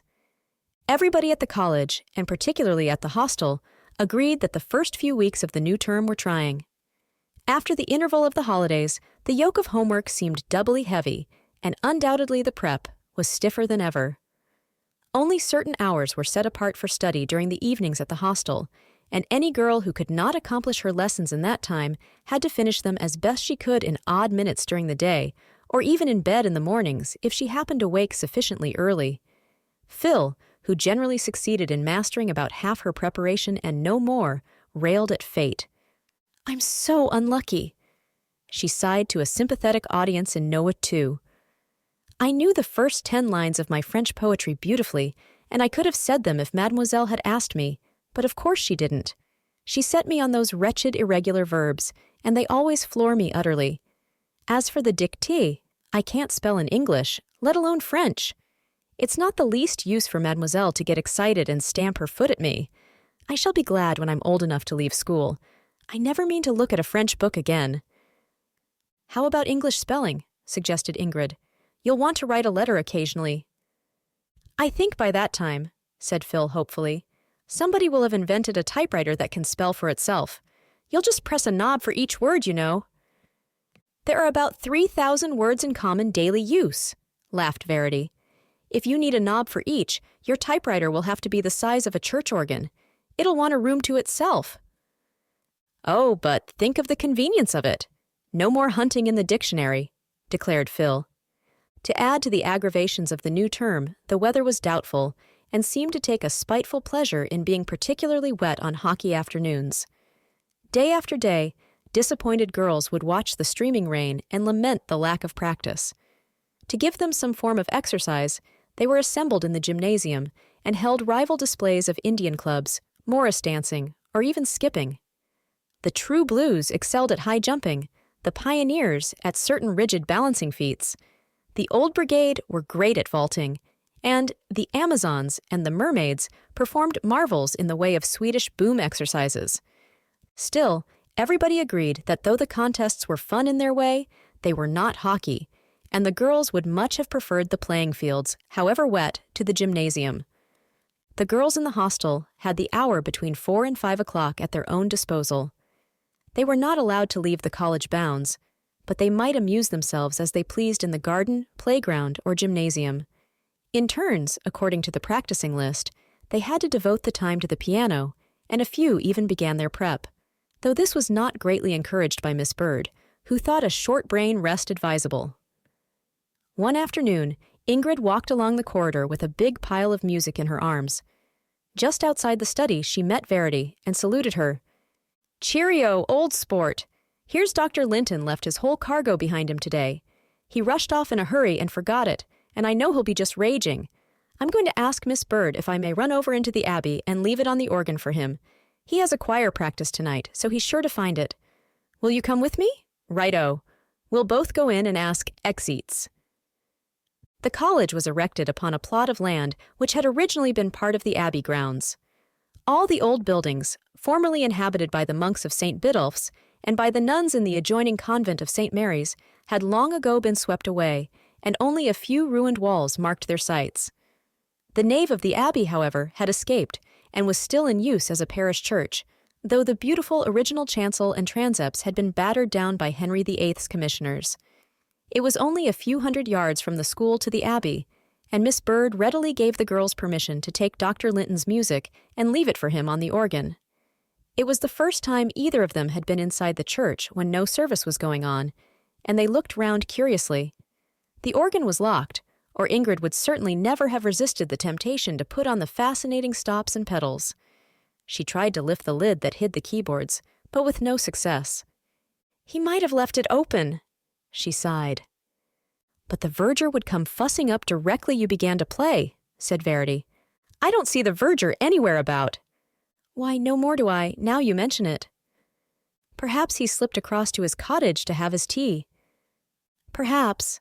I say, Ingrid, what a gorgeous opportunity to explore. Let's look round a little on our own." There was nobody to forbid, so they started on a tour of inspection.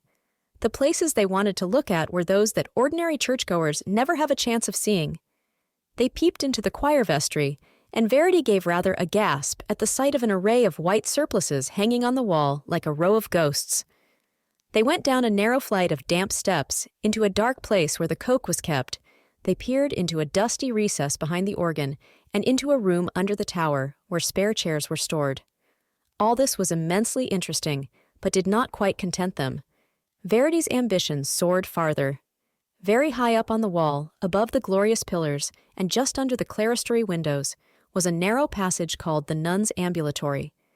It had been built in the long-ago ages to provide exercise for the sisters in the adjoining convent, to which a covered way had originally led.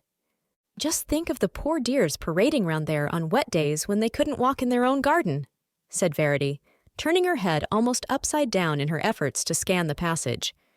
"I wonder if they ever felt giddy." "There's a balustrade, of course, but I prefer our modern gym. I believe there's a walk all over the roof, too. Athelstane went up once. He said it was like being on the top of a mountain, and you could look all over the town." "What's that queer stone box thing on the wall?" asked Verity, still gazing upwards. Ingrid followed the line of her friend's eye to a point above the pillars but below the Nuns' Ambulatory. Here, built out like an oriel window, was a curious closed-in gallery of stone, pierced in places by tiny frets. It seemed to have nothing to do with the architecture of the abbey, and indeed to be a sort of excrescence which had been added to it at some later date. It spoilt the beauty of line, and would have been better removed. "Oh, that's the peephole," said Ingrid, lowering her head, for it was painful to stretch her neck in so uncomfortable a position. It was put up in the 17th century, when the whole place was full of those old-fashioned high pews. People were very dishonest in those days, and thieves used to come to church on purpose to pick pockets. So they always used to keep somebody stationed up there, looking down through the holes over the congregation to see that no purses were taken during the service. Nice state of things, wasn't it? "Rather, but I'd love to go up there. I say, the verger's still at his tea. Shall we try?" "Righto, I'm game if you are." By the north porch there was a small oak door studded with nails. Generally this was kept locked, but today, by a miracle of good fortune, it happened to be open. It was, of course, a very unorthodox thing for the verger to go away and leave the abbey unattended, even for half an hour, but vergers, after all, are only human, and enjoy a cup of tea as much as other people who do not wear black cassocks. He was safely seated by the fireside in his ivy-colored cottage at the other side of the churchyard, so the girls seized their golden opportunity. They went up and up and up, along a winding staircase for an interminable way. It was dark, and the steps were worn with the tread of 7 centuries, and here and there was a broken bit over which they had to clamber with care. At last, after what seemed like mounting the Tower of Babel, they stumbled up through a narrow doorway into the most extraordinary place in the world. They were in the garret of the roof over the south aisle. Above them were enormous beams or rafters, and below, a rough flooring. It was very dim and dusky, but about midway shone a bright shaft of light, evidently from some communication with the interior of the nave. Towards this they directed their steps. It was a difficult progress owing to the huge rafters that supported the roof. A plank pathway about 4 feet above the floor had been laid across the beams, and along this Ingrid decided to venture.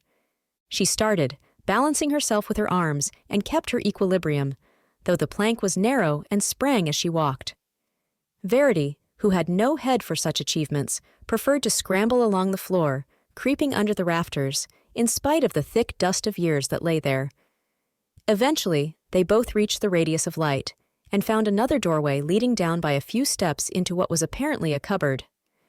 In the wall of the cupboard, however, were frets through which the sunlight was streaming. Ingrid applied an eye and gave a gasp of satisfaction. They were in the peephole on the wall of the nave and could gaze straight down into the church below. It was marvelous what an excellent view they obtained. Nothing was hidden, not even the interiors of the old-fashioned square pews that had lingered as a relic of the 18th century. Anybody stationed in this spy box would certainly be able to keep guard over the congregation and note any nefarious designs on the pockets of the worshippers.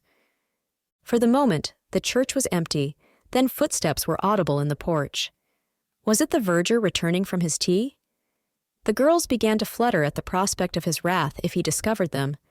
It was no cassock-clad verger that entered, however, but 2 young people, far too much interested in each other to gaze upwards towards the frets of the peephole. They thought they had the church to themselves, and walked along conversing in a low tone. The The particular shade of flaxen hair in the masculine figure seemed familiar, and Ingrid chuckled as she recognized her eldest brother. "Caught you, old boy. Caught you neatly," she thought.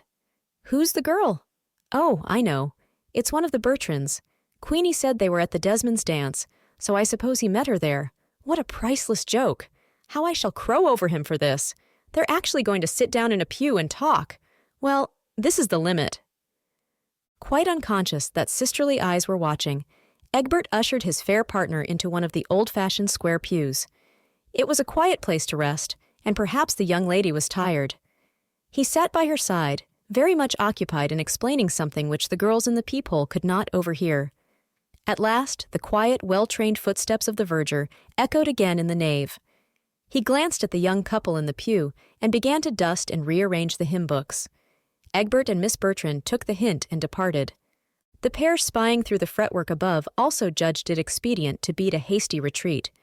They were terrified lest the verger should remember that he had left the tower door open and should lock them in. They stumbled back among the rafters, regardless of dust, and groped their rather perilous way down the winding staircase. To their infinite relief, the door was not shut, and they were able to creep quietly out and bolt from the abbey unperceived. They fled along the stone path that edged the churchyard, then stopped under the shelter of a ruined wall to brush the dust off their dresses before re-entering the college. "It's been quite an adventure," gasped Verity. "Rather, particularly catching old Egbert. Won't he look silly when I bring it out before the family? I don't know whether I will tell them, though. I think I'll keep it back, so as to have something to hold over his head when he teases me. Yes, that would be far more fun, really. I can hint darkly that I know one of his secrets, and he'll be so puzzled. I don't admire his taste much. Queenie detests those Bertrand girls. I don't know them myself to speak to, but I'm not impressed. Look here! The dust simply won't come off your skirt, Verity." "It'll do as it is, then, and I'll use the clothes brush afterwards. Don't worry any more. There's the Abbey clock striking 5. It's a few minutes fast, fortunately, but we shall simply have to sprint, or we shall be late for tea." Chapter 15. Brotherly Breezes. There was no doubt that Egbert was the odd one in the Saxon family. He had inherited a testy strain of temper and was frequently most obstinate and perverse. It was unfortunate that he was an articled pupil in his father's office, for he fretted and tried Mr. Saxon far more than Athelstane would have done in the circumstances. Egbert's saving quality was his intense love for his mother. Her influence held him steadily to his work and smoothed over many difficult situations. He was apt to quarrel with Quinrede, but he had a soft corner for Ingrid, and sometimes made rather a pet of her. A few days after the incident at the Abbey, he turned up at school, to her immense astonishment, and asked leave from Miss Bird to take her out to tea at a cafe. It had been an old promise on his part, ever since Ingrid went to the hostel, but it had hung fire so long that she had come to regard it as one of those pea-crust promises that elder members of a family frequently make, and never find it convenient to carry out. She had reminded Egbert of it at intervals all through the autumn term, then had given it up as a bad job. To find him waiting for her in Miss Bird's study, ready to escort her to the Alhambra tea-rooms, seemed like a fairy tale come true. She whisked off at once to make the best possible toilet in the circumstances, and reappeared smilingly ready. When you have tea every day at a long table full of girls, the meal is apt to grow monotonous, and it was a welcome change to take it instead in a gay oriental room with Moorish decorations and luxurious armchairs, and a platform in a corner, where musicians were giving a capital concert. Ingrid leaned back on an embroidered cushion and ate cakes covered with pink sugar, and listened to a violin solo followed by some charming songs, and watched the gay crowd sitting at the other small tables. It was really delightful to be out just with Egbert alone. It made her feel almost grown up. Moreover, he was in such a remarkably generous mood. He set no limit to the supply of cakes, and he stopped at the counter as they went downstairs and bought her a box of chocolates and a large packet of Edinburgh Rock. He even went further, for as they walked round the square together and looked into the window of a fancy shop, he told her to choose her birthday present, and agreed amicably when she selected a Morocco leather bag, which was for the moment the summit of her dreams. She parted from him at the college gates in deepest gratitude. This was indeed something like a brother. You're an absolute trump, she assured him. Well, a fellow's always got a decent sister to take about anyway, he replied enigmatically, a remark over which Ingrid pondered but could not fathom. She mentioned the jaunt at the family supper table on Friday evening. To her immense surprise, her innocent remark had somewhat the effect of a bomb. Mr. Saxon turned to his son with a sudden keen expression, as if he had convicted him of a crime. Mrs. Saxon's face also was full of suppressed meaning, while Egbert colored furiously, looked thunderous at his sister, and relapsed into sulky silence. Poor Ingrid felt that she had, quite unconsciously, put her foot in it, though how or why she could not tell. She said no more at the time, and when, afterwards, she ventured to refer again to the subject, she was so tremendously shut up that she saw clearly it was discreet to make no further inquiry. Plainly, there was some tremendous quarrel between Egbert and his father, for they were barely on speaking terms. Mr. Saxon threw out occasional innuendos that caused his son finally to stump from the room. Mrs. Saxon went about with a cloud of distress on her face, and Quenried, to whom Ingrid applied for enlightenment, promptly and pointedly changed the subject. It was miserably uncomfortable, for father and son were like two Leyden jars charged with electricity and ready to let fly at any moment. It was only the mother's influence that averted a family thunderstorm. Athelstane, too, seemed in the depths of gloom. He was willing, however, to communicate his woes. "I want a whole heap more medical books," he confided to his sister, "and Dad says he can't get them, and I must manage without. How on earth can I manage without? What's the use of my going to college if I haven't the proper textbooks? I can't always be borrowing. If I fail in my exams, it will be his fault, not mine. He's the most absolutely unreasonable man anybody could have to deal with. Of course, I know they're expensive, and funds are low, but I've simply got to have them or chuck up medicine." "It's so terrible to be poor," sighed Quenried, thinking of the old, happy pre-war days at Rutherwood, when everything came so easily, and there were no struggles to make ends meet. She talked the matter over afterwards with Ingrid. "If I could only help somehow," she mourned. "I've often thought I might go out and earn something, but Mother's not strong, and I really do a great deal in the house. If I went away and left her with only the orphan, she'd be laid up in a fortnight. As it is, she tries to do far too much. How could we possibly get some money for Athelstane's books? We'd rather die than ask our friends." Ingrid shook her head sadly. Wild ideas surged through her mind of disguising herself and sweeping a crossing. There were stories of wealthy crossing sweepers, or rivaling Charlie Chaplin on the cinema stage, but somehow they did not seem quite practicable for a girl of 16. She left Quenried's question unanswered. It was only late on Saturday afternoon that a great idea came to her. Great, but so overwhelming that she winced at the bare notion.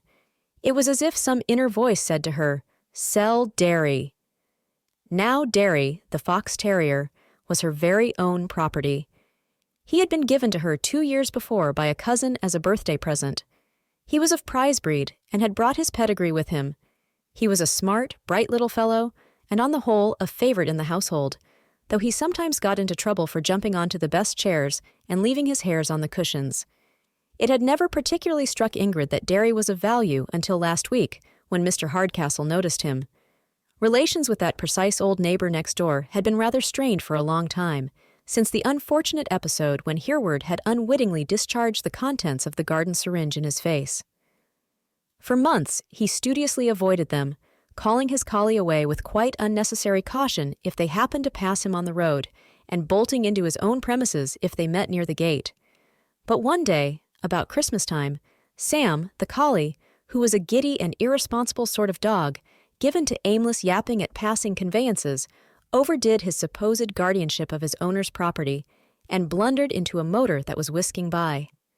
The car did not trouble to stop, and when it was 100 yards away, Sam picked himself up and limped on 3 legs to show his bleeding paw to his agitated master.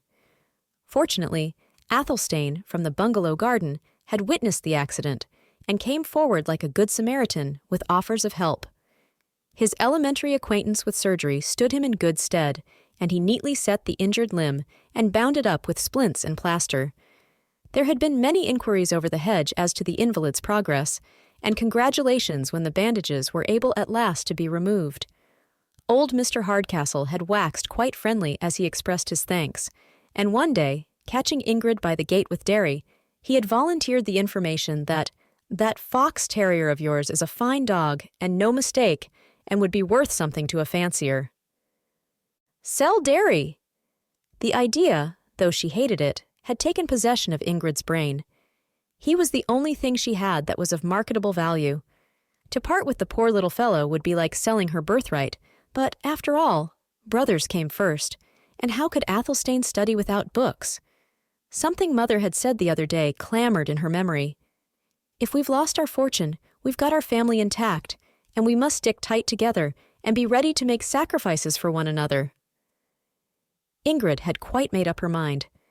She put on her hat, took Derry from his cozy place by the kitchen fire, kissed his nose, and carrying him in her arms, walked to the next-door house, rang the bell, and asked to see Mr. Hardcastle. She found the old gentleman in a cozy dining room, seated by a cheery fire and reading the evening paper. He looked a little astonished when she was ushered in, but received her politely, as if it was quite a matter of course for a young lady, hugging a dog, to pay him an afternoon visit. Ingrid put Derry down on the hearthrug, took the armchair that was offered her, and with a beating heart and a very high color plunged into business, and inquired if it were possible to find a fancier who wished to buy a prize fox terrier. "I've his pedigree here," she finished, "and he really is a nice little dog. If you know of anybody, I'd be so glad if you would tell me, please." Mr. Hardcastle, evidently much electrified, knitted his bushy eyebrows in thought, and pursed his mouth into a button. "There was a vet in Grovesbury who told me a while ago that he wanted one, but I saw him yesterday, and he said he had just bought one, so that's no good. You might try the advertisements in the bazaar. He looks a bright little chap. Why are you in such a panic to get rid of him? Been killing chickens?" "No," said Ingrid, turning pinker still. "It isn't that. I don't want to sell him, of course, only... And then, to her extreme annoyance, her brimming eyes overflowed, and she burst into stifled sobs. The old gentleman shot his lips in and out in mingled consternation and sympathy. There, he exclaimed. "Don't cry. For goodness' sake, don't cry. Tell me, whatever's the matter." It was, of course, a most unorthodox thing for Ingrid to blurt out family affairs, and father and mother would have been justly indignant had they known. But she was impulsive, and without much worldly wisdom, and Mr. Hardcastle seemed sympathetic. So on the spur of the moment, she told him the urgency of Athelstane's need, and how she was trying to meet it. He sat quite quiet for a short time, staring into the fire.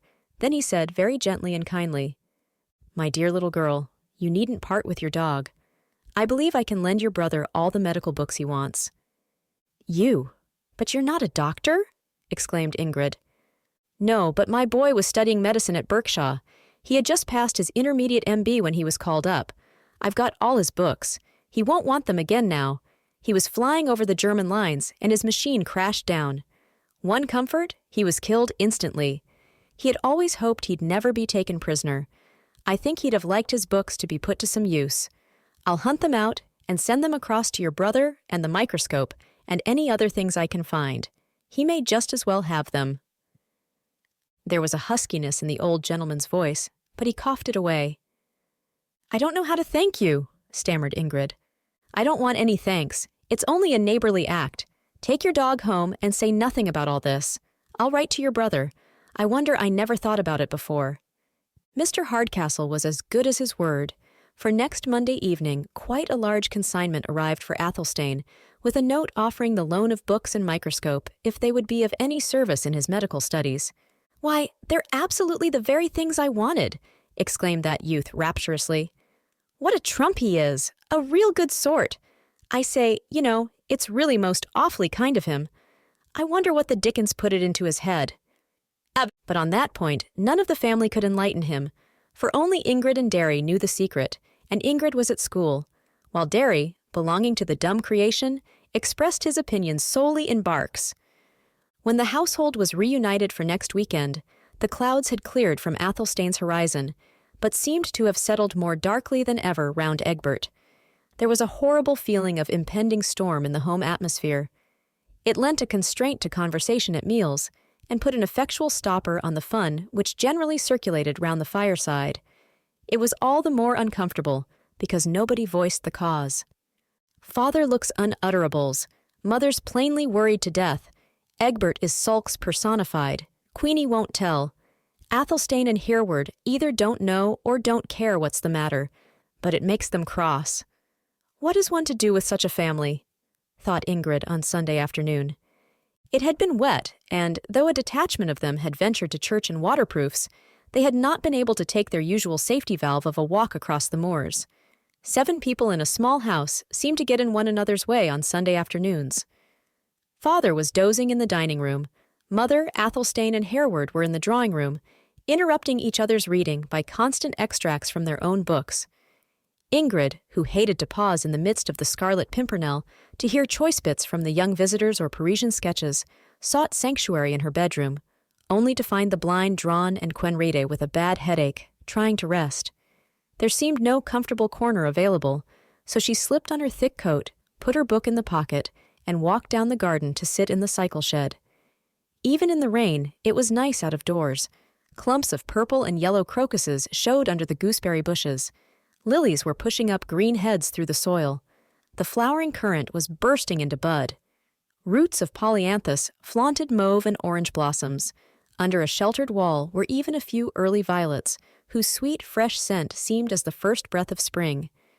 A missel thrush on the bare pear tree sang triumphantly through the rain, and a song thrush, with more melodious notes, trilled forth an occasional call. The robin, which had haunted the garden all the winter, was scraping energetically for grubs among the ivy on the wall, and scarcely troubled to fly away at her approach. Ingrid drew great breaths of sweet-scented wet air, and, with almost the same instinct as the thrush, broke into "Thank God for a Garden," the song that mother loved to hear Quenrede sing in the evenings when the day's work was over. Delightful and refreshing and soothing as nature may be, however, it is rather a wet business to stand admiring crocuses in the streaming rain, so Ingrid made a dash through the dripping bushes to the cycle shed. If she had calculated upon finding solitude here, she was disappointed. It was occupied already.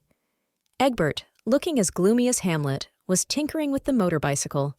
He greeted his sister with something between a sigh and a grunt, whistled monotonously for a moment or two, then burst into confidence. "Look here, Ingrid.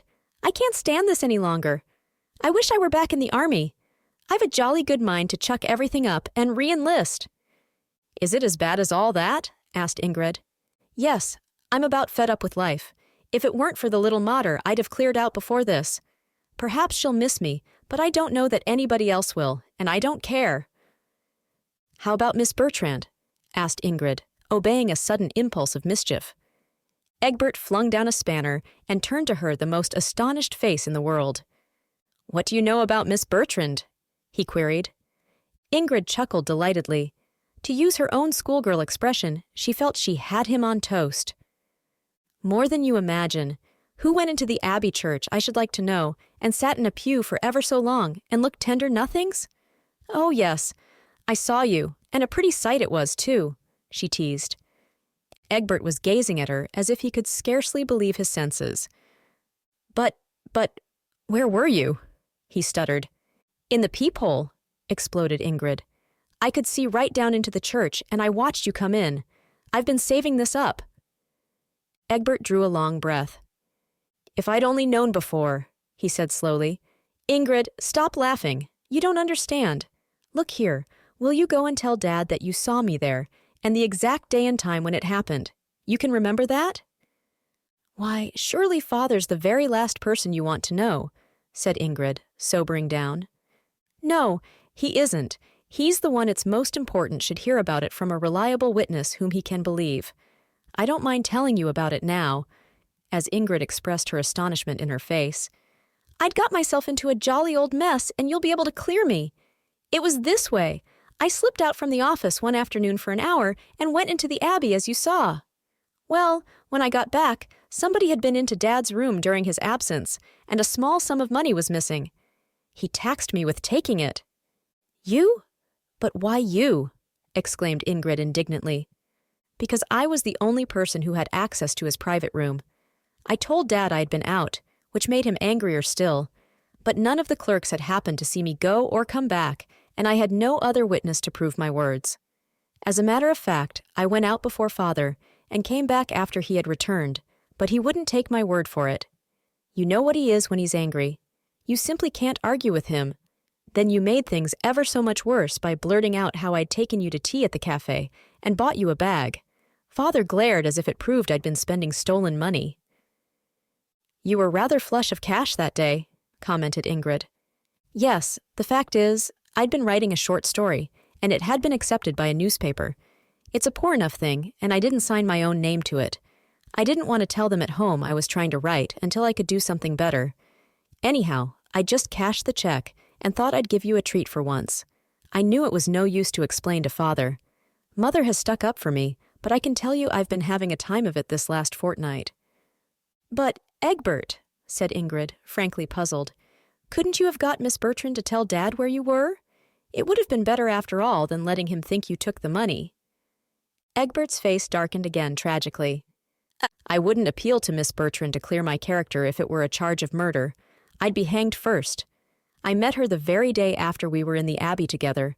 She was walking with some idiot of an airman, and she stared straight in my face and cut me. I've done with girls. They're all of them alike. And the gloomy young misanthrope picked up the spanner and began energetically tightening nuts on the motorcycle. Ingrid shook a sympathetic head. She had not much experience in love affairs, but she fancied that this one did not go very deep. You'll get over it, she consoled. And she wasn't a very nice girl anyway. Queenie always loathed her. If Dad's had his nap, I'll go and tell him how I saw you in the Abbey. I know it was a Tuesday, because I'd had my music lesson and was taking the books that Dr. Linton left behind him. Good! That's what's called proving an alibi. I don't know who walked off with those notes, but as long as Dad's satisfied I had nothing to do with it, that's all I care. He can thrash it out with the clerks now, or leave it alone. Mr. Saxon questioned Ingrid closely, but accepted her account of the matter, which set his doubts at rest concerning his son. The relief in the family circle was enormous. Mother's face was beaming, and it seemed as if the storm clouds had blown away and the sun had shone out. Tea was the most comfortable meal that the household had taken together for a fortnight. I haven't spent quite all that check I got from the Harlow Weekly News, whispered Egbert to Ingrid that evening, and I'm going to buy you a box of chocolates on Monday. I'll leave them for you at the hostel. You deserve them. You mascot. I can't quite see that I do deserve them, for I really meant to rag you about that Abbey business. But I won't say, no, thank you, to Chalks, rather not. We'll have a gorgeous little private feast in Nof 2 tomorrow night. Chapter 16. An Easter Pilgrimage. The 13 weeks between Christmas and Easter dragged much more slowly than those of the autumn term. The weather was cold and variable. As fast as spring stirred in the earth, winter seemed to stretch forth chilly fingers to check her advent. Nature, like a careful mother, kept the buds tightly folded on the trees and the yellow daffodil blossoms securely hidden under their green casement curtains. Only the most foolhardy birds ventured to begin building operations. The rooks in the elm trees near the Abbey had begun to repair their nests during a mild spurt in January, then put off further alterations till late in March. Morning after morning, the girls would wake to find the roofs covered with hoarfrost.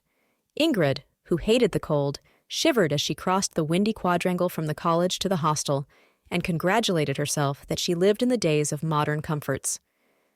How the old monks and nuns managed to exist in those wretched, chilly, damp cloisters I can't imagine, she said, as she squatted by the stove warming her hands. Were they allowed to take hot bricks to bed with them in their cells? Think of turning out for midnight services into an unwarmed church. It sounds absolutely miserable. Perhaps they made themselves more comfortable than we think, commented Verity. One of them probably kept up the fire and doled out hot drinks after the services. It might even have been possible to take a hot water bottle to church under the folds of those ample habits. I don't believe that would have been allowed. Surely the cold was part of the discipline? I shouldn't have been a nun if I'd lived in the Middle Ages, said Phil. I'd have wanted to go to the tournaments and to have seen my knight fighting with my ribbons in his helmet and bringing me the crown. Oh, wouldn't it have been fun? Life's not a scrap romantic nowadays. I do think men are slackers. Why don't they wear their ladies' colors at football and let whoever gets a goal carry a wreath of flowers to the pavilion and crown his girl Queen of Beauty? There'd be some excitement in looking on then. As it is, it's nothing but a scrimmage, and I never care a button which side wins. You needn't laugh. Why shouldn't a footballer look gallant and present trophies? The world would jog on a great deal better if there were more chivalry in it. The girls want to play games themselves nowadays instead of looking on and receiving trophies, giggled Verity. I don't, declared Phil emphatically. I hate tearing about at hockey or running at cricket. I'd far rather let my knight do the work for me. Chilly work looking on in this weather. The games keep one warm, said Ingrid, who was still only half-thawed. In spite of boisterous March winds and late spring frosts, the sun climbed steadily higher in the sky, and the days lengthened. Ingrid, who used to arrive home in the twilight at Winchcote on Friday afternoons, could now dig in the garden after tea. She liked the scent of newly turned earth, and was happy working away with a trowel, transplanting roots of wallflowers and forget-me-nots to make a display in the bed near the dining-room window. At school, the various forms vied with one another in shows of hyacinths grown in bowls, the best of which were lent to the studio on drawing days and figured as models for watercolor sketches, together with daffodils and hazel catkins. Lisbeth, who did not relax the activities of the Rainbow League, revived her idea of a posy union, persuaded some of the girls to bring little pots of gay crocuses or blue squills to school, and after these had been duly exhibited on a table in the lecture hall, sent them through the agency of a children's welfare worker to brighten the bedsides of various small invalids in the poorer quarters of the town and let them know that spring had arrived. Eastertide was very near now, and the school would break up for 3 weeks. Miss Bird was going away to allow her tired brains to lie fallow for a while, and most of the other teachers were looking forward to a well-earned rest apart from their forms. It came as a surprise to everybody when Miss Strong, alone among the staff, suggested the project of taking some of her pupils for a short walking tour. They were to start off, like pilgrims of old, carrying with them the barest necessaries, and have a 4 days' tramp to visit a few of the beauty spots of the neighborhood, spending a couple of nights en route. It will be a real open-air holiday, she assured them. We shall be out of doors all day long and eat most of our meals by the roadside. I've planned it out carefully. A short railway journey to Carford, then walk by easy stages through Righton-on-the-Heath to Dropwick and Pursborough, where we can get the train again back to Grovebury. I know of 2 extremely nice temperance hotels where we can be put up for the night. By going in this way, we shall see the cream of the country. Any girl who is a good walker may join the party. It certainly sounded a fascinating program, and after due consideration at home, 8 girls put their names down for the excursion: Ingrid, Verity, Nora, Bess, Linda, Francie, Kitty, and Belle. They felt it would be quite a new experience to know Miss Strong out of school hours. The light in her eyes when she announced the scheme gave promise of hitherto hidden capacities for fun. It circulated round the form that she might prove quite a jolly companion. Those girls who could not join the tour were a trifle wistful and inclined towards envy. They took it out of the pilgrims in gloomy prognostications concerning the weather. "It will probably rain all the time, and you'll tramp along like a row of drowned rats," suggested Beatrice. "It won't do anything of the sort. I believe we're going to have a fine, mild spell, and it will be just glorious. I'm taking my brownie, so there'll be some snapshots to show we've been enjoying ourselves," retorted Nora briskly. "You stay-at-homes will be sorry for yourselves when you hear our adventures." To allow the weather ample chance of improvement, and perhaps also to give Miss Strong time to rest, the excursion was fixed for the last week of the holidays. One morning in mid-April, therefore, found teacher and pupils meeting together on the platform of Grovebury Station to catch the 9.25 train to Carford. They wore jerseys and their school hats, and they carried their luggage according to their individual ideas of convenience. Linda wore her little brother's satchel slung over her back. Nora had borrowed a knapsack, Kitty preferred a parcel, Verity packed her possessions in a string bag, and Bess carried a neat dispatch case. "I'd a ripping idea for mine, but it wouldn't work," declared Ingrid. "I meant to tie my parcel to a balloon and then just lead it along by a string, but I couldn't get a proper gas balloon for the business, and that's what you ought to have. And suppose the wind were to blow it away from you, what then?" inquired Miss Strong. "I suppose I should have to cable it round my waist." "Then you might be whisked up with it, and we should see you sailing off into the clouds in a kind of airplane holiday instead of a walking tour. I don't think we can patent your balloon dodge yet." "What I want," said Kitty, "is a sort of child's light mail cart arrangement that I could wheel along. It's what Mother always says she needs for shopping, a parcel holder on wheels. Why doesn't somebody invent one? He, or she, I'm sure it would be a she, would make a fortune." "We might have borrowed a perambulator," said Belle quite seriously, "and have packed all our luggage into it." "Oh, I dare say. And who would have wheeled it?" "We could have taken it in turns." "With long turns for the willing horses and short turns for shirkers. No thanks. Better each to stick to our own." "Besides which, forget stiles. We hope to try some field paths as well as high roads," added Miss Strong. "Also, I should decidedly have jibbed at escorting a perambulator. Here comes the train. Let us make a dash for an empty carriage and keep it to ourselves." It was only a short journey to Carford, but it took them over 12 rather uninteresting miles and put them down just at the commencement of a very beautiful stretch of country, where open uplands alternated with wooded coombes, and where the stone-roofed villages were the prettiest in the county. Miss Strong, who had had some experience of mountaineering in Switzerland, restrained the pace and kept them all at what she called a guide's walk. "It pays in the long run," she assured them. "If you tear ahead at first, you get tired later on, and we must keep fairly well together. I can't have some of you half a mile behind." The April days were still cold, but very bracing for exercise. Lambs were out in the fields, primroses grew in clumps under the hedgerows, hazel catkins flung showers of pollen to the winds, and in the coppice that bordered the road, pale mauve March violets and white anemone stars showed through last year's carpet of dead leaves. There was that joyful thrill of spring in the air, that resurrection of nature when the thraldom of winter is over and beauty comes back to the gray, dim world. The old Greeks felt it, thousands of years ago, and fabled it in their myth of Persephone and her return from Hades. The Druids knew it in ancient Britain and fixed their religious ceremonies for May Day. The birds were caroling it still in the hedgerows, and the girls caught the joyous infection and danced along in defiance of Miss Strong's jog-trot guide-walk. Even the mistress herself, so wise at the outset, finally flung prudence to the winds and skirmished through the coppices with enthusiasm equal to that of her pupils, lured from the pathway by the glimpses of kingcups or the pursuit of a peacock butterfly.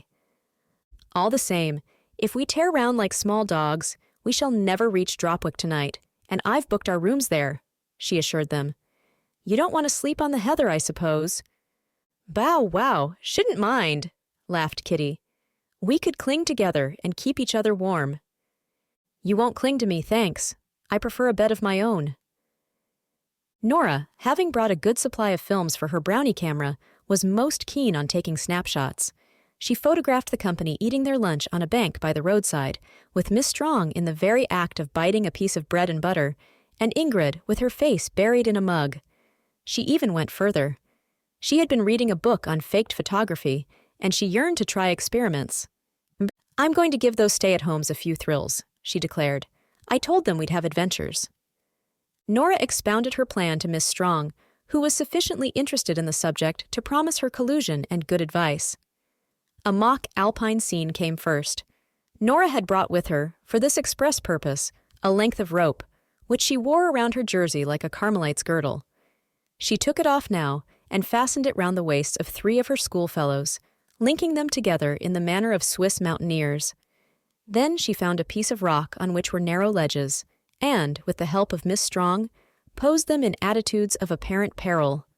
Really, they were only a couple of feet from the ground, and a fall would have been a laughing matter, but in a camera they appeared to be clinging almost by their eyelashes to the face of an inaccessible crag and in imminent danger of their lives. Nora took 2 views and chuckled with satisfaction. That'll make their hair stand on end. I'll fix a few more sensations if I can. Who's game to run 6 inches in front of a mild old cow's horns while somebody urges her on from behind? How will you guarantee she's mild? Inquired Bess dubiously. She might take it into her head to toss us. Not she. It was only the cow with the crumpled horn that went in for tossing. Well, I'd rather be in a safer photo, thanks. I'm terrified of cows anyway. Nora's instincts were really quite dramatic. She photographed Bess crouching in the hollow of a tree, an imaginary fugitive, to whom Francie, in an attitude of caution, handed surreptitious victuals. She posed Linda, apparently lifeless, on the borders of a pond, with Kitty and Verity applying artificial respiration. She bound up Ingrid's head with a handkerchief and placed her arm in a sling as the result of a fictitious accident, and would have arranged a circle of weeping girls round the prostrate body of Miss Strong had not that stalwart lady stoutly objected. "I'm not going to do anything of the sort, so put up that camera and come along at once. We've wasted far too much time already, and we shall have to step out unless we want to finish our walk in the dark. I promise you tea at Righton-on-the-Heath if you hurry, but we can't stop half an hour there unless you put your best foot foremost, so quick march." Chapter 17. The Rivals. This book does not propose to extol an ideal heroine, only to chronicle the deeds and thoughts of a girl who, like most other girls, had her pleasant and her disagreeable moods, her high aspirations and good intentions, and her occasional bursts of bad temper. Ingrid had been very passionate as a child, and, though she had learnt to put on the curb, sometimes that uncomfortable lower self would take the bit between its teeth and gallop away with her. It is sad to have to confess that the enjoyment of her walking tour was entirely spoilt by an ugly little imp who kept her company. In plain words, she was horribly jealous of Bess. Ingrid liked to be popular. She was gratified to be warden of the Pioneers and a member of the school parliament. She felt she had an acknowledged standing not only in her own form, but throughout the college. Her official position, her cleverness in class, her aptitude for music, her skill at games, made her an all-round force and a referee on most subjects. There is no doubt that Ingrid would have had the undivided post of favorite in her form had it not been for Bess Hasselford. Not that Bess was in any way a self-constituted rival. On the contrary, she was rather shy and retiring, and made no particular bid for popularity. Perhaps that was one reason why the girls liked her. She was generous in lending her property, invited her form mates to charming parties at Rutherwood, and often persuaded an indulgent father to include some of her special chums in motoring expeditions on Saturday afternoons. She had, indeed, taken up the exact role that Quinrita had played years ago, before the war, and which Ingrid would have followed had Rutherwood and a car still been in the Saxons' possession. In spite of several overtures from Bess, Ingrid had thrust away all idea of friendship and had steadily refused any invitations to her old home. The reports which the girls brought back of the renewed glories of Rutherwood made her feel like a disinherited princess. She considered it rough luck that her supplanter should be at the same school and in the same form as herself, and decided that Bess had ousted her from both house and favor. It made it only the more aggravating that Bess's musical talent was quite equal, if not superior, to her own. Bess had improved immensely on the violin, and her performance at the end-of-term recital had received quite a little ovation. When the question of the walking tour was broached, Bess, owing to home engagements, had at first reluctantly refused, then had managed to rearrange her holidays, and had joined the party after all. To Ingrid, her presence utterly marred the enjoyment. It was extremely unreasonable of Ingrid, for Bess was most unassuming and really very long-suffering. She put up with snubs that would have made most girls retaliate indignantly. Nobody likes to be sat upon too hard, however, and even the proverbial worm will turn at last. As the walking party, much urged by Miss Strong, straggled along towards Righton-on-the-Heath, Bess made a lightning dive up a bank and came back with a blue flower, plainly of the Lebiot species. "Bugle," she remarked with satisfaction. "Bugle," echoed Ingrid scornfully. "Shows how much you know about botany. That's self-heal." "Oh no, it's certainly bugle." "I tell you, it's self-heal. I found some at Lindstone's last August and looked it up in the flower book." "Very likely you did, but that doesn't prove that this is self-heal." "It does, for anybody with a pair of eyes. I've been studying botany." "And so have I." "You may think you know everything, Bess Hazelford, but you don't know this." "I didn't say I knew everything, but I'm certain this is bugle all the same, and I stick to it." Bess's usually sweet voice had an obstinate note in it for once. She seemed determined to defend her botanical trenches. "Go it! Hammer and tongs!" laughed Kitty. "I'll back the winner." "And I'll take the case into court," said Linda, snatching the flower from her schoolfellow's hand and running on to show it to Miss Strong, who was an authority on the subject. The mistress paused to let the others overtake her. "Bugle, certainly," she decided emphatically. "The first bit we've found this year. It's out early. Self-heal? Oh dear, no. The two are rather alike and are sometimes mistaken one for another, but no botanist would dream of confusing them. Bugle is a spring and early summer flower, and self-heal blooms much later. Make a note in your nature diaries that you found bugle on the 15th of April. Considerably squashed, Ingrid had for once to acknowledge her botany to be at fault, and, though Bess did not triumph, Francie gave Kitty a poke, and the pair giggled. "Well, of course, one can't be always right," said Ingrid airily. "So it seems, though some people set themselves up for wiseacres," sniggered Kitty. Ingrid fell behind with Verity and let the others walk on. It was only a trifling incident, but she was annoyed to notice how openly and instantly the girls had sided with Bess. She felt too glum for speech, and as Verity was tired and disinclined to talk, they tramped along in silence. They had been winding steadily uphill for some miles, and were now on the heath from which Ryton took its name. The ground fell steeply to the west, showing glimpses of a great river in the valley below, where the still leafless woods had burst here and there into faint tokens of spring. Beyond the river rose the characteristic gray hills of the neighborhood, with their stone walls and sheepfolds and stretches of moorland, looking a little hazy in the afternoon light, but with patches of yellow gorse catching the sunshine. Ryton was a delightful little village. Its cottages, built long ago by local craftsmen, seemed absolutely in harmony with the landscape. Walls, dormers, and mullions and long undulating roofs were all of limestone and conveyed an impression of sturdy self-respect. The rain-worn, lichen-covered roofs had weathered to charming irregularities of form and lovely tones of color. Ivy and clematis climbed over the porches and twisted themselves round the low chimneys. The little gardens were bright with daffodils, mezereon, and flowering currant. To the girls, somewhat tired and decidedly hungry, the main focus of the village was a long iron post which stretched out over the street and supported a rudely painted sign of a bird, whose species might have been a puzzle to an ornithologist, but for the words Pelican Inn that appeared beneath it. In the long-ago days before railroads, the little hostelry had been a stopping place for stagecoaches, and a wooden board still set forth that it supplied posting in all its branches. The landlord would no doubt have been much dismayed if any wag had entered and demanded a chaise and post-horses to drive to Gretna Green, and a shabby motor in his stable-yard showed that he marched with the times. Miss Strong, on consulting her watch, decided that her party might safely indulge in a halt of half an hour, and ordered tea for 9 persons. The inn, built on a type common in the district, was entered by an archway leading straight into a courtyard. A door on the right led to the bar, and a door on the left to the coffee room. To this latter, more aristocratic quarter, Miss Strong conducted her pupils.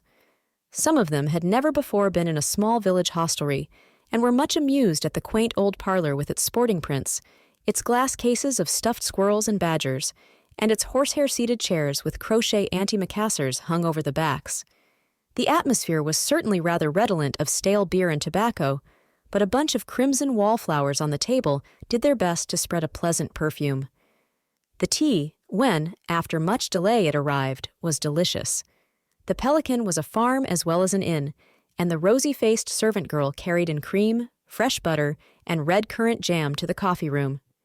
She apologized for the absence of cake, but it was an omission that nobody minded.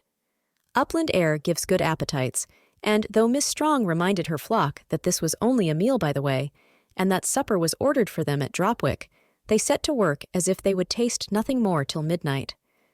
There was something so delightfully fresh and out of the common in having tea at a wayside inn.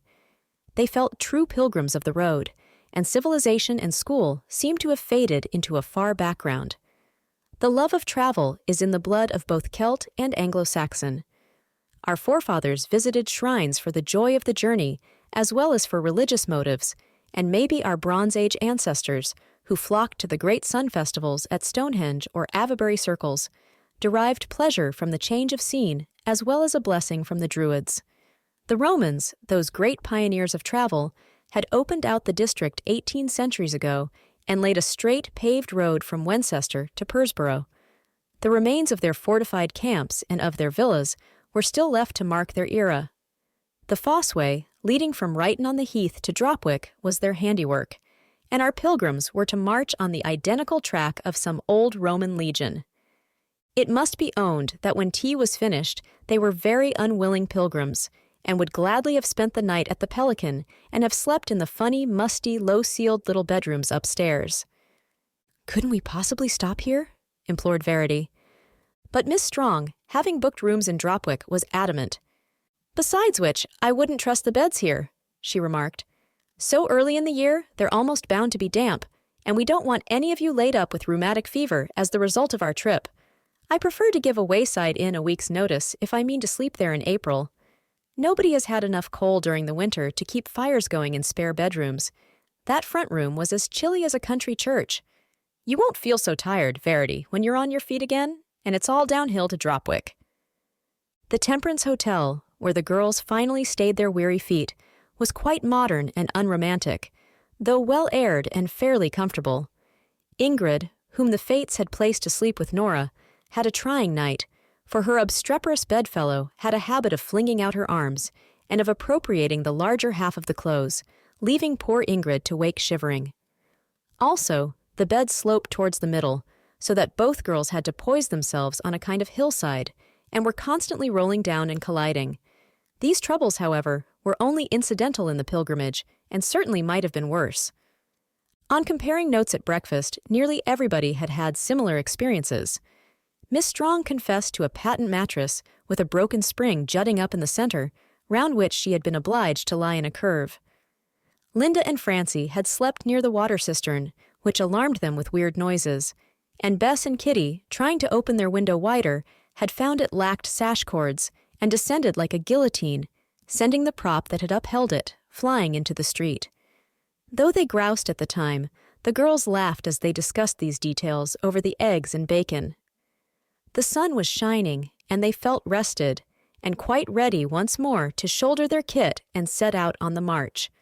And there was nothing of very great interest to see in Dropwick itself, though it was a quaint enough old-fashioned market town, with a 15th-century church tower and a few black and white houses. Miss Strong decided not to waste any time there, but to push on as fast as possible across the hills to Sudbury, where there was a fine Romano-British villa that was well worth a visit. So the Fossway took them up and up and up through fir woods, where the new cones were showing like candles on Christmas trees, and alongside a quarry where they pounced upon some quite interesting fossils in the heaps of stones by the road, and over a craggy, weather-worn peak, where, again, they caught the magnificent view of the valley and the river and hills beyond.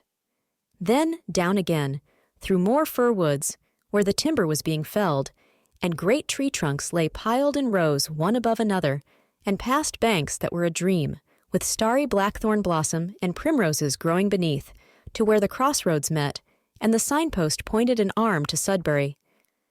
The Romans might take their road straight as an arrow across moor and hill, but they chose out the beauty spots of the land on which to build their villas, and were careful to fix upon a southern aspect and shelter from the prevailing winds.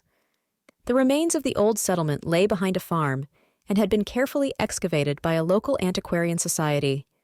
Visitors applied at the farmhouse, entered their names in a book, paid their admission money, and were escorted round by a guide. Time and successive conquests had demolished the greater part of the villa, but its foundations and some of the old brick walls could be plainly traced. The great bath, that indispensable feature of a Roman establishment, could still be seen, with its beautiful tessellated pavement, inlaid with mosaics of doves, cupids, and designs of fruit and flowers.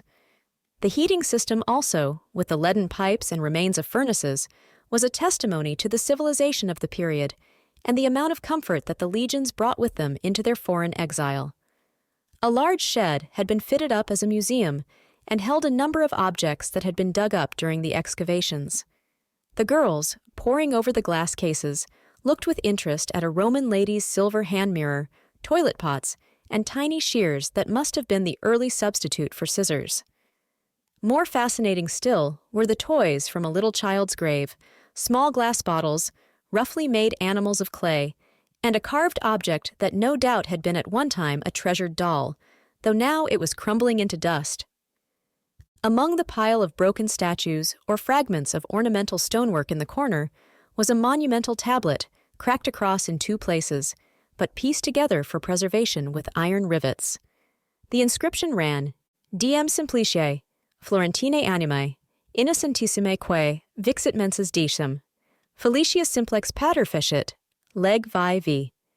To the divine shades, to Simplicia Florentina, a most innocent soul who lived 10 months, Felicia simplex of the 6th Legion, the victorious, the father, erected this.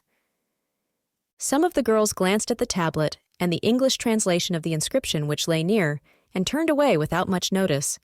But Ingrid stood gazing at them with a catch in her throat. They brought a whole pathetic human story to life again. She could picture the noble Roman father, leader of the victorious legion, sent over from Italy, and making his home here in a conquered foreign land, as our officers do in India, and bringing with him his lady with her Roman customs and her slaves. Those few brief words, a most innocent soul who lived 10 months, told the tragedy of the cherished little daughter whose frail life faded in the fogs of the British climate about 1800 years ago. Hearts are the same all the world over, and the pretty dark-eyed Roman baby must have been laid to its rest with as much grief and sadness as the fair-haired darlings whom British mothers sometimes bury in Indian soil. It's a sweet name, too, Simplicia Florentina, mused Ingrid. I wonder what she would have grown up like, and what her history would have been. I'd give worlds to know more about her. Aren't you coming, Ingrid? Called Verity from the doorway. Miss Strong says we ought to be getting on now. Ingrid brought her thoughts back with an effort to the 20th century and joined the waiting party outside. Miss Strong was talking to their guide, who was describing a short cut across the fields that would save them several miles on their way to Pursborough. Verity, after calling to her friend in the museum, had run out. Ingrid followed her, to find her with her arm locked closely through Bess's. There was no reason why she should not display such a mark of affection, but to Ingrid it seemed little short of an insult to herself. Verity, her particular chum, to have openly gone over to the enemy. She stared at her in surprise. Verity did not appear to notice the stare, however, and walked on quite calmly. Miss Strong had decided that they should find a quiet place along the lane where they could eat their lunch before beginning the second part of their march. She fixed on a lovely spot with a high wooded bank at the back and in front fields that sloped to the river. There were specks of yellow in these fields, and Kitty, who finished her sandwiches first, ran to inspect nearer and reported cowslips. Instantly, most of the girls went scrambling over the stile. Miss Strong, who had bought picture postcards of the Roman villa and was addressing them with a stylo pen, did not follow the exodus. She called to Ingrid, however, who was last. Warn the girls, she said, not on any account to go into that meadow where there is a horse with a young foal. The guide at the farm said it is a savage beast and will attack people. Be sure to tell them all. I'll run after them now, answered Ingrid, calling Cuckoo to attract their attention. She told Belle and Linda and Verity, who were near to the stile, and Linda passed the news on to Francie and Kitty. Bess was quite a long distance down the field, gathering blackthorn from the hedge. I'm not going to tear all that way after her, thought Ingrid crossly. Verity will be sure to tell her. They seem inseparable today. Besides which, nobody's particularly likely to go into that other meadow. There are plenty of cowslips here. It took Miss Strong a much longer time to write her postcards than she had originally intended, and while she was thus employed, her girls spread themselves out in quest of flowers. It is always amazing when you start rambling in company with others how quickly you can find yourself alone. By the time Ingrid had gathered a fragrant, sweet-smelling bunch and looked round for somebody to admire it, her schoolmates were gone. She hunted about for them and noticed Verity's green jersey and Kitty's brown tam-o'-shanter in the wood above. Surely they must all be up there together. She was just going to follow when a qualm of conscience seized her. She had not delivered Miss Strong's message to Bess, and it would perhaps be as well to ascertain that the latter had not strayed unwarned into the danger zone. It's not at all likely, Ingrid kept repeating to herself as she walked briskly along the meadow to the fence. I'm really only going on a wild goose chase. Likely or unlikely, it was the very thing which had happened. The cowslips on the other side of the railings were larger and finer, and Bess, having no fear of horses, had climbed over and wandered some way down the field. Only about 20 yards from her, the lanky foal was gamboling round its mother, a big draft mare, cropping the grass innocently enough at present, and apparently not perceiving trespassers. If Bess could retreat quietly and unnoticed from the field, all might be well. Ingrid did not dare to call for fear of attracting the mare's attention. If Bess would only turn round, she might wave to her. But Bess kept her back to the fence and had no idea of danger. There was only one course open to Ingrid. She slipped over the railings and went along the meadow to warn her schoolfellow. In a few quiet words, she explained the situation. "Don't run," she whispered. "Let us walk back, and perhaps it will take no notice of us." The girls went as softly as possible, looking over their shoulders every now and then to see that all was safe. Of bulls they had a wholesome terror, but they had had no previous experience of a savage horse. They were about 15 yards from the railings, when the mare, which hitherto had been feeding quietly, raised her head and lumbered round. She saw strangers in her territory. Her primeval instinct was to protect her foal, and she came tearing across the field with wild eyes, and lip turned back from gleaming teeth. The girls fled for their lives. It was a question of which could reach the railings first, they or the dangerous brute whose huge hooves thundered behind them. Ingrid, who was the taller and the stronger of the two, seized Bess by the hand and literally dragged her along. Together, they tumbled over the fence somehow and rolled down the bank into the safe shelter of some gorse bushes. For a moment, they were afraid the mare would leap after them, but the height of the rails balked her. Apparently, she was satisfied with routing the enemy and returned across the field to her foal. The girls, with shaking knees, got up and hurried towards the lane where they had left Miss Strong. "You've saved my life, Ingrid," gasped Bess as they went along. "No, I haven't," choked Ingrid. "At least, it was my fault you ever went into the field at all. Miss Strong told me to tell you the horse was savage, and you were such a long way off picking cowslips that I didn't trouble to go after you. I trusted to Verity telling you." "Verity ran the other way with Kitty." "I know. Well, at any rate, it was my fault, and I'm ready to take the blame. Precious row I shall get into with the Snark." "Why should we say anything about it?" "Not say anything?" "There's really no need. It's over and done with now. I don't want to get you into a scrape. I vote we just keep it to ourselves."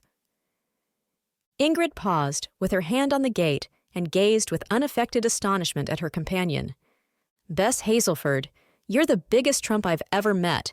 It's only one girl in 1,000 who'd want to cover up a thing like that. Most people would make such a tale of it, and pose as an injured martyr whom I'd nearly murdered. I'm sure Francie would, or even Verity. You put yourself into danger to come and warn me. Well, it was the least I could do." "Let's forget about it then. And don't tell any of the girls, in case they blab. It would make Miss Strong so nervous, she'd be scared about our going into any fields forever afterwards." "Righto, I won't tell, but I shan't forget. As I said before, I think you're the biggest trump on the face of the earth." "Cuckoo!" rang out Linda's voice from the bank. "Where are you girls?" shouted Miss Strong from the lane. "Coming!" called Ingrid as she latched the gate and hurried with Bess to rejoin the rest of the party. Chapter 18. Bess at Home. The Pilgrims, after a glorious tramp down the Dale of Beachcombe, reached Pursborough without further adventure and spent the night there. They gave an hour next morning to inspecting the glorious old church and the ruins of the castle, then once more resumed the Roman road. It was the last day of their tour, so they made the best of it. They explored some delightful woods, followed the course of a fascinating stream, ate their lunch in a picturesque quarry, had an early tea at a wayside inn which rivaled the Pelican in quaintness, and finally reached Ribstang in time to catch the 5:20 train to Grovebury. The conclusion of the excursion meant the close of the holiday, for school would begin again on the following Monday. Everybody had enjoyed it immensely, and everybody was only too sorry it was over. To Ingrid, it marked an epoch. She had suddenly made friends with Bess Hazelford. Now she viewed Bess with unprejudiced eyes. She realized what an exceedingly nice and attractive girl she really was. The adventure in the field had flung them together, and, much to the astonishment of the others, who did not know their secret, they had walked the whole way from Pursborough to Ribstang in each other's company. "I can't make out Ingrid," declared Verity. "Here she's been abusing Bess and calling her a bounder, and now she's hanging on her arm. The way some people turn round is really most extraordinary." "There's naught so queer as folks," quoted Linda. "Glad Ingrid's come to her senses at any rate. I always thought she was perfectly beastly to Bess." "So she was. I wonder Bess will put up with her now. I'm sure I wouldn't." Bess, however, was of a forgiving disposition and let bygones be bygones. It is the only plan at schools, for girls are generally so frank in the nature of their remarks that if you begin to treasure up the disagreeable things said to you and let them rankle, you will probably find yourself without a chum in the world. Though the fashion may be for plain speaking, it is often a matter of mood, and the mate who genuinely believes you a blighter one day will claim you as a mascot with equal persuasion on the next. It is all part of the wholesome rough and tumble of your education, and proves of as much use in training you and rounding your projecting corners as the lessons you learn in your form. The girls thought Ingrid's new infatuation would soon wear off, but it had come to stay. She herself was quite surprised at the force of the attraction. It was almost like falling in love. She marched with Bess at drilling, chose her for her partner at tennis, and would have changed desks to sit next to her, had not Miss Strong refused permission. As a natural result of this new state of affairs came a shy invitation from Bess, asking Ingrid to tea at Rutherwood.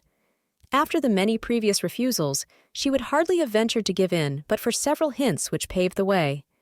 Circumstances, however, alter cases, and Ingrid, who had declared that nothing should induce her to set foot in her old home, was now all eagerness to go. She was delighted to find that she was to be the only guest. She felt that on this particular visit, even Verity would be de trop. On a certain Tuesday afternoon, therefore, with full permission from Miss Bird, she absented herself from the hostel tea-table and walked home with Bess instead. It gave her quite a thrill to turn in at the familiar gate of Rutherwood. The lawns were in beautiful order, and the beds gay with tulips, aubrietas, forget-me-nots, and a lovely show of hyacinths. So far from being neglected, the place seemed even better kept than in the old days. The house, with its pretty modern black and white front, its many gables, and its cheerful red-tiled roof, looked the same as formerly, but indoors there were great changes. The hall, which used to be Moorish, was now hung with tapestry and furnished in old oak. The drawing-room was yellow instead of blue, with a big brocade-covered couch and a Chapelle piano. The dining-room had rows of bookcases and some good oil paintings. The morning-room was a cheerful chintz boudoir with a gilt mirror and Chippendale chairs. The conservatory was full of choice flowers, and an aviary had been added to it. "Mother is so fond of birds," explained Bess. "They amuse her when her head's bad, and she doesn't care to see anybody. She's made most of them wonderfully tame." Mrs. Houselford proved to be a gentle, pleasant lady who shook hands kindly with Ingrid, then excused herself on the score of ill health and retired to her room, leaving the girls to have tea by themselves. "Mother's never been really well for 3 years," said Bess. "Not since Bert and Larry." She did not finish her sentence, but her eyes turned to the wall where hung 2 portraits of lads in khaki. Ingrid understood. She knew that Bess had lost both brothers in the war, and she had heard that poor Mrs. Hazelford had shut herself up in her grief and refused all comfort, sometimes even to the extent of remaining for days upstairs and neglecting the company of husband and child. Her attitude to Bess was often peculiar. It was almost as if she resented her daughter being left when her adored boys had been taken from her. Bess never knew how she would be received, for sometimes her mother would seem unable to bear her presence, and at other times would unreasonably chide her for neglect. It began to dawn on Ingrid how very lonely her friend must be. She had secretly envied her the possession of Rutherwood, but now she realized how little the house itself would mean without the happy home life in which brothers and sister had borne their part. "I'd rather have the bungalow with the family than Rutherwood all alone," she ruminated. "As for Mufkins, she's 1 in a million. I believe she'd be cheery in a coal cellar, so long as she'd a solitary chick to keep under her wing. Why, if we'd lost our boys, she'd have been trying to make it up to Queenie and me for not having brothers. I know her. That's her way. Bess had much to show to her visitor when tea in the dainty morning room was over. There were her books, and her photographs and postcard albums, and all kinds of girlish possessions, and a cocker spaniel with 3 puppies as fat as roly-poly puddings, and a fern case opening out of one of her bedroom windows, and a collection of pressed wildflowers, and a green paraquet that would sit on her wrist and allow her to stroke its head, though it snapped at strangers. They had been working upwards through the house, and finally Bess led the way to the top landing of all. She paused for a moment before the door of an attic room. "I expect you'll know this place," she remarked shyly, ushering in her guest. Ingrid looked round in amazement. It was a little sanctum which she and Quenrita had shared in the old days as a kind of studio. Here they had been allowed to try experiments in poker work, painting, fret carving, spatter work, or any other operations which were considered too messy to be performed in the schoolroom downstairs. They had loved their den, as they called it, and had taken a particular pleasure in covering its walls with pictures, cut, most of them, from magazines, and stuck on with glue or paste. During the occupation of Rutherwood by the Red Cross, this room had been locked up, and Ingrid had imagined that Mr. Hazelford would have had it papered when the rest of the house was decorated. She was delighted to find it in this untouched condition. All her dear former treasures adorned the walls, and she ran from one to another rejoicing over them. There was even a further surprise. Years ago, an artist cousin had sketched her portrait in pastel crayons upon the color wash of the wall. It had been done as a mere artistic freak, but like many such spontaneous drawings, it had been an admirable likeness and a very pretty picture. It bore her name, Ingrid, in flourishy letters underneath. The whole of this had now been protected with a sheet of glass and enclosed by a frame. A table in the room, an easy chair, and a gas fire seemed to point to its occasional occupation. "You actually haven't had this changed," exclaimed Ingrid. "I thought it must all have been swept away by now." "No. You see, Father took me over the house when first he decided to come here, and when he was arranging what papers to choose. I fell in love with this dear wee room just as it was, and begged that it mightn't be touched. Father let me have it for my very own. It was so different from all other rooms. I liked the pictures pasted on the walls, and the bits of poker work nailed up. I knew some other girls must have been here, and it gave me a homely feeling, as if you had only gone away for a few minutes and might come back any time and talk to me. Then there was your portrait. I wondered who Ingrid was. The name struck my fancy immensely, and so did the face. You remember we removed to Rutherwood at the end of July, and all the rest of the summer I wondered about the portrait. I used to come up here and sit when I felt very lonely, and it seemed company somehow. You can't think how fond I got of it. I suppose I was rather silly and absurd, but I knew nobody in Groveberry then, and Mother was ill in her room, and Father away all day.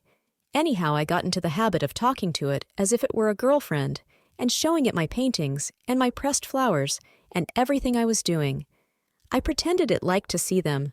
Sometimes I even brought up my violin and played to it. That was nicer than being quite by myself. It grew to be as dear to me as the little sister I had always longed to have. Then in September I went to the college. You can imagine what a start it gave me when somebody called you Ingrid. I looked at you, and I saw at once that you were the Ingrid of my picture, only grown older. I was absolutely thrilled. It was very foolish of me, but I thought somehow you'd understand. Of course you didn't. How could you? It was idiotic of me to expect it. The Ingrid on the wall was simply the friend of my fancy. And the real one was just hateful to you, said Ingrid sorrowfully. I know I was a perfect beast. I was ashamed of myself all the time, only I wouldn't confess it. Lisbeth used to slate me sometimes for my nastiness. She called me a jealous blighter, and so I was.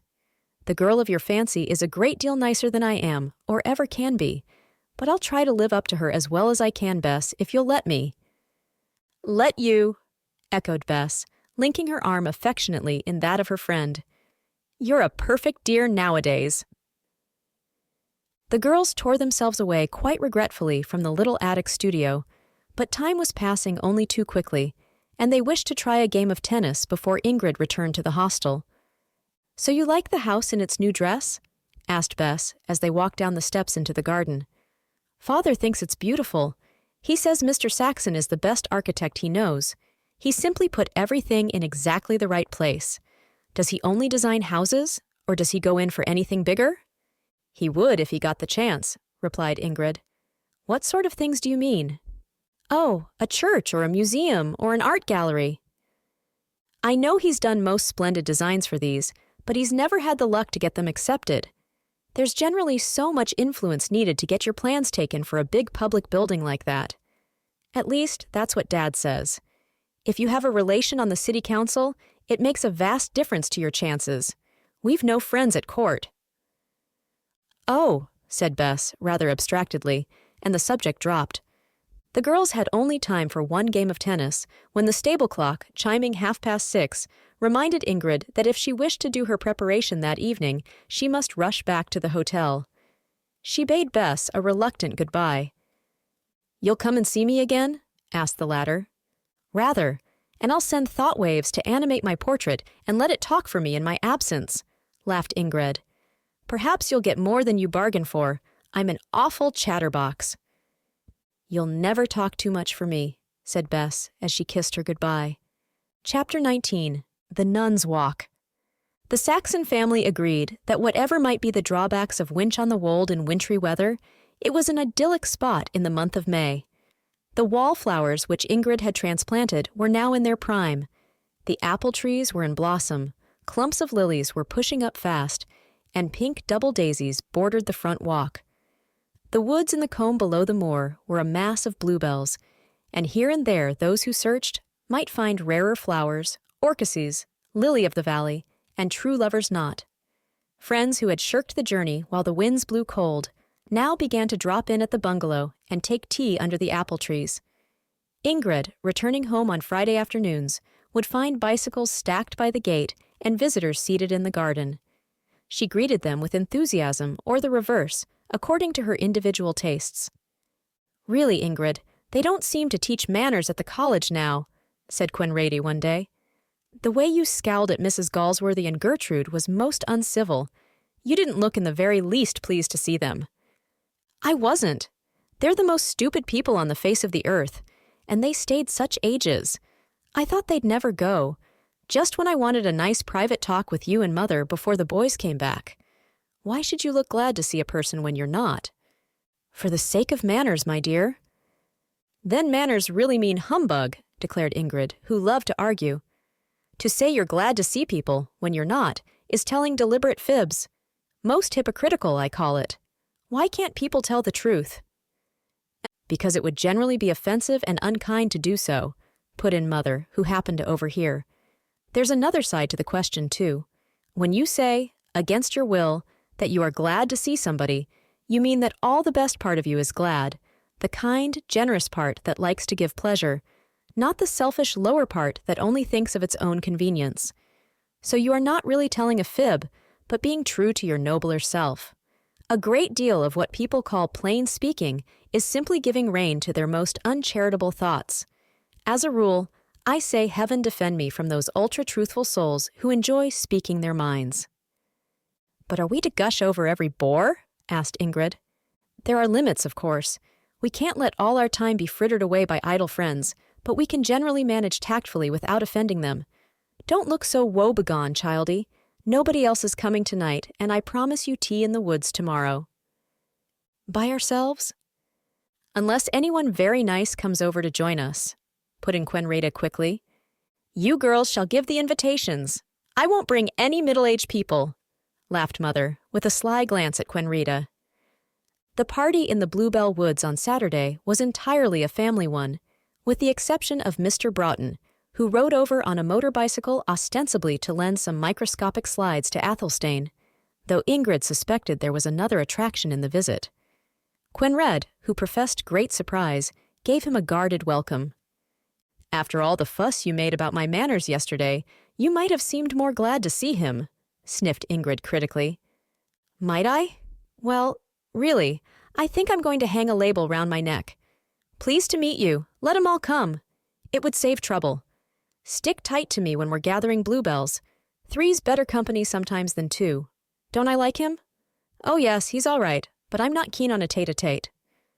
After which hint, Ingrid, who had some acquaintance with the perversity of Quenread's feminine mind, did exactly the opposite, and, abandoning her basket to the custody of Mr. Broughton, left him helping her sister to gather bluebells, and took herself off with Hereward.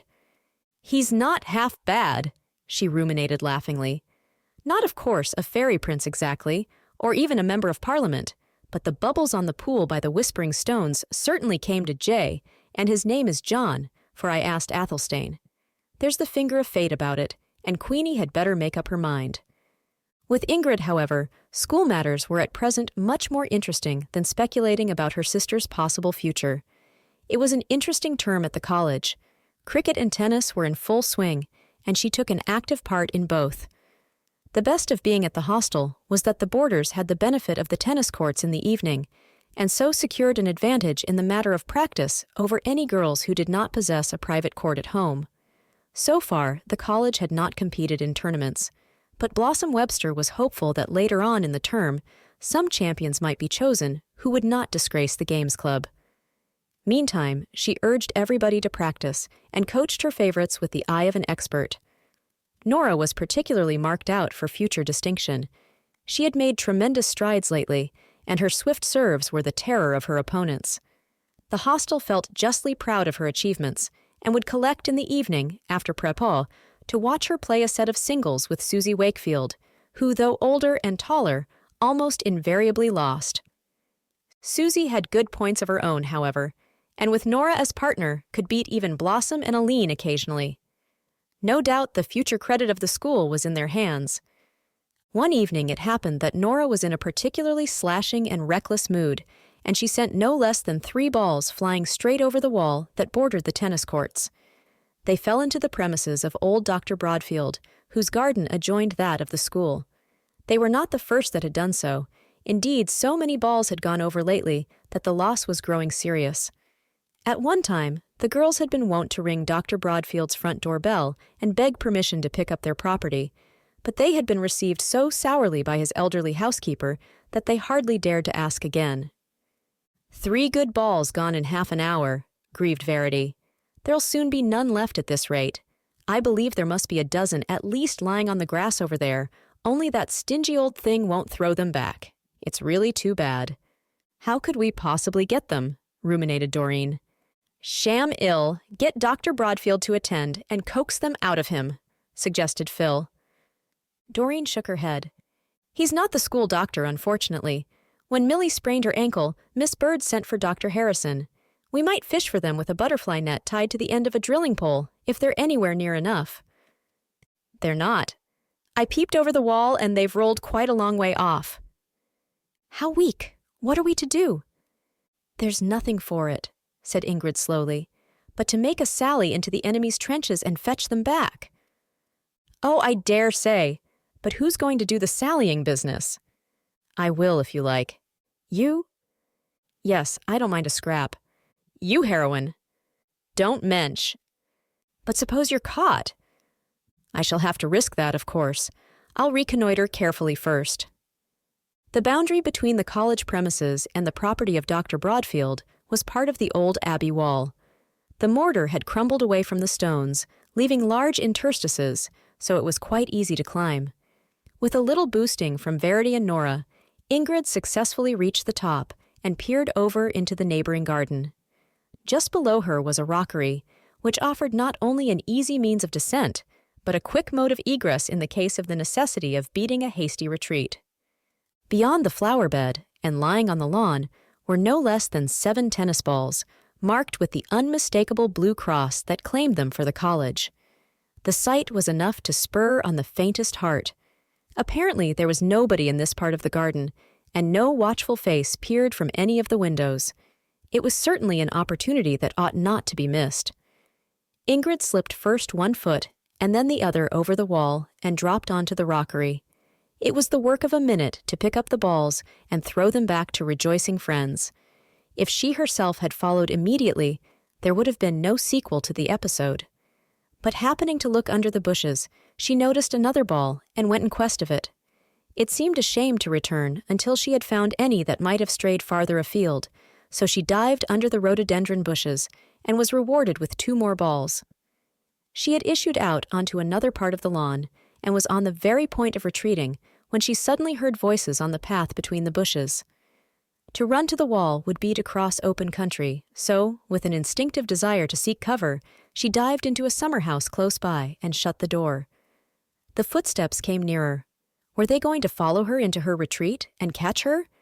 It would be too ignominious. Peeping warily through a small window of the summer house, she saw 2 young people, apparently much interested in each other, strolling leisurely up. To her immense relief, they did not attempt to enter, but sat down on a seat outside the window.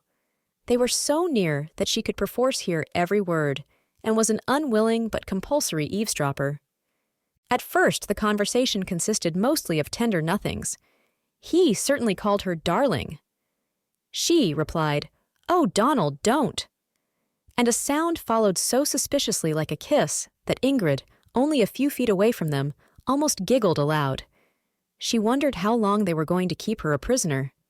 It might be very pleasant for themselves to sit spooning in the garden on a mild May evening, but if they prolonged their enjoyment beyond 8 o'clock, the hostel supper bell would ring, and any girl not in her place at the table would lose a mark for punctuality. He, on the other side of the window, was waxing sentimental about old times and bygone days. "I'm glad you're not a nun, darling," he remarked fatuously. "If you had lived in the ancient abbey, I shouldn't have been able to walk about the garden with you, should I?" "I suppose not," she ventured, "especially if you'd been a monk." "I dare say some of them did manage to do a little love-making sometimes, though. What's that story about the ghost?" "The white nun, do you mean? The one that haunts the college gardens?" Ingrid pricked up her ears at this. "Yes, isn't there some legend or other about her?" "I believe there is, but I've forgotten it. I only know she walks on moonlight nights, down the steps by the sundial, and then disappears into the wall near the abbey. At least she's supposed to. I've never met anybody who's seen her. Don't talk of such shuddery things. You make me feel creepy." Apparently, he offered masculine protection, for another suggestive sound was followed by a giggle and a remonstrance. The hostel bell was ringing, and the abbey clock was striking 8. Were they going to stay talking all night? Ingrid was growing desperate. She wondered how she was going to explain her absence to Mrs. Best. She even debated whether it would be advisable to open the summer house door, bolt across the lawn, and trust to luck that the matter was not reported at the college. She had her hand on the latch when the feminine voice outside remarked, "It's getting chilly, Donald." "Don't catch cold, darling," with tender solicitude. "Would you rather go indoors?" "Hooray!" triumphed Ingrid inwardly, though she did not dare to utter a sound. It took a little while for the lovers to get under way and finally stroll back along the path among the bushes. Ingrid gave them time to walk out of sight and hearing, then made a dash for the rockery, scrambled over the wall, tore across the tennis courts, and entered the dining room nearly 10 minutes late for supper. Mrs. Best looked at her reproachfully, and Doreen, who was monitress for the month, took a notebook from her pocket and made an entry therein. Nora and Verity and Phil went on eating sago blancmange with stolid countenances that betrayed no knowledge of their roommates' doings. But that night, when the foursomes met in the privacy of Dormitory 2, they demanded an account of her adventure. She certainly had a piece of interesting news to confide. "Did you know that a ghost haunts the garden?" "No. Oh, I say, where?"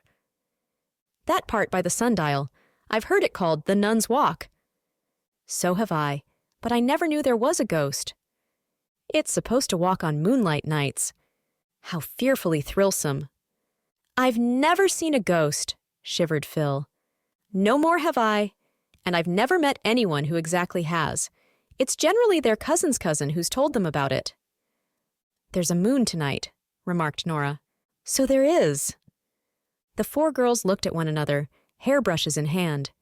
Each had it on the tip of her tongue to make a suggestion. "I dare you to go," said Verity at last. "Not alone." Phil was clutching already at Nora's hand. "Well, no, hardly alone. I vote we all go together and try if we can see anything. It would be rather spooksomely jinky."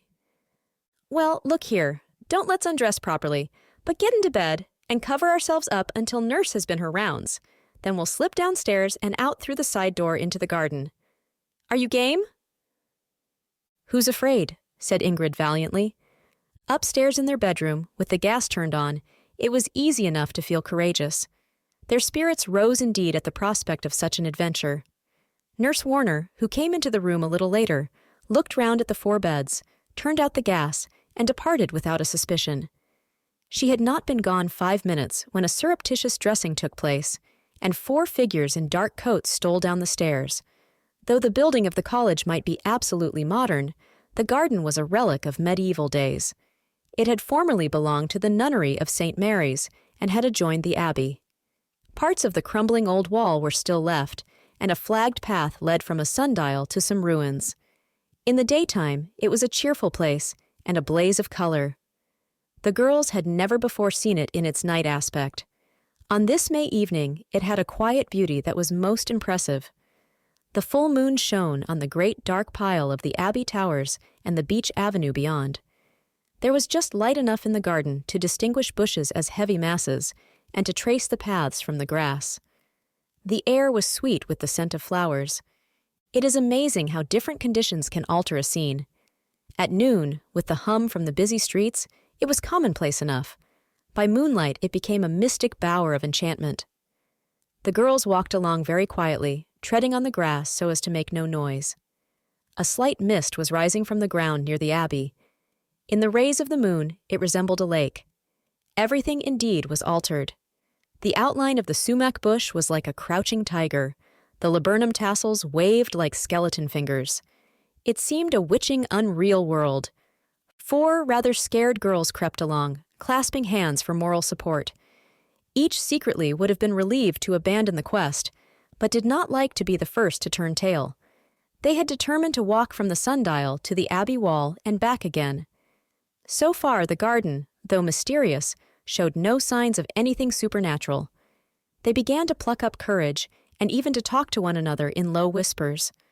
At the ruins, they turned and looked back towards the sundial. The moonlight streamed along the flagged path and shimmered on the clumps of early yellow lilies. What was that, stealing from under the shelter of the hawthorn tree? The girls gasped and almost stopped breathing. A tall figure, clothed in some long white garment, was gliding towards them. It kept in the shadow, and they could see no details, only a light mass that was slowly and steadily advancing apparently straight to where they were crouching beside the wall. Phil was trembling like a leaf. Nora declared afterward that her hair stood on end. Ingrid and Verity felt shivers run down their spines. Nearer and nearer came the white figure. Its approach was more than flesh and blood could stand. With a wild shriek, Phil dashed across the lawn, followed closely by Nora, Ingrid, and Verity. "Girls!" cried a clear and well-known voice. "Girls! Stop! What are you doing here?" And there was no mistaking the tone of command of the headmistress. 4 amazed and crestfallen damsels halted and turned back, to find Miss Bird, attired in a white dressing gown, standing in the moonlight on the grass. "What is the meaning of this?" she asked. "And why aren't you all in bed?" It is always difficult to give explanations, and, to such a matter-of-fact person as Miss Bird, it seemed particularly silly to have to confess that they had come out ghost hunting and had mistaken her for a spirit. She emptied the vials of her scorn upon their dejected heads. "Don't let me hear of any more nonsense of this sort," she finished. "I should have thought you were too intelligent to believe in such rubbish. As for leaving your dormitory at this hour, you deserve to be locked in the cycle shed for the night. I shall, of course, report you to Mrs. Best, and none of you will play tennis for a week as a punishment."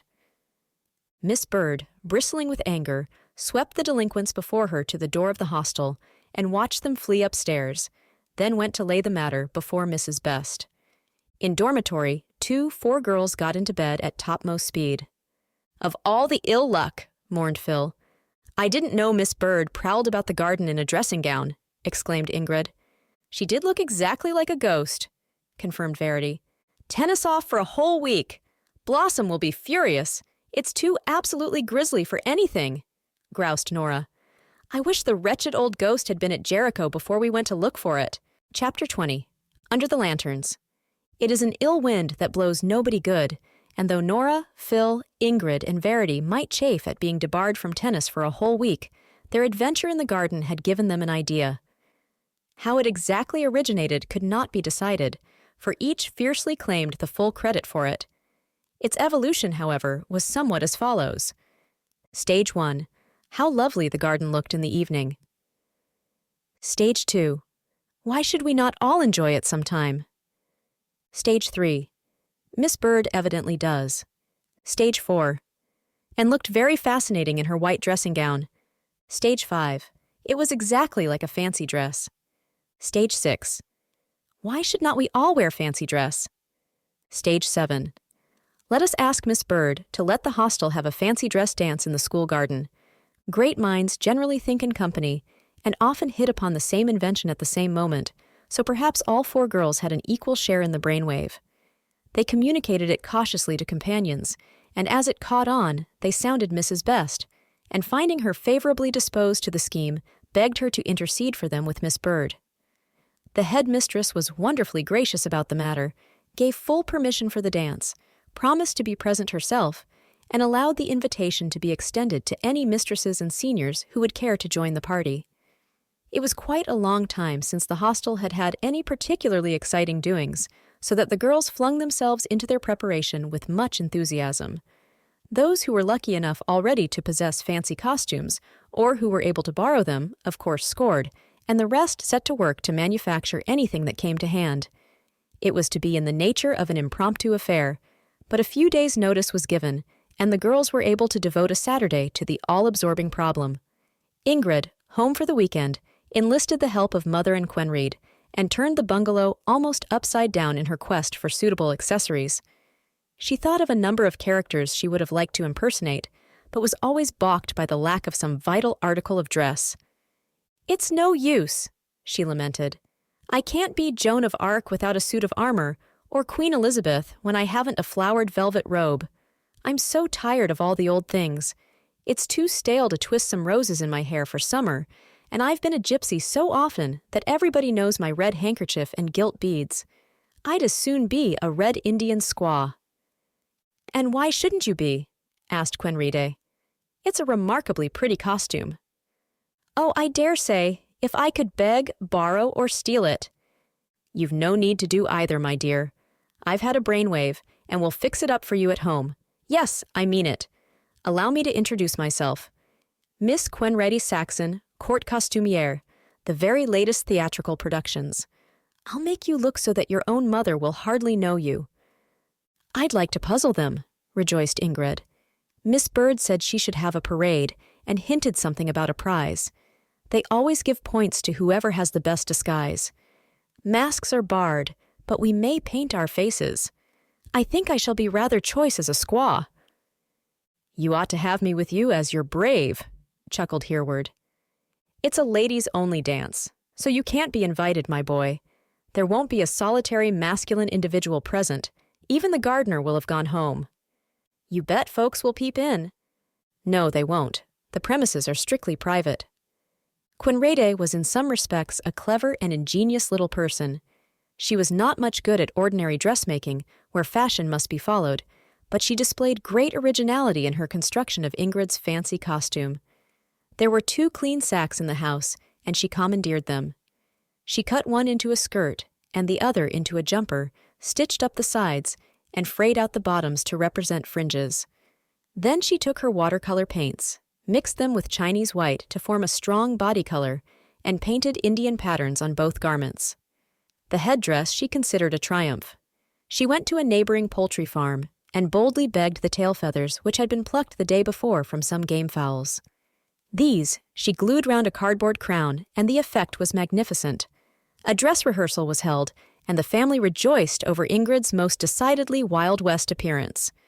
"You have a pair of real moccasins that Uncle Ernest sent you for bedroom slippers. I'll cut some strips of cloth into fringe for leggings, and you can wear Athelstane's leather belt and carry an axe for a tomahawk," said Quenrida, surveying her work with critical satisfaction. "Don't forget to paint your face." "I shan't show anyone my costume beforehand," chuckled Ingrid. "I really don't believe anyone will know me. What luck if I won a prize for the best disguise. Bet you anything you like you don't, murmured Hereward. Why shouldn't I? Because there may be others even better. Well, of course, that's for Miss Bird to judge, but I think I've a sporting chance at any rate. The dance was to be held on Monday evening after supper, when it was just beginning to grow dusk. The mistresses had taken the matter up quite enthusiastically, and had stretched some wires across the garden and hung up Chinese lanterns. The hostel piano had been pulled close to the window, so that the strains of music could float out into the garden. At least 15 seniors had accepted the invitation, and it was rumored that Miss Bird had invited a few private friends.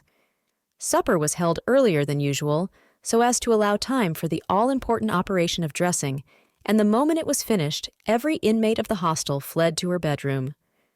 Dormitory 2 was naturally a scene of much confusion. The girls tried to put on their own costumes and help each other at the same time. Phil, as a Dresden china shepherdess, needed much assistance in the settling of her panniers and the arrangement of her curls, which by special permission from Mrs. Best had been twisted up in curl papers from 4 o'clock until the last available moment, and came out, much to Phil's satisfaction, in quite creditable ringlets. The effect was so altogether charming that her roommates called a general halt for admiration. "You look like a mixture of Dolly Varden and Sweet Lavender, with a dash of Maid Marian thrown in," decided Verity. "I hope my hair'll keep in curl." "There's rather a damp feeling in the air," fluttered Phil anxiously. "You could fly indoors and give it a twist with the tongs if it gets very limp," suggested Nora. Nora herself was going as a personification of the kitchen. Her skirt was draped with dusters and dishcloths. She wore a small dish cover as a hat. Clothes pegs were suspended round her neck as a necklace, and she brandished a rolling pin in her hand. "I'm bound to be something comic," she assured the others. "I'd never keep my face straight for a romantic character. I could no more live up to Lady Jane Grey than I could fly. She's above me altogether." Verity, who had borrowed a Dutch costume slightly too small for her, was trying to squeeze her proportions into the tight velvet bodice, and looked dubiously at the sabots. "I'll never be able to dance in those," she decided. "I'll put them on to start with, and then kick them off and slip on my sandals instead. They're the most extraordinary clumpy things in the world. I feel like a cat walking in walnut shells." Ingrid's toilet progressed very favorably till it came to the stage of coloring her face. She was not quite sure as to the best means of obtaining a red Indian complexion. First, she tried rubbing it with soil from the garden, but that was a painful process which almost scraped the skin from her cheeks. So she washed her face and used cocoa. She mixed it in a cup and dabbed it over, but it would not go on smoothly, and the result was so patchy and hideous that once more she brought out her sponge and wiped it off.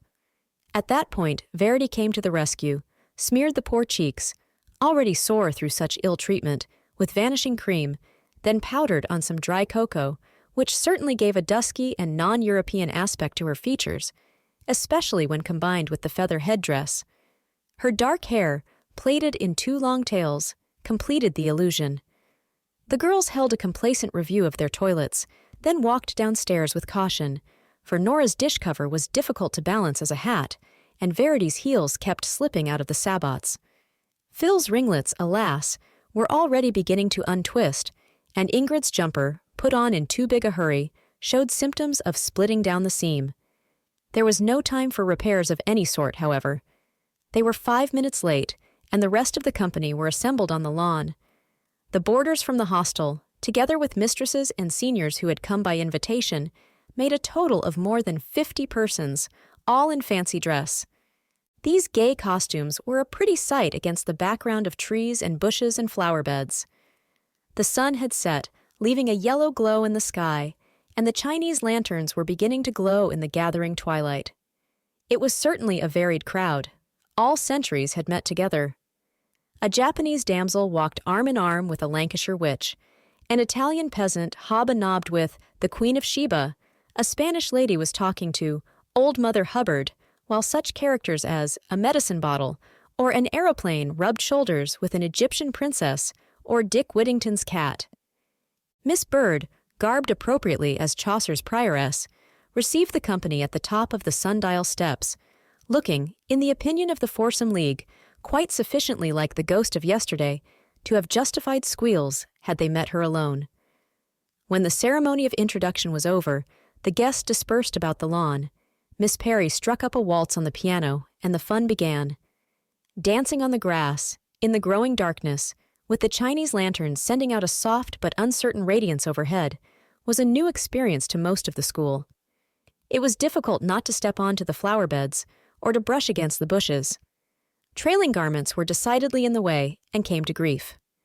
There was a delirious sort of Eastern feeling about it, a kind of combination of The 1001 Nights and the Rubaiyat of Omar Khayyam. The Abbey Tower for once seemed out of place and ought to have changed miraculously into a pagoda or a minaret. It was after the girls had been dancing for some little time that Ingrid first noticed a couple whom she did not remember to have seen before. They followed persistently in her steps and even gently bumped into her once or twice, thus compelling her attention. She looked at them, considerably mystified. One was attired in early Victorian costume, with a crinoline, a little tippet, and a poke bonnet, from which peeped some bewitching ringlets. The other, in a gorgeous Turkish costume, was enveloped in a shimmering gauze veil. "Who are those?" Ingrid asked her partner. But Verity could not tell. In the twilight it was, of course, easy to make mistakes, but Ingrid began to have a strong suspicion that neither of the mysterious partners belonged to the school. They were certainly not members of the 5th or 6th. Perhaps some of the juniors had forced themselves in? No, they were too tall for juniors. "Perhaps they are ghosts," shivered Verity. "Ghosts don't bump into people. These are real substantial flesh and blood." "It's so dark we can hardly see." "Well, I vote we keep close to them, and next time we get near a lantern, we'll turn the tables and bump into them and try to see who they are." It was easier said than done, however. The strangers seemed to have changed their tactics, and instead of pursuing Ingrid and Verity, now endeavored to avoid them. No elusive pimpernels could have been more difficult to follow. They would come quite close and then suddenly dodge and glide away, only to reappear and repeat the same tantalizing performance. Ingrid and Verity began to get on their mettle. It was so evidently done on purpose that they were fully determined to catch the errant pair. After a long game at hide-and-seek, they at last managed to dance alongside them, and laying violent hands upon them, to drag them into the light of a lantern. As Ingrid gazed for a moment in perplexity, the early Victorian lady gave a most un-early Victorian wink inside the poke bonnet. "Hereward! How dare you!" gasped his sister. A firm hand drew her away from the light, and in the shelter of a laurel bush, a voice, choking with laughter, proclaimed, "Done you, old girl! Done you, Brown! What about that bet? I told you you'd never know me." "You abominable young wretch," replied Ingrid, laughing in spite of herself. "How did you manage it? And who is your friend?" "Allow me to introduce Vashti, Queen of Persia." "Bunkum, it's a boy! I know it is!" The explosive sounds issuing from under the shimmering veil of Queen Vashti certainly sounded more masculine than feminine, and that Persian princess confessed presently to the name of Franklin. "He's a chum of mine," explained Hereward, "and he lives close by, so we made it up to come together. His sister lent us the clothes and dressed us. I say, your prioress never found us out, did she? What about that prize?" "There isn't going to be a prize, and you certainly wouldn't have deserved it. Look here, you'd better wangle yourselves off before it gets about who you are. I should get into a row, not you." Would the prioress kick up rough? "She'd probably think I'd planned the whole business and encouraged you to come." "Even if we apologized?" "She wouldn't accept an apology. If you want me to have any tennis next week, you had better clear out. Just a round with you first, and Franklin can take your friend, or vice versa if you prefer it." "You impudent boy. Certainly not. I daren't risk it. Look, Miss Strong is bringing out the lamp and putting it on the sundial, and I believe Miss Perry is going to take a flashlight photo presently, if you want to disgrace me forever." "We'll go," sighed a mournful voice. "Though it's Adam and Eve turned out of paradise. I say, Franklin, they don't want us, after all our trouble. We'd better be getting on, I suppose. Our deepest respects to the prioress. She's given us a delightful evening, if she only knew it. We'd like to come again sometime. Ta-ta." Chapter 21. The Abbey Recital. Now that Ingrid had at last made friends with Bess, she found they had innumerable subjects of interest in common. They were both keen tennis players, dabbled a little in art, pursued nature study, liked acting, when they had any opportunity of showing their talents in that line, and were enthusiastic over music. Bess was making as good progress on the violin as Ingrid on the piano, so there seemed great possibilities of playing together. Sometimes when Bess brought her instrument to school for her lesson, she and Ingrid would try over a few pieces, and other girls who chanced to be near would collect and act audience. "I vote we get up a musical society next year," suggested Ingrid. "It's impossible this term. We've too much on our hands already. But if the societies are rearranged in September, we'll agitate to let music take a much bigger place than it has done so far." "Yes, that would be glorious," agreed Bess, with visions of a school choir and even a school orchestra dancing before her eyes. "Signor Chianti is leaving Grovebury, so if we have a new violin master next term, I hope it will be somebody who's enthusiastic and able and willing to organize things." "That's the point, of course. Dr. Linton is very able, but not willing to bother with us beyond our lessons. He's so frightfully busy. I suppose he feels that after training the Abbey Choir and conducting choral societies to sing his cantatas, he doesn't care to trouble himself over schoolgirls. He's a real musician, though. I often wish I could study under him. I'd love to play something with him, just once, to see how it feels to have him accompany me. I think it would be so inspiring. It would just make one let oneself go. I stay every Sunday evening after service at the Abbey to hear his recitals. Occasionally, somebody plays the violin, and his accompaniment is simply gorgeous. He manages to make it sound like a whole orchestra. I've never played with an organ. It's so much fuller than a piano." "Yes," agreed Ingrid contemplatively. Bess's remarks had given her an idea, but she did not want to communicate it at once to her friend. It was nothing more or less than that she should ask Dr. Linton to allow Bess to play with him sometime in the Abbey. She wondered whether she dared. His temper was still decidedly irritable, and it was quite uncertain whether he would receive the suggestion graciously or snap her head off. She thought, however, it was worth venturing. "I'll try to catch him in an amiable mood," she decided. In order not to arouse any grounds for irritation, she practiced particularly well and took her next work to him at a high stage of excellence. "Bravo," he said, when she had finished her serenade. "I believe you've really got some music in you. You brought out that crescendo passage very well indeed. We want a little more delicacy in these arpeggios, and then it will do. Your touch has improved very much lately." It was so seldom that her master launched forth into praise that Ingrid colored with pleasure. Now certainly seemed the time, if ever, to put in a word for Bess. "Oh, Dr. Linton, may I ask you to do something for me?" she blurted out. He thrust back his hair with a mock-pathetic gesture. "What is it?" he inquired humorously. "Another autograph album? Or a subscription? I've grown cautious by experience, and I don't answer, 'Yes, thou shalt have it to the half of my kingdom.' I never give blind promises." "It isn't an autograph album, though I'd be glad to have your name in mine all the same if I may bring it some day. It is this. I've a friend at school, Bess Hasselford, who plays the violin very well. She has lessons from Signor Chianti. She goes to all your recitals, and she would so love some time to try a piece over with the organ. Do you think, some day when you are in the Abbey, you could let her?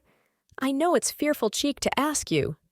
"Why, bring her by all means," said Dr. Linton heartily. "Let me see, I have an organ pupil tomorrow at 3.30. Suppose you come at 4:30, and I'll give her 10 minutes with pleasure. I can fit it in before the choir practice, I dare say." "Oh, thank you," exclaimed Ingrid. "We can come straight on from school." It was delightful to have caught Dr. Linton in such an amiable mood.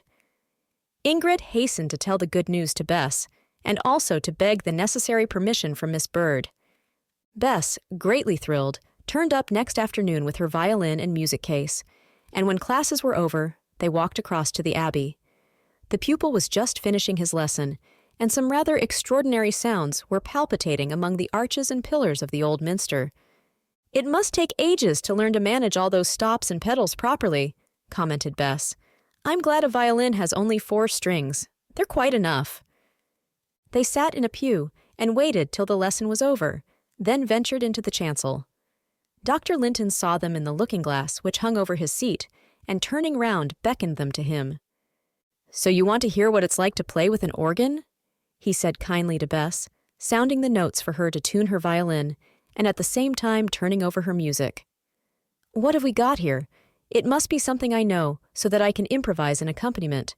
Let us try this impromptu. Don't be afraid of your instrument, and bring the tone well out. Remember, you're in a church and not in a drawing room." Bess, fluttered, nervous, but fearfully excited and pleased, declared herself ready and launched into the impromptu. Dr. Linton accompanied her with the finished skill of a clever musician. He subdued the organ just sufficiently to allow the violin to lead, but brought in such a beautiful range of harmonies that the piece really became a duet. "Why, that's capital!" he declared at the conclusion. "What else have you inside that case? We'll have this prelude now. It's rather a favorite of mine. The bourrée? Oh, we'll take that afterwards." Ingrid had only expected Dr. Linton to play one piece with Bess, but he went on, and even kept the choir waiting while he made her try the prelude over again. "I've had quite an enjoyable half-hour," he said, shutting the books at last. "You're a sympathetic little player. Look here, the lady who was to have helped me with my recital on Sunday week has failed me. Suppose you take her place and play the prelude. It would go very well if we practiced it a few times together." "Play at the recital," gasped Bess. "Why not? Ask your father when you go home, and send me a note tomorrow, for I want to get the thing fixed up. These boys are waiting for me now. I have to train them for an anthem. You can come and practice with me on Friday at the same time. 4.30. Dr. Linton dismissed the girls as if he took it entirely for granted that the matter was settled. Bess was almost overwhelmed by the proposal. It was considered a great honor to play in the Abbey, and she had never dreamed that it could fall to her lot to be asked to take part in the Sunday recital. She was not sure how her father and mother would view the idea, but rather, to her surprise, they both readily acquiesced. "We shall have to get your grandfather to come over and hear you," said Mr. Hazelford. "Oh, yes. And may I ask Ingrid to stay with us for the weekend? You see, she can't come all the way from Winch-on-the-Wold for Sunday recitals, and it's entirely owing to her that I'm playing.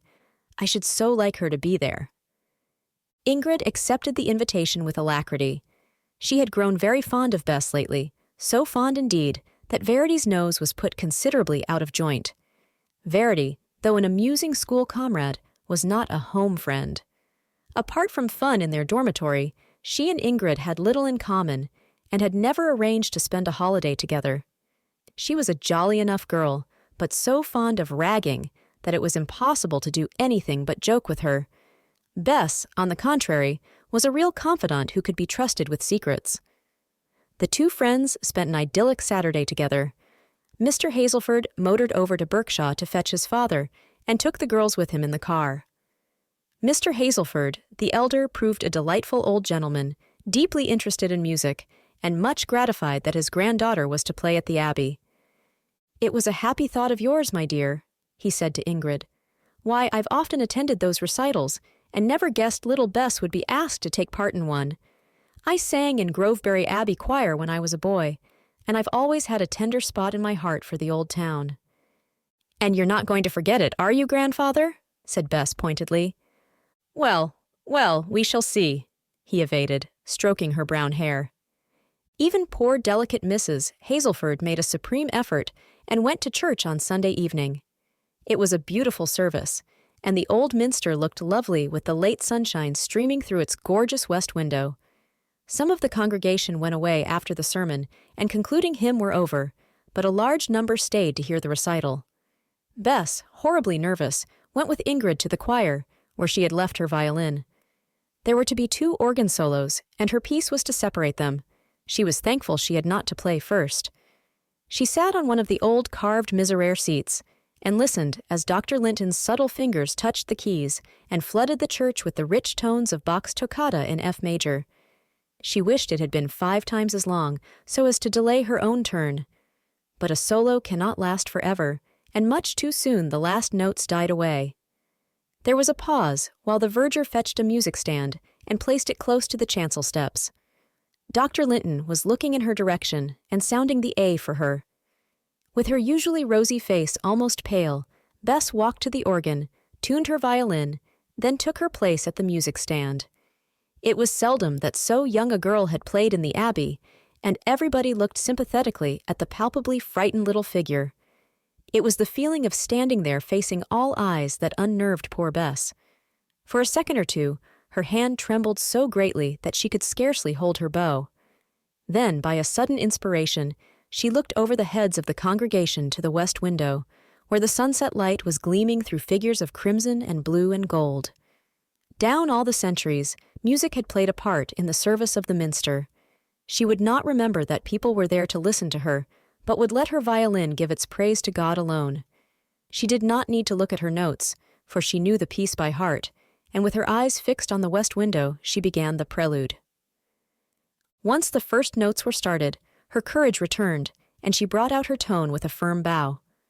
The splendid harmonies of the organ supported her, and she seemed spurred along in an impulse to do her very best. Ingrid, listening in the choir, was sure her friend had never played so well or put such depth of feeling into her music before. It was over at last, and in the hush of the church, Bess stole back to her seat, while Dr. Linton plunged into the fantasies of a triumphal march. "I'm proud of you," whispered Ingrid, as they walked down the aisle together afterwards. "Oh, don't. I felt as if it wasn't half good enough," answered Bess, giving a nervous little shiver now that the ordeal was over. When Ingrid returned to Winch on the Wold next Friday afternoon, she found the family had some news for her. Old Mr. Hazelford had been to Mr. Saxon's office and had confided to him a scheme that lay very near to his heart. He had prospered exceedingly in his business affairs at Berkshaw, and he was anxious to do something for his native town of Grovebury, where he had been born and had spent his boyhood. He asked Mr. Saxon to prepare designs for a combined museum and art gallery, which he proposed to build and present to the public. "I can trust the architect of Rutherwood to give us something in the best possible taste," he had remarked. "I want the place to be an object of beauty, not the blot on the landscape that such buildings often prove. Fortunately, I have the offer of a splendid site, so the plans need not be hampered by lack of space. I think we shall be able to show that the 20th century can produce work of merit on its own lines, without slavishly copying either the classical or the medieval style of architecture." Old Mr. Hazelford had even gone further. "My son's part of the business is now entirely at Grovebury," he continued, "and I feel I should like him to have a house of his own. I have bought 5 acres of land above the river at Trenton, on the hill, where there is a glorious view of the valley. I don't ask you to copy Rutherwood, for I know no architect cares to repeat himself, but a place in the same style and with equal conveniences would suit us very well. My daughter-in-law could talk over the details. It would make a fresh interest for her. We are all tremendously keen about it." The new schemes which occupied the minds of the Hazelfords brought great rejoicings to the bungalow. "Why, it will almost make Father's fortune," triumphed Ingrid, still in a state of delighted bewilderment. "It will certainly be an immense pull to him professionally to have the designing of an important public building," smiled Mother, "and I think he will be able to plan a house to satisfy Mr. and Mrs. Hazelford. It's just the kind of work he likes." "Mother, when they leave Rutherwood, shall we have to let it to anyone else, or would it be possible?" Ingrid hesitated, with the wish that for nearly a year she had put resolutely away from her trembling on her lips. "To go back there ourselves?" finished Mother. "If Father's affairs prosper, as they seem likely to do at present, I think we may safely say yes. It never rains, but it pours, and just as his profession has suddenly taken a leap forward, his private investments have picked up. Colonial mines, that he thought utterly done for, have begun to work again and pay dividends. Our prospects now are very different indeed from what they were a few months ago. Don't look too excited, Ingrid. Houses take a long time to build nowadays, and it may be years before Mr. Hazelford's new place is finished, and we can get repossession of Rutherwood." "I don't care, so long as there's hope of ever having it again.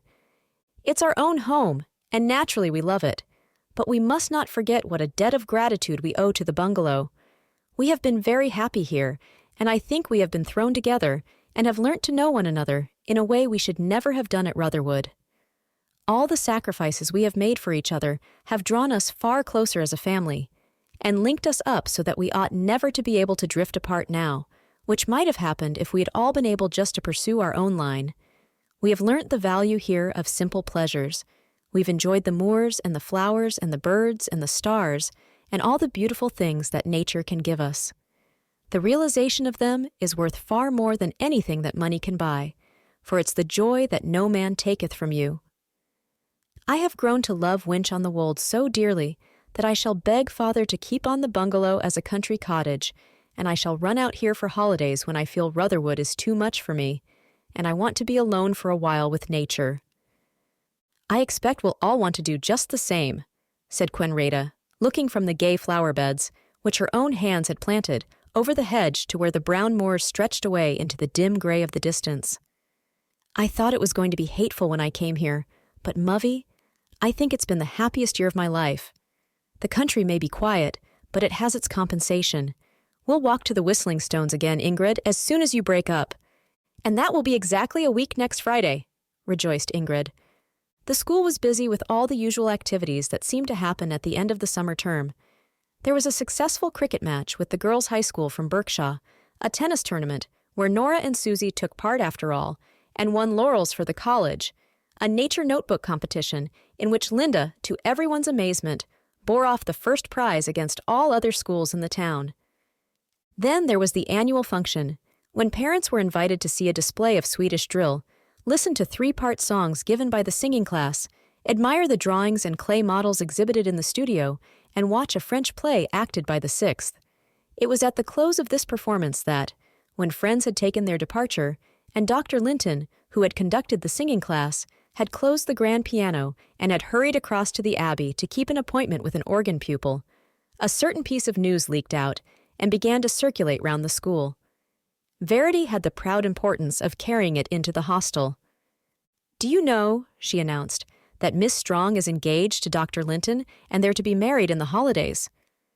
Nora, who was changing a crepe de chine dress for a serviceable tennis costume, collapsed onto her bed. "Hold me up," she murmured dramatically. "Why, I didn't know he was a widower." "Of course he is," endorsed Ingrid, "and a most uncomfortable one, I should say. I went to his house once for a music lesson, and it looked in a fearful muddle. Good old Bantam! We must give her congrats. She'll soon get things into order there. I believe she adores little Kenneth. I've often seen her taking him about the town. She shall have my blessing by all means." "We might give her something more substantial than congrats and blessings," suggested Verity. "I vote we get up a subscription in the form for a decent wedding present." "Oh, yes. Think of Sarky as Mrs. Linton. They'll be the oddest couple. I wonder if she'll get tired of perpetual music, and if he'll rage round his own drawing room and ruffle his hair when he feels annoyed, like he does with his pupils. Perhaps she'll break him off bad habits. I could trust her to hold her own." "Oh, she'll be the gray mare, don't you fear? But honestly, I'm glad. She has her points, and I hope she'll be happy." "I wonder who'll have her form next term." "That doesn't concern us, for we shall probably be in the 6th. "Help, so we shall! I can't bring my mind to it yet. It gives me spasms." Quite a blossomy prospect, though. On the afternoon before breaking up day, the school parliament met for the last time. Lisbeth, rather sad and inclined to be sentimental, reviewed from the chair the events of the past year. "It has been pioneer work," she said. "I dare say we might have done it better, but at least we've tried. We laid ourselves out to set a standard for the tone of the school, and I think it has kept up fairly well on the whole. The Rainbow League seems thoroughly established and likely to go on. May I read you some of the things it has done during the year? We made £4 for the War Orphans Fund and sent 97 homemade toys to poor children's treats. The Posy Union gave 9 pots of crocuses and 56 bunches of flowers to cripples and invalids. The penny-a-week subscriptions have kept 2 little girls all the summer at the children's camp, and the Needlework Guild has made 37 garments. It doesn't sound much when you put it all in hard black and white like that. I hate reports and statistics of societies. They always sound to me somehow so pharisaical, as if we were saying, 'Look how good we are.' You know I don't mean that. What I do mean, though, is that we've tried not to run everything entirely for ourselves. A rainbow shines when the world is clearing up, and perhaps our little efforts, small as they are, show that things are moving in the right direction. Next term, all of us girls in the 6th will have left, and a new set will take the lead. I can't say yet who will be head of the school, but I don't fancy there's very much doubt about it. I hope whoever has the reins will keep up what we have worked so hard for this year." Lisbeth was looking straight at Ingrid as she spoke. Her meaning was unmistakable. Ingrid blushed a faint rosy pink. It had only just dawned upon her that next term would possibly bring her the greatest honor that the college had to confer. "Whoever is chosen for head girl," she stammered bashfully, "I'm sure will try her very best to work for the good of the school. She couldn't do more than you've done. Probably she won't do half so well, but she'll make an enormous effort to, shall we say, just carry on."